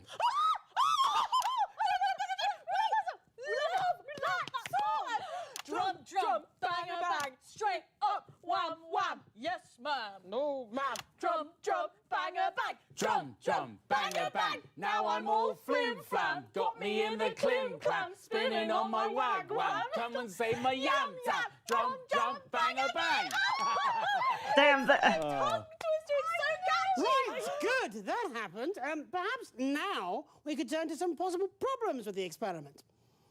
Absolutely. I mean, well, we've got this great big studio to set up your device in. But, well, it is incredibly big, isn't it? Yeah, I mean, it's not very consumer Yeah, friendly. it's a very specific colour scheme. I wouldn't sue everywhere. No. I shouldn't think. Well, I suppose that's true. Theoretically, we could, given enough time, make it a little smaller and perhaps personalize it a little. Oh, that would be amazing. Yes. I mean, I know I would love a happy button. Maybe you could put them on a key ring. Oh, how great would that be? Let me try. Yeah. That's lovely. I'm happy now. JD? I'll pass. I love that, Patrick. I love it. Oh, what you say, Doctor? Want to go? Dr. Magnus, alongside these no doubt crucial aesthetic concerns, there are some more rather serious ethical issues. Yeah, the ethical issues, right? You belong in on. With talk like that, you belong in incisors. Germany, but we're going to have to stop you there because we are going to introduce our surprise guest. Surprise guest. You don't even made a fuss again. Please welcome. Well, it's gonna be the Prime Minister. Prime Minister, isn't it? Julian Salisbury. You've got to be kidding me. Prime Minister. Julia, so good to have you back on the couch of chat. Oh, you know, I never miss the opportunity to pop in. It does seem that way. Yes, any more pop-ins? We'll have to put you in the titles. I presume you're here for the experiment? Yes, well, after all, you did pay for it. Actually, we paid for it. Yeah, well, you know, when I first heard about this project, I jumped. Man, can we get back to the Femibus? I know this is so vapid. Like this universe, come on, people. Thank you, Miss Salisbury. We really have appreciated your government's unflinching support for the project. Oh, you're very welcome, Dr. Magnus. But actually, that's not why I'm here. I just popped in to show you something. The latest budget forecast, perhaps a groundbreaking new policy document. God, no. I get enough of that at the office. Ready? Pick a card. Is she gonna do a fucking magic trick? Pick a card, Patrick. 6 of clubs. Oh my god! We're gonna shuffle. Make sure it's gonna fair. shuffle. Yep. There we go. Right, you'll go. Pick a card. Pick a card. Okay.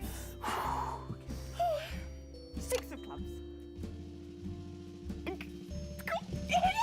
Oh my god, it was the fuckers! Honestly, the whole pack is entirely full of the That's six of... funding's lovely, isn't it, Charles? Yes, of course. Thank you, Prime Minister. Thank you, yes. Well, as we're all doing magic tricks, let's see if the big one actually works, shall we? Let's go over to the machine.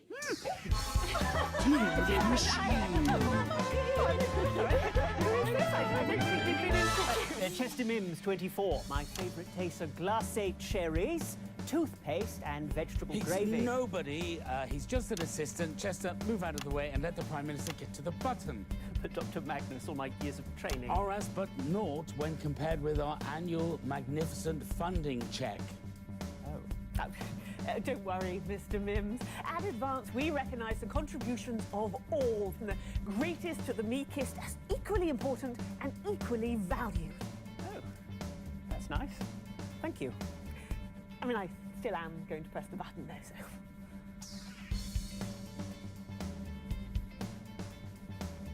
Oh, goodbye.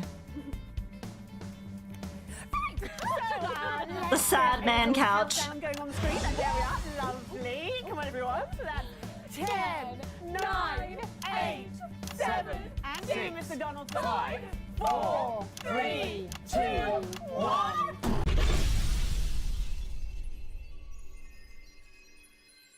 Mark my words, Winston, I shall be long dead if I ever let this happen at Channel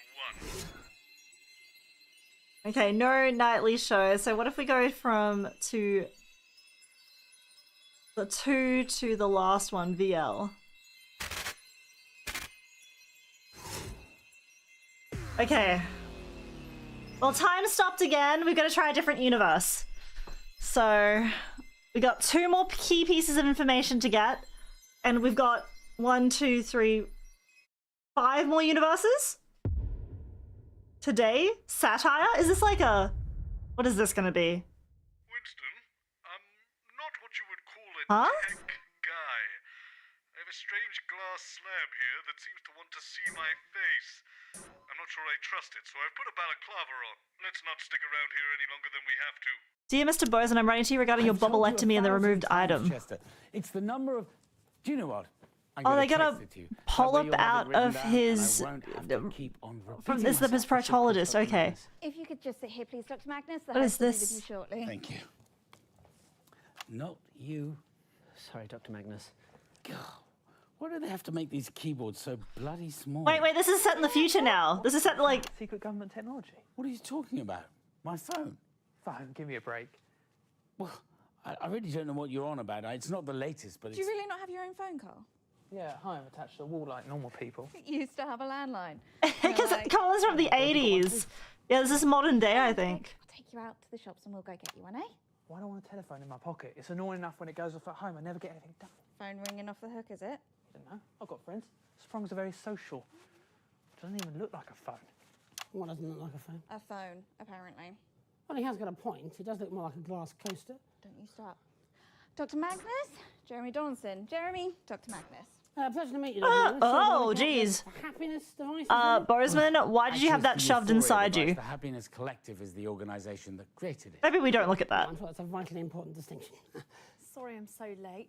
difficult selfie. Bozeman's new promotional campaign is just nuts. What new promotional campaign? Well, this one, Jeremy. The look behind the lens. Come on, it's all about the engagement. Why wasn't I told about this?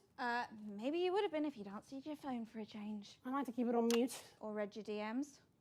I don't know what they are. I just want people to call. Then why is your phone... Nope. You know what? I'm not doing this. 10 seconds, everybody. Oh, Professor Magnus, your Tom talk was just amazing. 31 Going in million views. 5, 4, 3. Good evening. I'm Jeremy Donaldson. And I'm Megan Wolf. Welcome to this special OneLive.net event hosted by your national nightly news team. Damn, the Megan side boob. Broadcasting on Channel 1.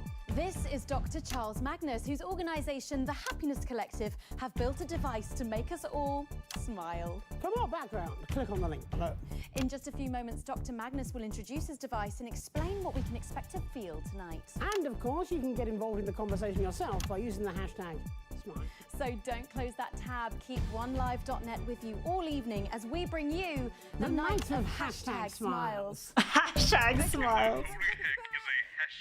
I don't know, man. Does anybody need anything? Yes, details about this promotional campaign. Intending to join us? Update your socials? Of course not.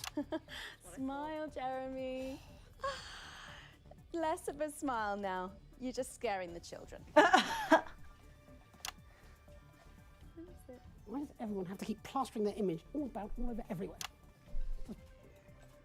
I just don't get it. Jeremy, that's literally your job. But it shouldn't be, should it? No. I have fact-based information to impart. Do you? All I have is bickering opinion. 10 seconds. It's not the same. Right you are. It's not the same, Right, your Jenny. opinion, is it? Going in 5, 4, 3. Welcome back. We're joined tonight by a face that launched 1,000 memes. It's Dr. Charles Magnus, renowned scientist, influencer, and host of the popular podcast, What's Wrong with Chester? What's wrong with Chester? Magnus, thank you so much for being here. Your Euphoria device has been all over Biff Baff and my face for weeks now, and I don't mind telling you that our comment section is just classic Biff Baff in my face, always on the cutting edge of the news. You might like to talk a little bit about the science involved tonight, Doctor. Well, actually, there's a documentary available to stream on the Happiness Collective's website, newhappynow.org. Newhappynow.org. I wonder if that's an actual website. And vibrational science behind tonight's work. Absolutely, I've watched it. It's fascinating stuff and all in under 2 minutes. It has to be under 2 minutes. Academic. Well, let's go to the Tattle feed now, where incidentally both the Tattle feed. Smile and hashtag They're trending. Doc are trending. Yeah, I bet they are. Really? This is from AJ is R27. They say another thought machine to keep the sheeple happy. Before going on to make some fairly outrageous claims about chimpanzees in the basement of a sushi restaurant and plug his Your Screen channel. But come watch my Your Screen channel, guys. Ask them where their funding came from. Well, actually, that is a valid question. How did you pay for all this? Well, AJ is R27. Obviously, we had a very successful crowdfunding campaign on Begging Bowl. I remember that. I'm not following this at all. What do all these words even mean? And to come to his other points, the machine doesn't actually affect thoughts, just feelings. But aren't they inseparably linked? And the claim about the It redirects to the is not from real side. absolutely just fanciful internet conspiracy nonsense. Probably put out by that Alan James and his ridiculous webcast. Thank you, Doctor. We'll be looking at more of your questions in a minute, but first, quick reminder to Like and subscribe. Yeah, that's right. If you want to be among the first to find out whenever we release new content, don't forget to hit those buttons and keep an eye on your inbox. Speaking of which, let's get back to Tattle. This next toot is from Unity, Dignity and Equality for All. Well, a little on the nose, but fine. They say, I, for one, think this experiment is a wonderful idea. Providing happiness for everyone is surely the most altruistic government policy of all time. I'm so grateful to Advance for making it happen. There's no question there. No, but a lovely sentiment for the Doctor and his team. Yes, indeed, and thank you very much. And I would also like to second that thanks to Advance. Even though we exceeded our stretch goals Hot dog ass liquor. It still required a huge cash injection from the government to get us to where we are tonight. And don't forget, if you've got an unlikely science experiment you want to try, you can get a government grant at advance.com/fundmydream, and there's a link, of course, in the description below. Right, this next one is from Oh, actually, I think I follow her. Yes, she's Oh, a fantastic scientist. Dolores? I think maybe even one of your team, Dr. Magnus. This is from Decline, 1984. It's been the high point of my career to work with someone as impeccable as Dr. Magnus. No. Only the firm hand of his leadership could have brought us all to this brighter tomorrow. He is a stallion among foals. I see, I see. With a peach emoji and a heart. Oh, sounds like you might have another fan there. Hashtag hot dog. Yes. Yeah. Nonsense. Thank you very much, madam. Yeah, he's getting flustered. Too kind. And you were, of course, integral to the development of the Euphoria device, and I really wish... excuse me, do we know if the people sending in these comments and questions are actually watching right now? Well, they've only just come into the chat, so it's probably a safe bet. Yes. Now, if we could just move on to our next one. I think we should start the experiment immediately while Miss Decline 1984 is still watching. Chester. Well, actually, we do have a format that we were hoping to follow, and we're not quite at the point yet where We want can to get back to the tattle as soon as we start the experiment. Perhaps when the euphoria kicks in, it won't be so full of angry cunts. To a better tomorrow. To a better tomorrow.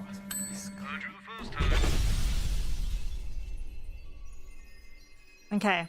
Well, we got... We got her surname. Let's get out of Yeah, that was an important part. Glass keep lighting up and buzzing.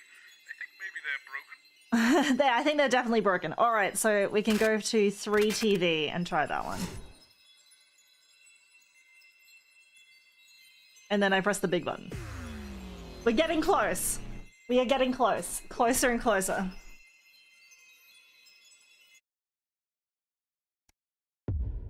What? Excuse me? Oh no. Directed by Grendel the Overseer, the Great Ancient. No!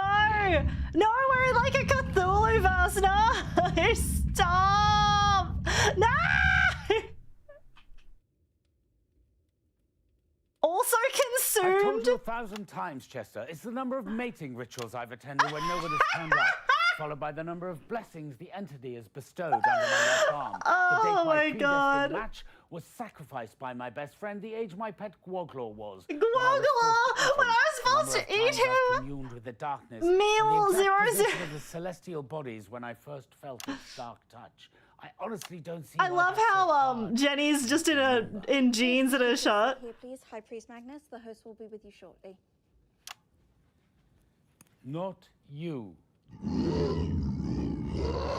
Okay, all right. Dr. Magnus, I don't like the way it's been looking at me lately. Isn't it possible for me to sit here? No, definitely not. Honestly, you think too highly of yourself, Chester. You're not chosen. You'll be fine. Now go and wait over there. Yes, Dr. Magnus.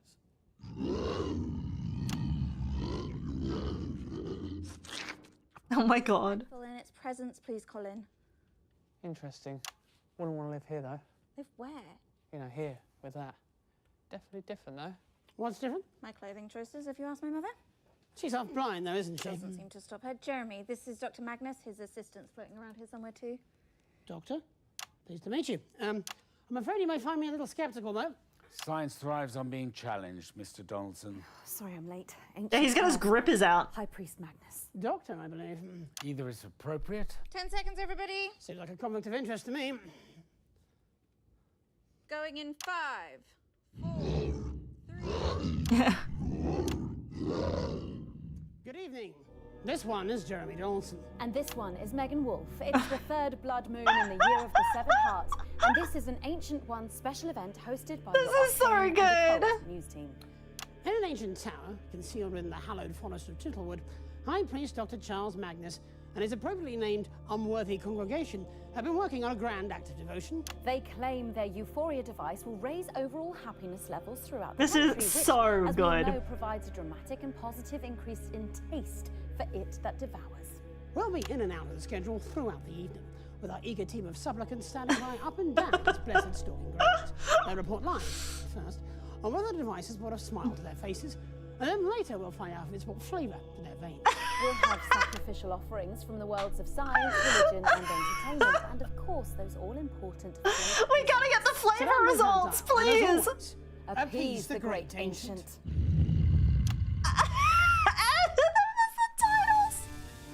Render unto the feast.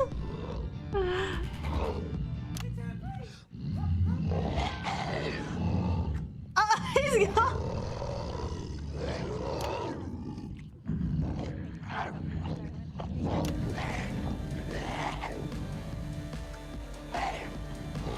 I need to watch these titles. This is so good.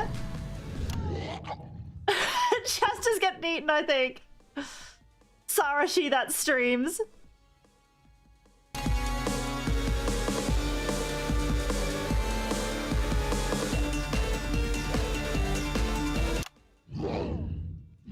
Let it feed. Welcome back. In just a few swishes of its mighty barbed tentacles, this resplendent machine behind me... Actually, Miss Wolf, I think it might be best if we conducted the experiment sooner rather than later, all things considered. Oh, yes, of course. Sorry, I was still on script. Maybe just a couple of quick introductory chats, though, to set the scene. You are Doctor and High Priest Charles Magnus. Yes, I suppose so. Please explain to our undeserving audience, how will this device please his great and terrible malevolence? Well, as we all know, we are but food for the great ancient. Mm-hmm. However, a few years ago, through a series of carefully conducted rituals, we gleaned that it has always found displeasure in our taste. It's a bit off, apparently. Well, according to our expert divinations, the beast is not content with our flavor. It's because of the soul-crushing fear we experience as it approaches at impossible angles. Yeah, that always that gets me. Makes us taste a bit tart. Even the sacrifices? Yes. Our research suggests they can be quite scary too, for those on the receiving end. I have noticed they often make a lot of a fuss. I just assumed it was the ecstasy of being among the chosen. It's a very difficult situation for the Undying One. After all, as we all know from the texts, its mere presence shall cause the blood to chill, and its touch brings forth the cold revulsion of disease and decay. I can see how it might be hard to maintain a smile under those circumstances. And it does like to play with its food, rather. An arm there, a leg there. As divine privileges go, it can be a bit traumatic. I see. So, it wants us to go to our deaths happy and with a smile, does it? Ignore that pesky survival instinct of ours. Oh, those pesky humans. Well, that seems entirely reasonable to me. How do we accomplish it? Well, once Chester... Once I activate the device, we will all be able to remain joyful and at peace, even as we watch our families devoured before meeting our own inevitable fate. We can meet our horrifically visceral ends without complaint. Yeah, thank you, It That Devours. In short, we will finally taste lovely. Thus ensuring the unspeakable horror will have a bountiful food supply for millennia to come, which I think we can all agree is the ultimate goal. We can agree. Well then, without any further ado at all whatsoever, let's do this thing.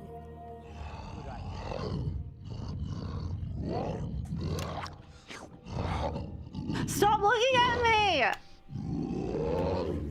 High Priest Magnus, bestow upon us your mighty gift of blissful ignorance.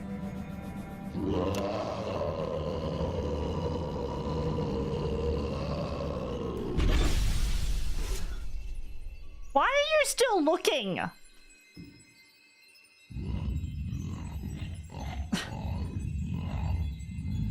Yeah, test has always been a bit too tangy. Okay. We'll go to MS. See ya!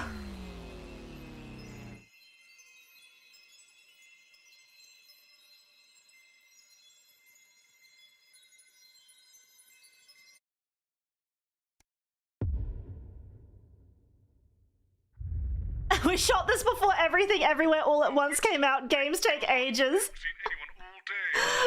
Thing seems to be an enormous healthy buffet. I've been snacking the whole time. I hope it's people with hot dog. What? You 1,000 times, Cherry. It's the total number of fruit minus the total number of vegetables multiplied by their combined ability to keep medical professionals away. Honestly, don't see why that's so hard for you to remember. If you could just wait here, please, Dr. Mandarin. The host will be with you shortly. Not him. I'm sorry, Dr. Mandarin. Wait, no, please, no! I love how Colin's the only one who can, like... The annoying orange universe, it's so good.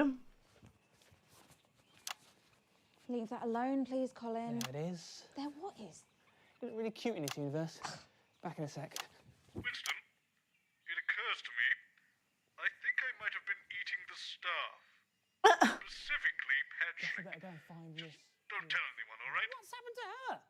No idea. Colin can handle it. Lemony is Jeremy. Anyway, Lemony Donaldson, this is Dr. Charles Mandarin. Ah, of course. Lemony Donaldson, professionally sour. All the sharpest minds are. Sorry I'm late. Colin left me in the dressing room again.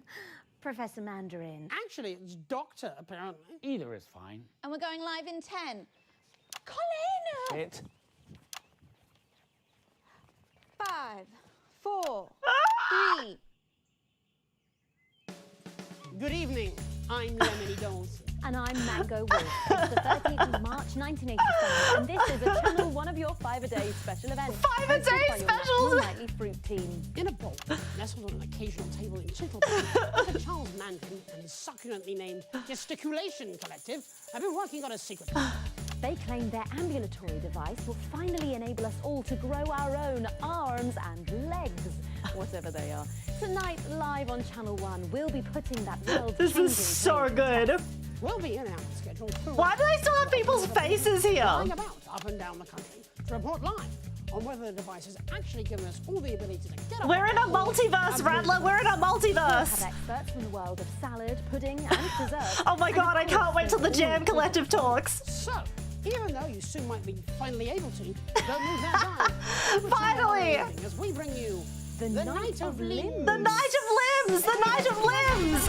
Let's go! I don't know what you mean. I have the rind of a young, fresh peach. Well, you should probably give it back to her. When we come back, we'll do the questions. You see that Colin's holding the fruit I'll up? need my presentation, though. Yes, I believe we're just getting it ready now. Oh.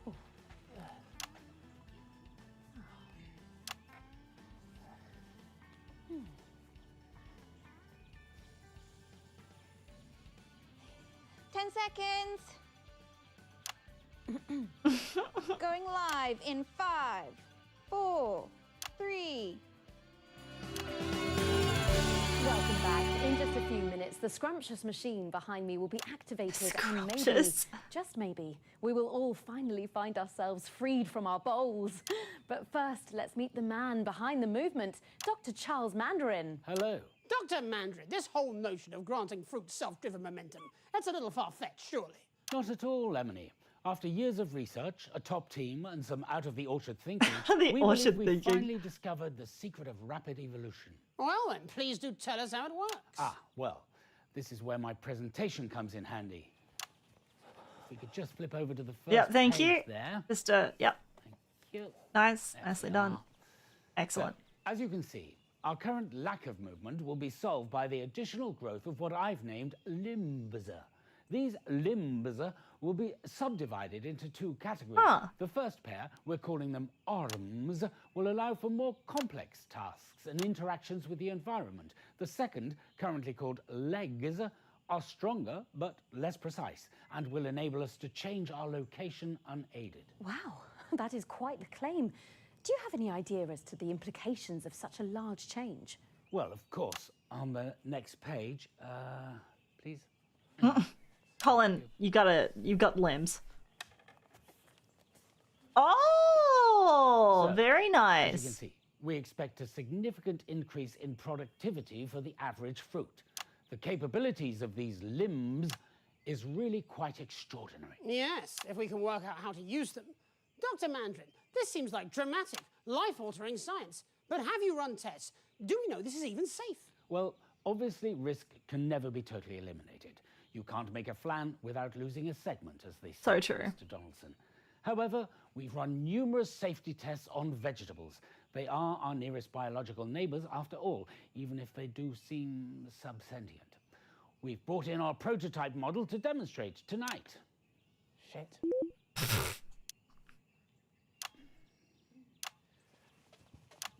Oh, wow, well, that is impressive. And it all works without damaging the poor vegetable. Well, we're more than 87% confident that any pain felt was minimal at most. Right then. Well, thank you for that, Dr. Mandarin. Now let's get that thing out of here, shall we? Whew, dirt has given me the pips. We were hoping to go live to the new government presentation cushion for a special message from the Prime Ministers, Peach Clement and Julia Limesbury, but unfortunately he's got a bit pickled and she's worried he'll just take the piss. So I think we're just going to make our way over to the Please, machine. this was a funny bit, but my God, press the button. Oh, Colin. Colin, I can't see. Watch it! Oh, you stand here, Colin. I seem to be stuck under. Oh. Colin, don't forget about Cherry.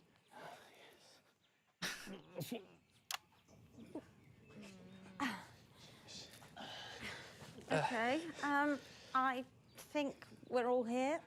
I can't really see, so there's that. Who's here? I'm here. Me, Cherry Mims, 24 hours old. My favourite places are refrigerators, vineyards, and Black Forest. Also, I'm here. Also, why? Good. Let's get the countdown started. Let's get the countdown Cherry? started. Yes, sure. Okay, starting at 10. 9, 8, 7, 6. Come on, Colin. 5, 4, 3, 2, 1. Colin, you're gonna have to press it. Could you press that for me, please? Christ's sake. Okay, are you eating the fruit, Bozeman? Oh, yups. Okay, so we need to now go to 3TA.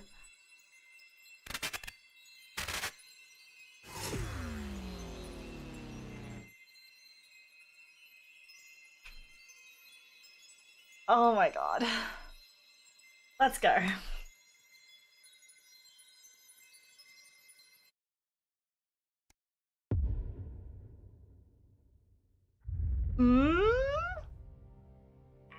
Oh no, is this some sort of yoga universe? I don't know, some sort of Zen universe? What the? Are we already in the happiness universe? This is Jeremy. Welcome, welcome. Delightful to meet you. Jeremy Donaldson. Dr. Charles Magnus. They did a little kiss on the lips. Mims. 324. My favourite Guangons are Garglax, Kitterkill, and Peng. Fascinating. Shall we? Oh, yeah. This The is despondency device. Leave that alone, please, Colin. Robo Jetty. Brilliant. This is the future then. It's the present, Colin. Are you feeling all right? Do you need to visit the bliss space? Bliss space? How much that cost? You're so funny. Where is the bliss space? Same place it's always been. She was more helpful as a human. Don't be technophobic, please, Colin. The uploaded are just as human as everyone else. Is everyone in the future this sickeningly nice? I guess we'll find that out tomorrow. So not in the next 5 minutes or... Colin, you brighten my day, and I love you.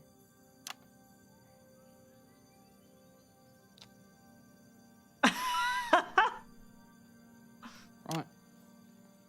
Last name? Sorry I'm late. I got caught up at the House of Sensation. Everyone's just kissing everyone. You're here on time. This is Dr. Charles Magnus. And this? Chester Mims, 324. My favourite... 10 seconds. I'll kiss you later. No, I'm not much of one for formalities. 5, 4, 3. Good evening, friends. I'm Jeremy Donaldson. It's another beautiful day. And I'm Megan Wolfe. It's the 13th of March in the year 3751. 3751? And this is a galaxy-wide broadcast on Interstellar Wave Range 1. Humanity, as we know it today, is of course lovely. War, inequality, sickness, crime and death. These have long been just story beats in cautionary tales we tell our infant clones. But let us never forget that in our primitive past, These are accepted as inescapable parts of everyday life. And tonight, according to our guests, we will all be able to experience a long-forgotten sensation thanks to this, their despondency device. Welcome, friends, with love, to The Night of Tears. Oh, Jenny, you look lovely. New wheels. Temporary. I should get my body back next week. There was a hold-up. Apparently, it's still only 7 years old, but it'll be back for next Giving's Day. Oh, same one? Pretty much. A bit taller this time, I hope. How long does Find Mine need? No more than a minute. Wonderful. This gives us all a little time to get to know each other before the experiment. Are you scared? I don't know. What does that feel? 10 seconds. I don't know. Going in 5, 4, 3. Welcome, friends, with love, to the Night of Tears. In just a few minutes, the impressive machine next to me will be activated. But before that, let's all adore the man behind the misery, Dr. Charles Magnus. Hello. So, Dr. Magnus, if your experiment works, and I, for one, believe that it will, tonight, for the first time in more than a millennium, human beings within range will experience what the history books have called sadness. Is that correct? You are indeed absolutely correct. By analysing the surviving musical compositions and the literary works from before the fall, we believe we can artificially induce this. Finally, we can have sadness or again. at least something close to it. I'm sick of all this happiness. Angst or ennui. Oh, ennui. Confess, I'm a little scared, Dr. Magnus. Oh, there's really no need to be afraid. We've set up the machine to automatically switch off after an hour, in case we become so sad we can't lift up our arms. Goodness, can sadness do that? No one remembers, Megan. That's what makes this project so exciting. And you are Dr. Magnus's assistant. Chester Mims, 324. My preferred atmosphere is 78% nitrogen, 21% oxygen, and 1% other stuff. I want to know what the other stuff is. Exactly how sad will your device make us, Dr. Magnus? I've heard legends that sadness can drive people to harm themselves or write poetry or become estate agents. Oh no. Thanks to the sterling work by Dolores and the Atima emotional resonance, we've been able to develop harmonic limiters that will keep sadness levels to no more than a quiet, contemplative weep. Yes, I hear you've had a huge team working on this. Is there anyone else you'd like to single out for love at this time? It would be remiss of me not to thank Doris and all of the staff at Universal Stability, and of course, Diana and the fine minds in variational linguistics. Don't forget about Doreen. Of course, Doreen. There's too in many. Temple Attunement and her team of child geniuses. Is there anyone else? Daisy. in televisual variants. You think? Oh, why not? Yes. Thank you to Daisy in televisual variants. How many people worked on this project? Hundreds. Thousands, possibly. And it all culminates in this live test. But first, a message from the fine mind. Good evening, friends. With love. It has been calculated that tonight's experiment has a 90.1% probability of success. Those who take part will experience emotions they may find uncomfortable. To opt out from the experiment, please set your dwelling's harmonic filtration frequency to 540. The experiment is scheduled to last 120 minutes. The fine mind will be more... Indeed. And now we are evolved. Probably unrecognizable to our primitive ancestors. Collected, at peace, and calm. 10 seconds, everybody. The ultimate humans. Yes. Oh, my flies are undone. Going in 5, 4, 3. Safe travels with love. Well, final checks are being carried out by Mr. Mintz, and I think we're just about ready to go. Excited, Dr. Magnus? Yes, I think I am.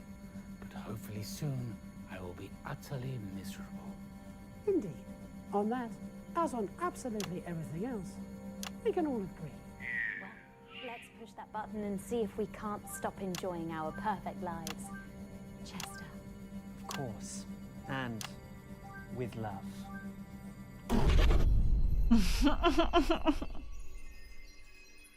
All right. Bloody done, Winston. We've done it. I've got her details now, and I've added it to the Rolodex. You can call Professor Dolores Klein for the next loop whenever you're ready. We need to watch the last. Keep exploring other universes, We gotta watch the last universe, right? Like, we have to see the last universe. So the stakes are not high, but we gotta watch it. I want to. Yeah, we can check it out first.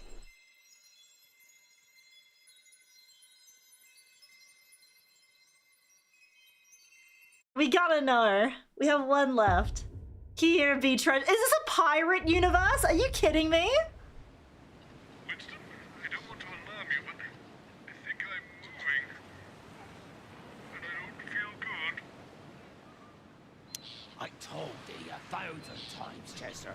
It'd be the number of blind dates I've been on when they all turned out to be mermaids, followed by the number of pucks on me left hand, before the hook, that is. The date me childhood sweetheart married the second mate, the age of ship's cat was when it got drowned, the number of conversations I've had with the Pirate King, and the exact time. It's called the Euphoria device. You better start remembering or I'll fight some of you do. Yes, Captain Magnus. Sorry, Captain Magnus. Well, if you sit yourself there, they'll be with you when they're ready. Yeah, I should also cross the wrong cables in the. Chester. Not you. Yarr. Best be leaving that alone, Colin. Oh, I like this. This could be fun. We're not in the business of fun, boy. We're in the business of telling people what's what and getting booty while we do. Yo-ho! Yo-ho! Yo-ho! Let's not push it too far, though. Might get old a bit quick, this one. What does Colin think you're getting old? Oh, blast if I know. Boy's got naught but empty sails on top his shoulders. Captain Magnus, Captain Donald. Gotta say, not sure I trust you in your lot. We pirates don't deal with trust. True enough. Sorry I be late. Ran into a couple of blackguards. Had to teach them a thing or two about manners. You must be Captain Wolf. Always thought it was strange there was the two. Just means there's two blades to run you through if you misbehave. All right, you lot, get This to is it. so funny. We're going live in 5, 4, 3. The actors must have had such fun making this. Yo-ho! I be Captain Donald. And I'm Captain Wolf. Yo-ho! Tonight we got a very special announcement for everyone in the fleet, straight from the Pirate King himself, so listen up. Damn straight. We ain't in the habit of repeating ourselves. Deep in dread. I love how we got a missing tooth. On an island that can't be found, Captain Magnus has been working on something that will change the pirate's life for good.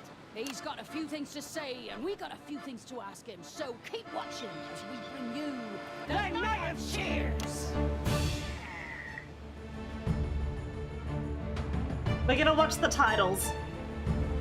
Oh no, there's Colin. I don't think pirates really say the word booty, you know, outside of film, so it's got to be new. Shut it, Sprung!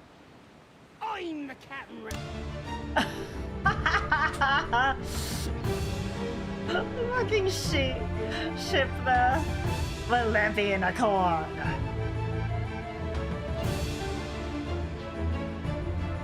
And there's nothing you can do about it. It's your job to just smile and nod. Got it? Good. Now go start the whole device. Yeah, Harvey, that's another one. Like an age one. You better show us some respect, Cole, if you want to keep your limbs intact.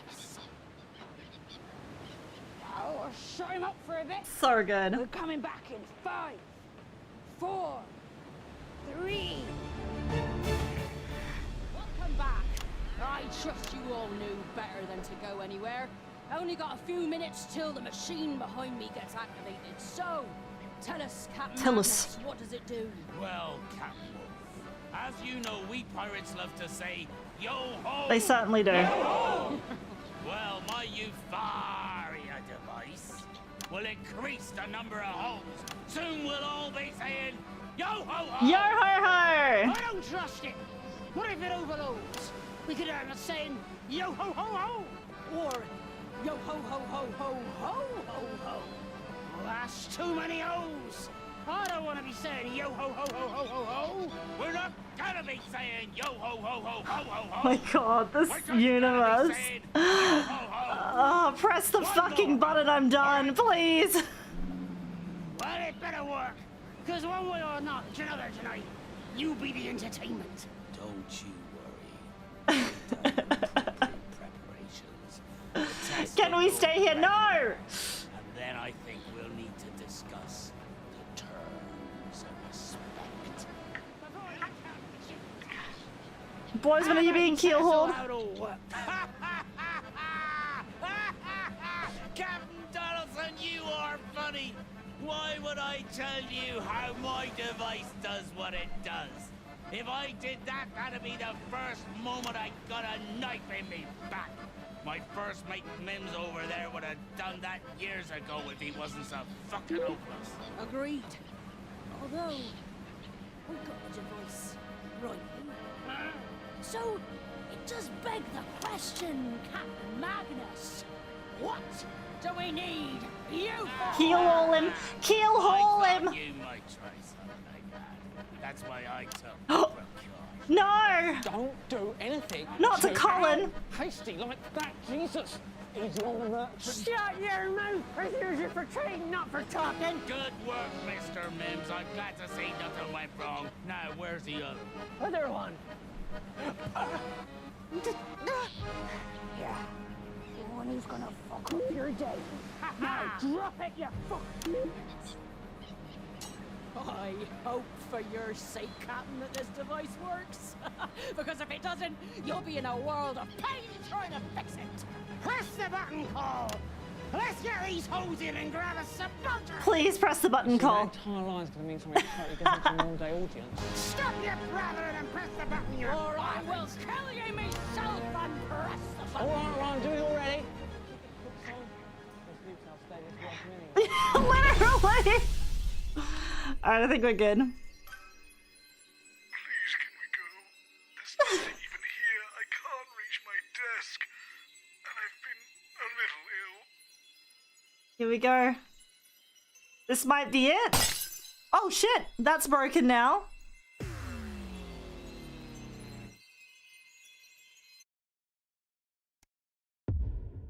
A Tale of Love and Jazz? Thank goodness we're back from the multiverse. A totally original idea here in 1985. Never been done before. But I can't help feeling, given a few decades, everyone will be doing it. Anywho, we've solved this, so don't forget, We care about the audience again. Okay. Let's make it a Good show. And with that in mind, I've managed to book Smiling Toots Johnson and his Jazz Fandango to play in the studio. If Mohammed can't go to the mountain shall come to Mohammed. I've told you 1,000 times, Chester. It's the number of blind dates I've been on when no one's turned up, followed by the worrying number... Oh. Hello, Professor Klein. I didn't know you were attending this evening. Good evening, Dr. Magnus. It was all a bit last minute, I think. Chester, did you know about this? If you could just sit here, please, Dr. Magnus. The host will be with you shortly. Not you. Sorry, Dr. Magnus. Are you not staying, Chester? Yes. Where are you going, Mr. Mims? Sit down. Professor Klein and I think you have a lot to add. Leave that alone, please, Colin. What if Chester's their son? Everything's in its place. You okay, Colin? Why can't I just be... Glad you're not singing. Why would I singing? Who's the mouse? Bozeman booked her last minute. Also, there's a new script on the auto cue, and he says you're to talk about love. Who does Bozeman? Has he lost his fucking mind? It's a night of smiles, Jeremy. Try one on for size. Jeremy Dawson. Professional matchmaker, apparently. Goodness. Oh my god, I've only got 10% battery remaining. These long streams. God, no. The very thought. Ridiculous. Bozeman held me up. Did he ask you to... Keep it here, just relay the message. I heard that. Well, I think you'd look really good with wings on, actually. 10 seconds. Under nappy. That's a look. Okay. 5, 4, 3. Good evening. I'm Jeremy Johnson. And I'm Megan Wolf. It's the 13th of March 1985, and this is a Channel 1 special event hosted by your national nightly news team. What is happiness? It's a question that has baffled artists and poets since the dawn of time. I like the smooth jazz. Caveman, romantically rendering his intended unconscious with a simple stone club, to the jazzman in their spooky place, loosening libidos with each daring new progression. Or the audience, tap, tappity, tap, tap in their toes to the crazy rhythms of the mysterious night in an effort to unwrap her most intimate secrets. Who wrote this? Bozeman, apparently. You having a midlife crisis? And yet she eludes us, this fragile happiness that flits from heart to heart, staying only as a guest until, of course, we are found by our true love and our heart starts to beat in syncopation with another. For when we are in love, every moment is happy, every sound a melody, every face is radiant, beautiful and engrossing as an alley cat. And when they find the first word ever scrawled to the cave walls in the flickering light of that primitive flame, you can bet your soul that that word would be love. Or even jazz. So don't move that dial, stick with Channel 1 all evening as we bring you The Night of Love. You know, Winston, we've reached the end of our journey. There have been ups, there have been downs. We really made it. We've come through it a little older and a little wiser. We have. And I, like you, am looking forward to going home. So let's make it a good one. Let's make it a good one. I agree, Barsman. With Charles. And Dolores.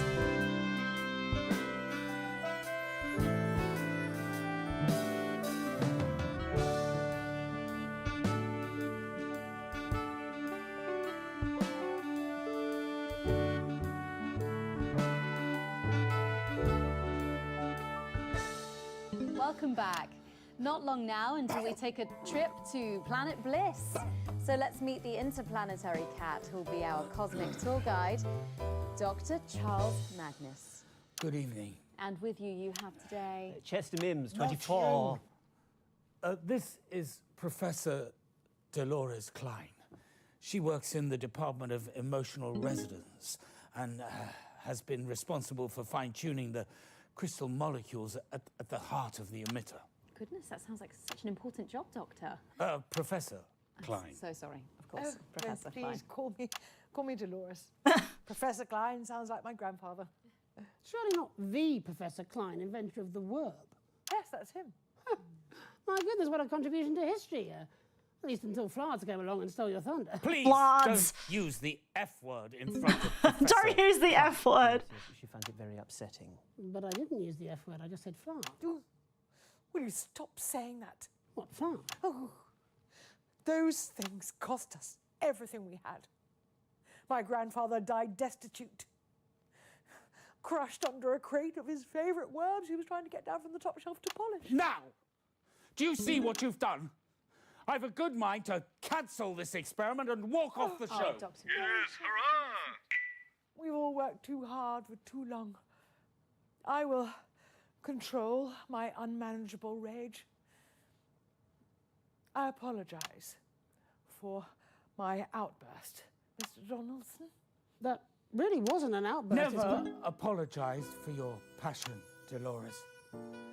It's The mood music really helps us. impeccable at your job.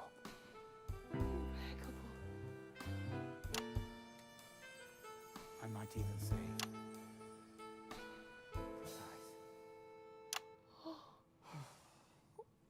You say the nicest things, Charles.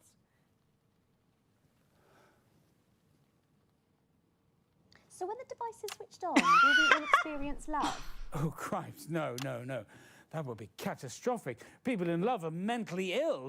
They shouldn't be allowed to fly aeroplanes or perform sensitive tasks. No, our device will simply bring about a sense of contentment. Love can be terribly painful. Yes. Best avoid it. Probably.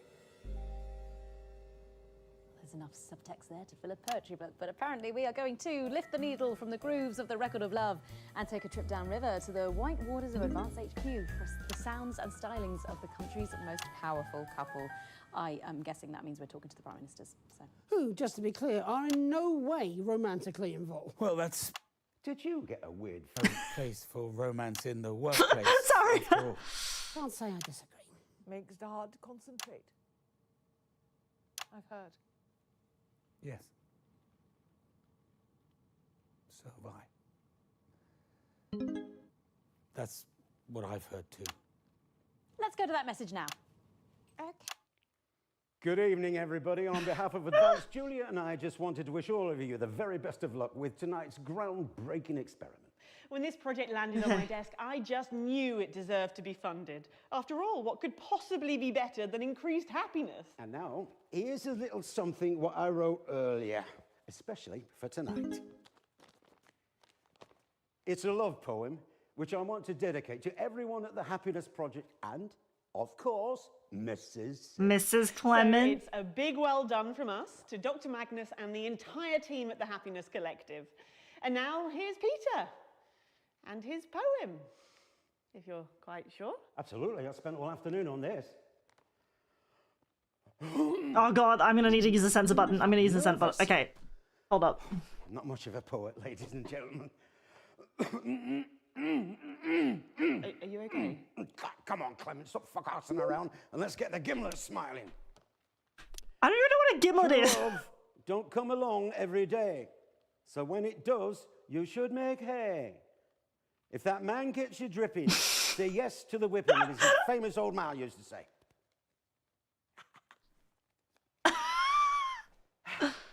Okay. Good luck, everybody. Love it. Love it. To the studio. Love it. And we're out. That took Crap. you off. We'd still be making prototypes out of hope. And you are Chester. Chester Mims, 24. I'm attracted to badgers, some shelving units, and women between the ages of 22 and 51. You're going to press the button, are you? Oh, I rather think the three of us should push it. Don't you, Professor Klein? Why don't you, put your hand on top of mine? Yes, of course. That's right. And, Dr. Magnus, why don't you put your hand on Professor Klein's? That's right.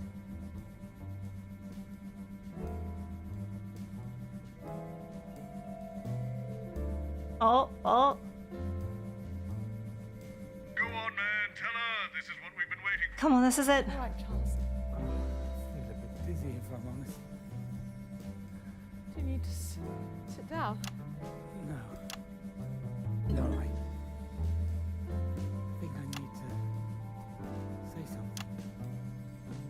Something I should have said a long time ago. Well, perhaps you should say it during the break, Dr. Magnus. No, you're right. No, don't press it, don't press it. No, We're going to get a counter on the screen there. We're going in 10. No, say it now. 8, 7. Come on, Dr. Magnus. 6, 5, 4, 3, 2, 1.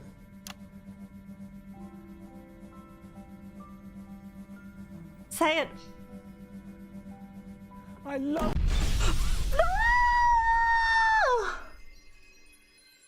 Well, Winston, I'm sorry. We've exhausted each and every one of my ideas. We even traversed through multiple parallel universes, and we still couldn't solve this thing. I suppose we'll just have to get used to this tortured existence, trapped in time.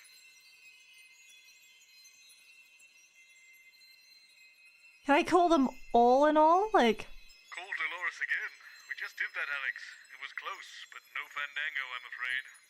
You might find it amusing to make my channel into a zoo, but I am in no mood. How do I do this? They said that game developers might try to hide the solution in, like...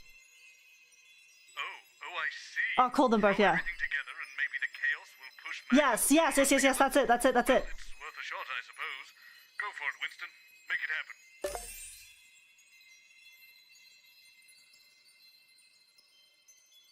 So we're gonna try and do it all. Everyone.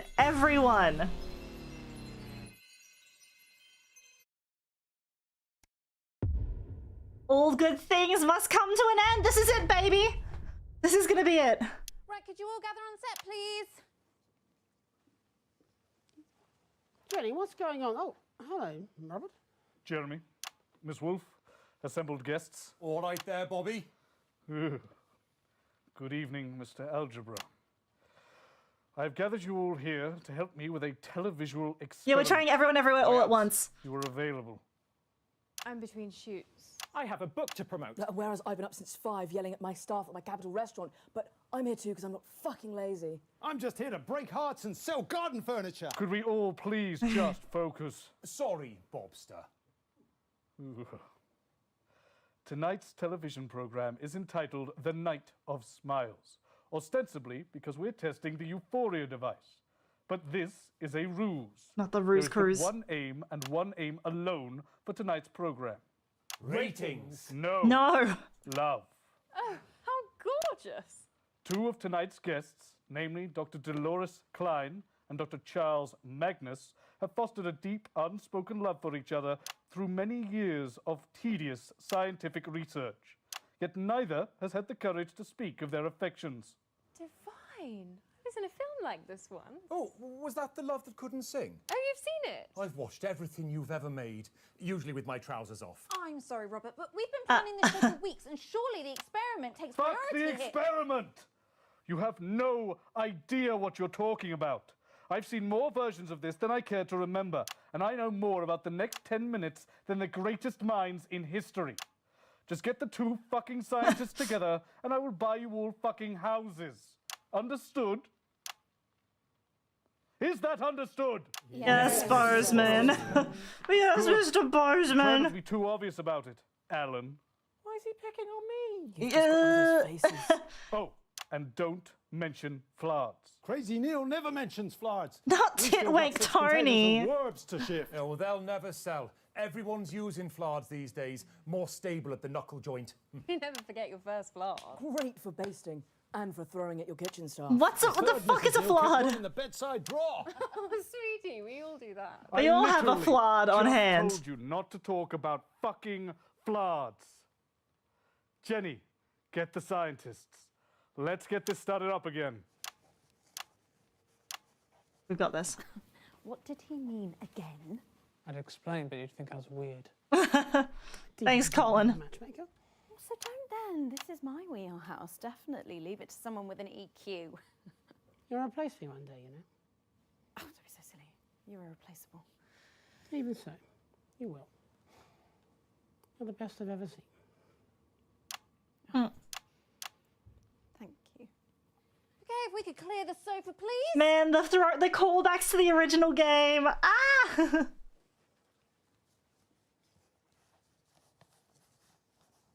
What the fuck is Jeff Albert? Get the fuck That's out of my that chair, chair. Oh, Christ, sorry. Right you are. Room for one. Right, yes. Sorry, no, of course you're not in the staff room now, Jeff. Old touchy Jeff. I think there's room here. Oh, thank you. Oh, I'll just budge up a bit. Room for me on the end here, probably. Sorry. They're in hand holding. They're in hand holding distance. Would you rather I stood? No, you're fine, Charles. Remember, everybody, L-O-V-E. Oh my god. They're scientists. They can spell, you doofnut. 5, 4. All right, let's go. Everything I can, Winston. The rest is up to you. I'm Have Jeremy a Dawes. great show. And I'm Megan Wolf. It's the 13th of March, 1985, and you are here with us. I'm sorry. You seem to be perspiring rather a lot. My heart has experienced a mild acceleration, I think. Let me check. Is this a good time to mention my new book? We haven't even got to the opening titles yet, Alan. What are you going to keep that book on, friend? Oh God, not you as well. You want to buy a shelf? We got all sizes, crazy sizes, in crazy prices. Let's have a look at that book, friend. Yeah, it's here, in this.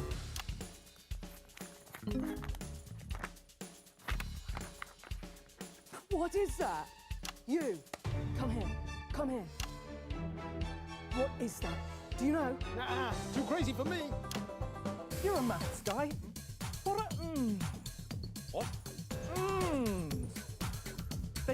dimension in Not in millimeters. Aren't they?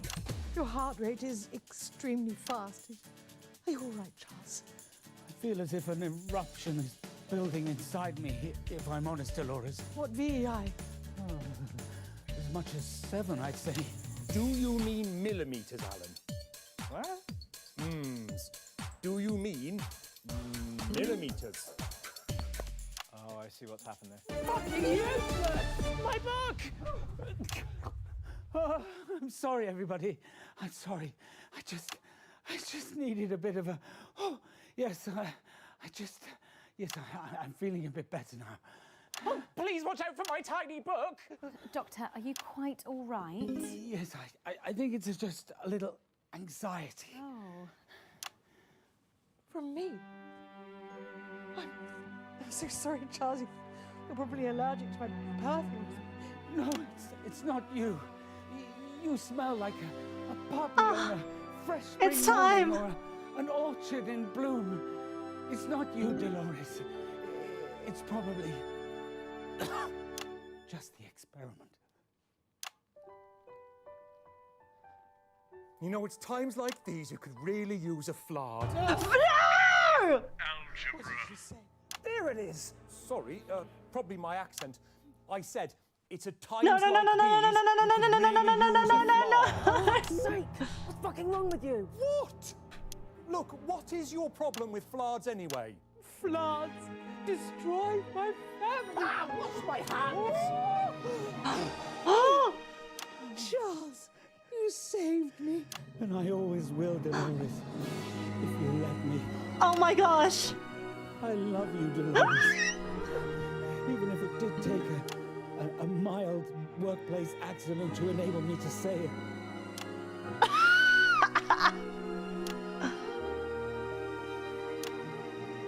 Yeah, you're kind of just sitting on me now.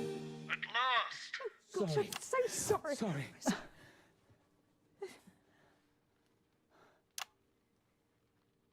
Just roll the opening titles.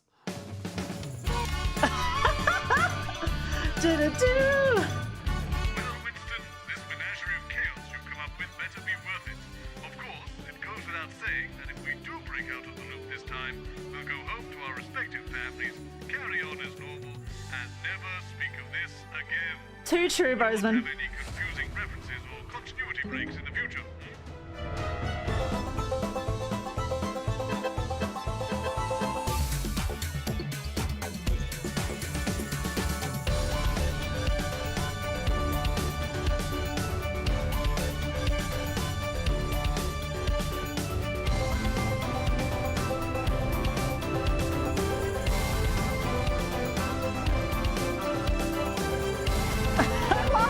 Jeff Algebra in the corner. Welcome back to the Night of Smiles. The machine behind us will make you all happier. Believe it? Neither do I. But let's press the button anyway and see what happens. Wow, yes, let's do that. I think we can get a counter on the screen here. Okay. It is, and we're going in 10, 9, come on everyone, 8, Come on, Magnus. 4, 3, 2, 8. Dr. Magnus? I'm sorry, Chester. I'm sorry, everyone. But the experiment cannot proceed. Thank God. I'm a fraud. Charles. What are you talking about, old boy? Ah, don't worry about it. I've been a fraud for years. My real name's just Neil. This device is a fraud. A paper tiger. No, Dr. Magnus, we've attuned everything. It doesn't matter. We don't need a machine to bring us happiness any more than we would want someone to eat for us or laugh for us. We don't need a euphoria device. All we need is each other. Everywhere. Already. Crazy Neil was just Neil. Sorry to ruin it for everyone. For me, it's how I feel when I look into Dr. Klein's eyes. And at her meticulous research. But for you, it might be a particular view at sunset, or the darkness of a theater just before a play is about to begin, or your mother's cooking, or all of these things, or a million other things. We don't need anything to make us happy. We just have to go out and grasp it. Chester, inhibit the machine. Yes, Dr. Magnus. It's off, yes! Machine inhibited. Good job, nicely done. Suppose we can all go home. Yep, that's exactly what we should be doing.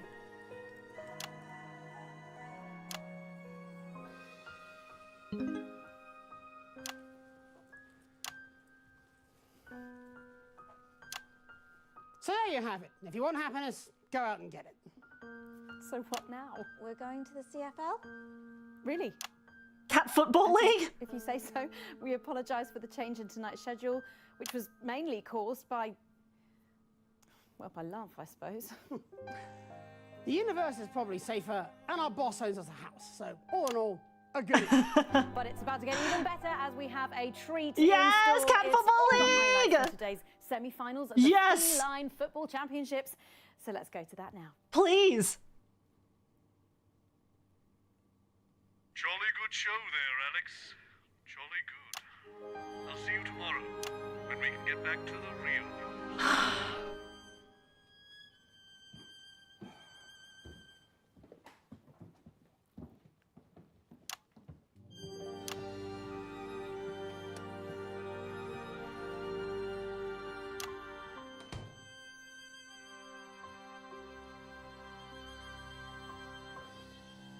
Yeah, why are they going to show us the Cat Football League? Come on.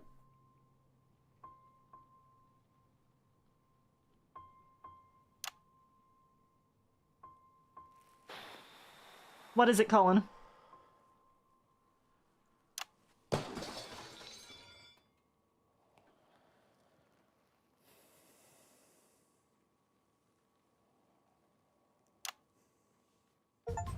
Yeah!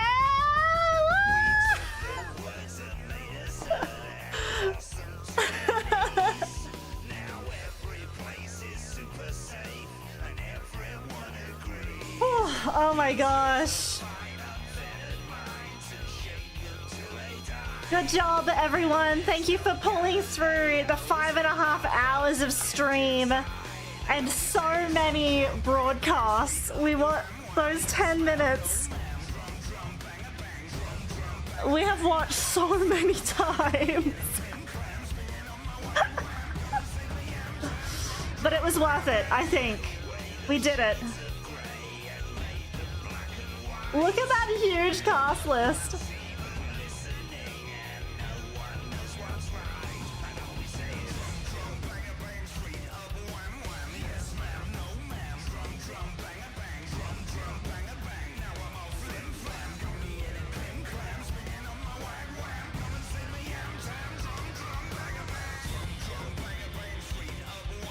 I loved the Musiverse. That was a lot. That was a lot of loops, yeah. It's only 7:30 AM now. It's fine. It's fine. It's the weekend. Okay. Woo. Just in time as well. I'm like, I have to go out of it later, and I'm like, oh, we're getting a bit late. So I'm gonna wrap up the stream pretty quickly after the credits, but they're worth watching. Thank you for coming along, everyone.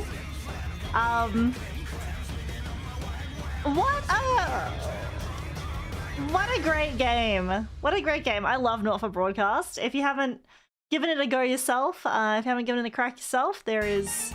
Oh my god, yes! Yeah! All right, lovers, Gary Kimberley, you join me for the CFL Championship Cup semi-finals. The Fluffers versus the Meows. 7 minutes on the clock. So cute! The tail nonchalantly into the net. As you can see, Duchess in support. Any part of the ball crosses the line, it's a goal. All getting lively in the semi-final now. Oh, they're so cute! But knowing he's going to get that reaction, he gets exactly what he wanted. Paw to the face. It's an early red card. They're down to 3 caps in the semi-final. The returning cup makes no difference here. Top scorer for the Fluffers this season, Duke. Rear hind finish from the halfway line. Absolutely blinding. There's a clear instruction here at half-time from Monty Fortune. Get out there, lay the law back down to them, boys. Do not let them get away with this. Fight!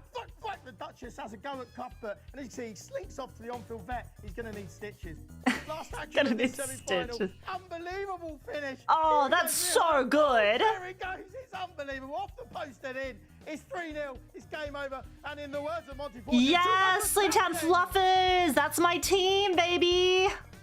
All right, very good. That's so good. That was so good. That was so good. That was amazing. I'm so happy we played it. Yes. I love Not for Broadcast. Love it so much. What a great game. What a great series. Thank you, everyone. Thank you for sticking around for 5.5 hours to watch all of that.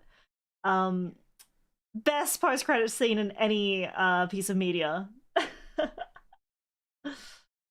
All right. Let me quickly wrap this whole thing up. Let me wrap this thing up because I need to get out of here. But let's quickly run through these super chats and things. It's not 2 minutes, good. It was a great time. Did you guys have fun? The Fluffers lost. I lost all my pebbles again. Oh man. I definitely couldn't miss the CFL coverage, right? What was your favorite universe? Actually, while we're going through the super chats, what was your favorite universe from today? Or your favorite loop? Meridon, thank you for the 5 Sara Nagare gifted memberships. Your contribution to the Grey Name conversion effort is greatly appreciated. Johnny Roberts, thank you for being a cool, fun, and sexy member for 21 months. Winnie the Pooh Home Run Derby would be hilarious. I'll take that on board for a future game. Suggested Pirate Universe! The Pirates. My second favorite one was the musical one. Third was the Cthulhu Bus. Cthulhu Bus was really funny as well. I kind of love that one. Themesicle, thank you for the super chat. What do you get when you cross a joke and a rhetorical question? Oh, that's the joke already. Wait. Pinkerton, thank you so much for the gifted Sara Nagare membership. Your contribution to the Grey Name conversion effort is greatly appreciated. And Pinkerton, thank you for the little Borgda blue super as well. And also thank you for I petitioned that we start calling Sara she that streams. Well, I'm gonna need some sacrifices. I think mine was the fruit one, Cthulhu Verse, but Pirate Verse was a close second. The musical one was also very great. Lovecraft one was the favorite. Hashtag universe. Oh, it was so like. Where do we line up? Pray she that streams. Absolutely, thank you for being a cool, fun, sexy member for 23 months. That was a really interesting and funny DLC. It had everything: drama, comedy, existential, Lovecraftian horror, singing pirates, and most importantly, cat football. Thank you for the stream, VTuber Chris. Yeah, I'm VTuber Chris, and in the Chrisverse, I am so happy to have you here. Thank you guys so much. And Pinkerton, thank you again for a gifted Sara Nagare membership. Your contribution to the Grey Name conversion effort is greatly appreciated. All right. Let me take a quick look as well at the Streamlabs, and thank you, Marinon, for the donation at the beginning of the stream. Thank you. It's a day late, but congratulations on reaching 25,000 subscribers, Sara. I'm incredibly proud of you. Keep up the hard work. I hope you have a wonderful Not for Broadcast time loop stream. I'm gonna pass out, so have a fantastic rest of your day. Thank you so much. Marinon, if you do see the VOD, I hope you enjoy the multitude of universes we went to. And thank you for the kind words. Yeah, I reached 25k recently. Yippee! This game was a trip. It really was. It really was. Yeah, please check out the VOD for if anyone's tuning in late and only missed a few of the universes. There were some really funny ones in there. Cthulhuverse was great, actually. That was probably one of my favorite ones. And Themesicle, thank you as well for your donation on Streamlabs as well. Thank you. Greatly appreciated. All right, sorry for rushing through talking. Oh, absolutely. Thank you for the gifted Sara Nagare membership as well. Your contribution to the Grey Name conversion effort is greatly appreciated. I have to go get ready to head on out a bit later, but I'm gonna see if I can find someone to send you through to. I know this is literally like the I think this is like the 3rd day in a row that I'm sending you to Iku, but it's Iku's birthday, so... Well, Iku's early birthday, at least. She's doing a 24-hour endurance, so we should give her a little bit of our support. Yeah, it was a long stream. I can't believe you're so true, Queen, the head dominatrix. Well, like, how is it possible to love a man? It's so true, Queen. Like, that was also a very interesting universe. That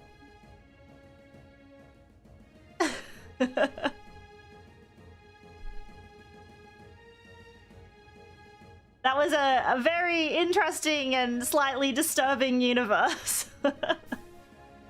Alright, please go enjoy Iku, and if you guys want to play Not For Broadcast yourself, like, I only played through one of the endings in the main story before. If you really like the look of it and like the like, there was actually less that you had to do gameplay-wise to keep the ratings up and stuff. It was more about finding the clues and things, which I think was a fun way to just sort of, like, cap off the series, though.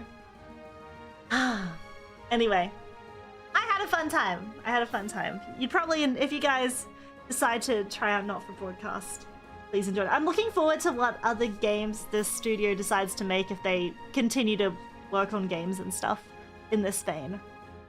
I think it'd be really, really interesting to see what else they can come up with. Anyway, one of my favorite FMV games ever. I had such a fun time with it. I hope you guys had fun too. Just the Job now plays. I love Just the Job! All the musical numbers were also so good. Like, the fact that they did like a 14-minute long musical segment. Holy crap. Yes, and I'm sure we're all looking forward to the Mysterious Sara FMV fan game whenever it comes out. I'll look forward to playing that as well. Okay. I think that's it from me. Script songwriting was amazing. It really was. Like, I had such a good time with this game. Anyway, I'm gonna go now. I'm gonna go. I have to leave. I've gotta leave. As much as I want to stay here and keep chatting with you, I've gotta go. This was Sara Nagare, Sup and Storyteller. From Premier and EverAfter, here to create history. Thanks for hanging out. I had a really good time.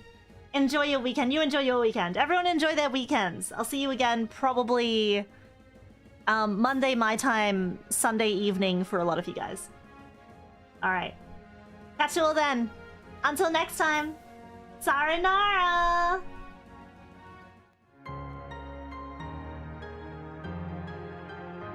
Sayonara, everyone!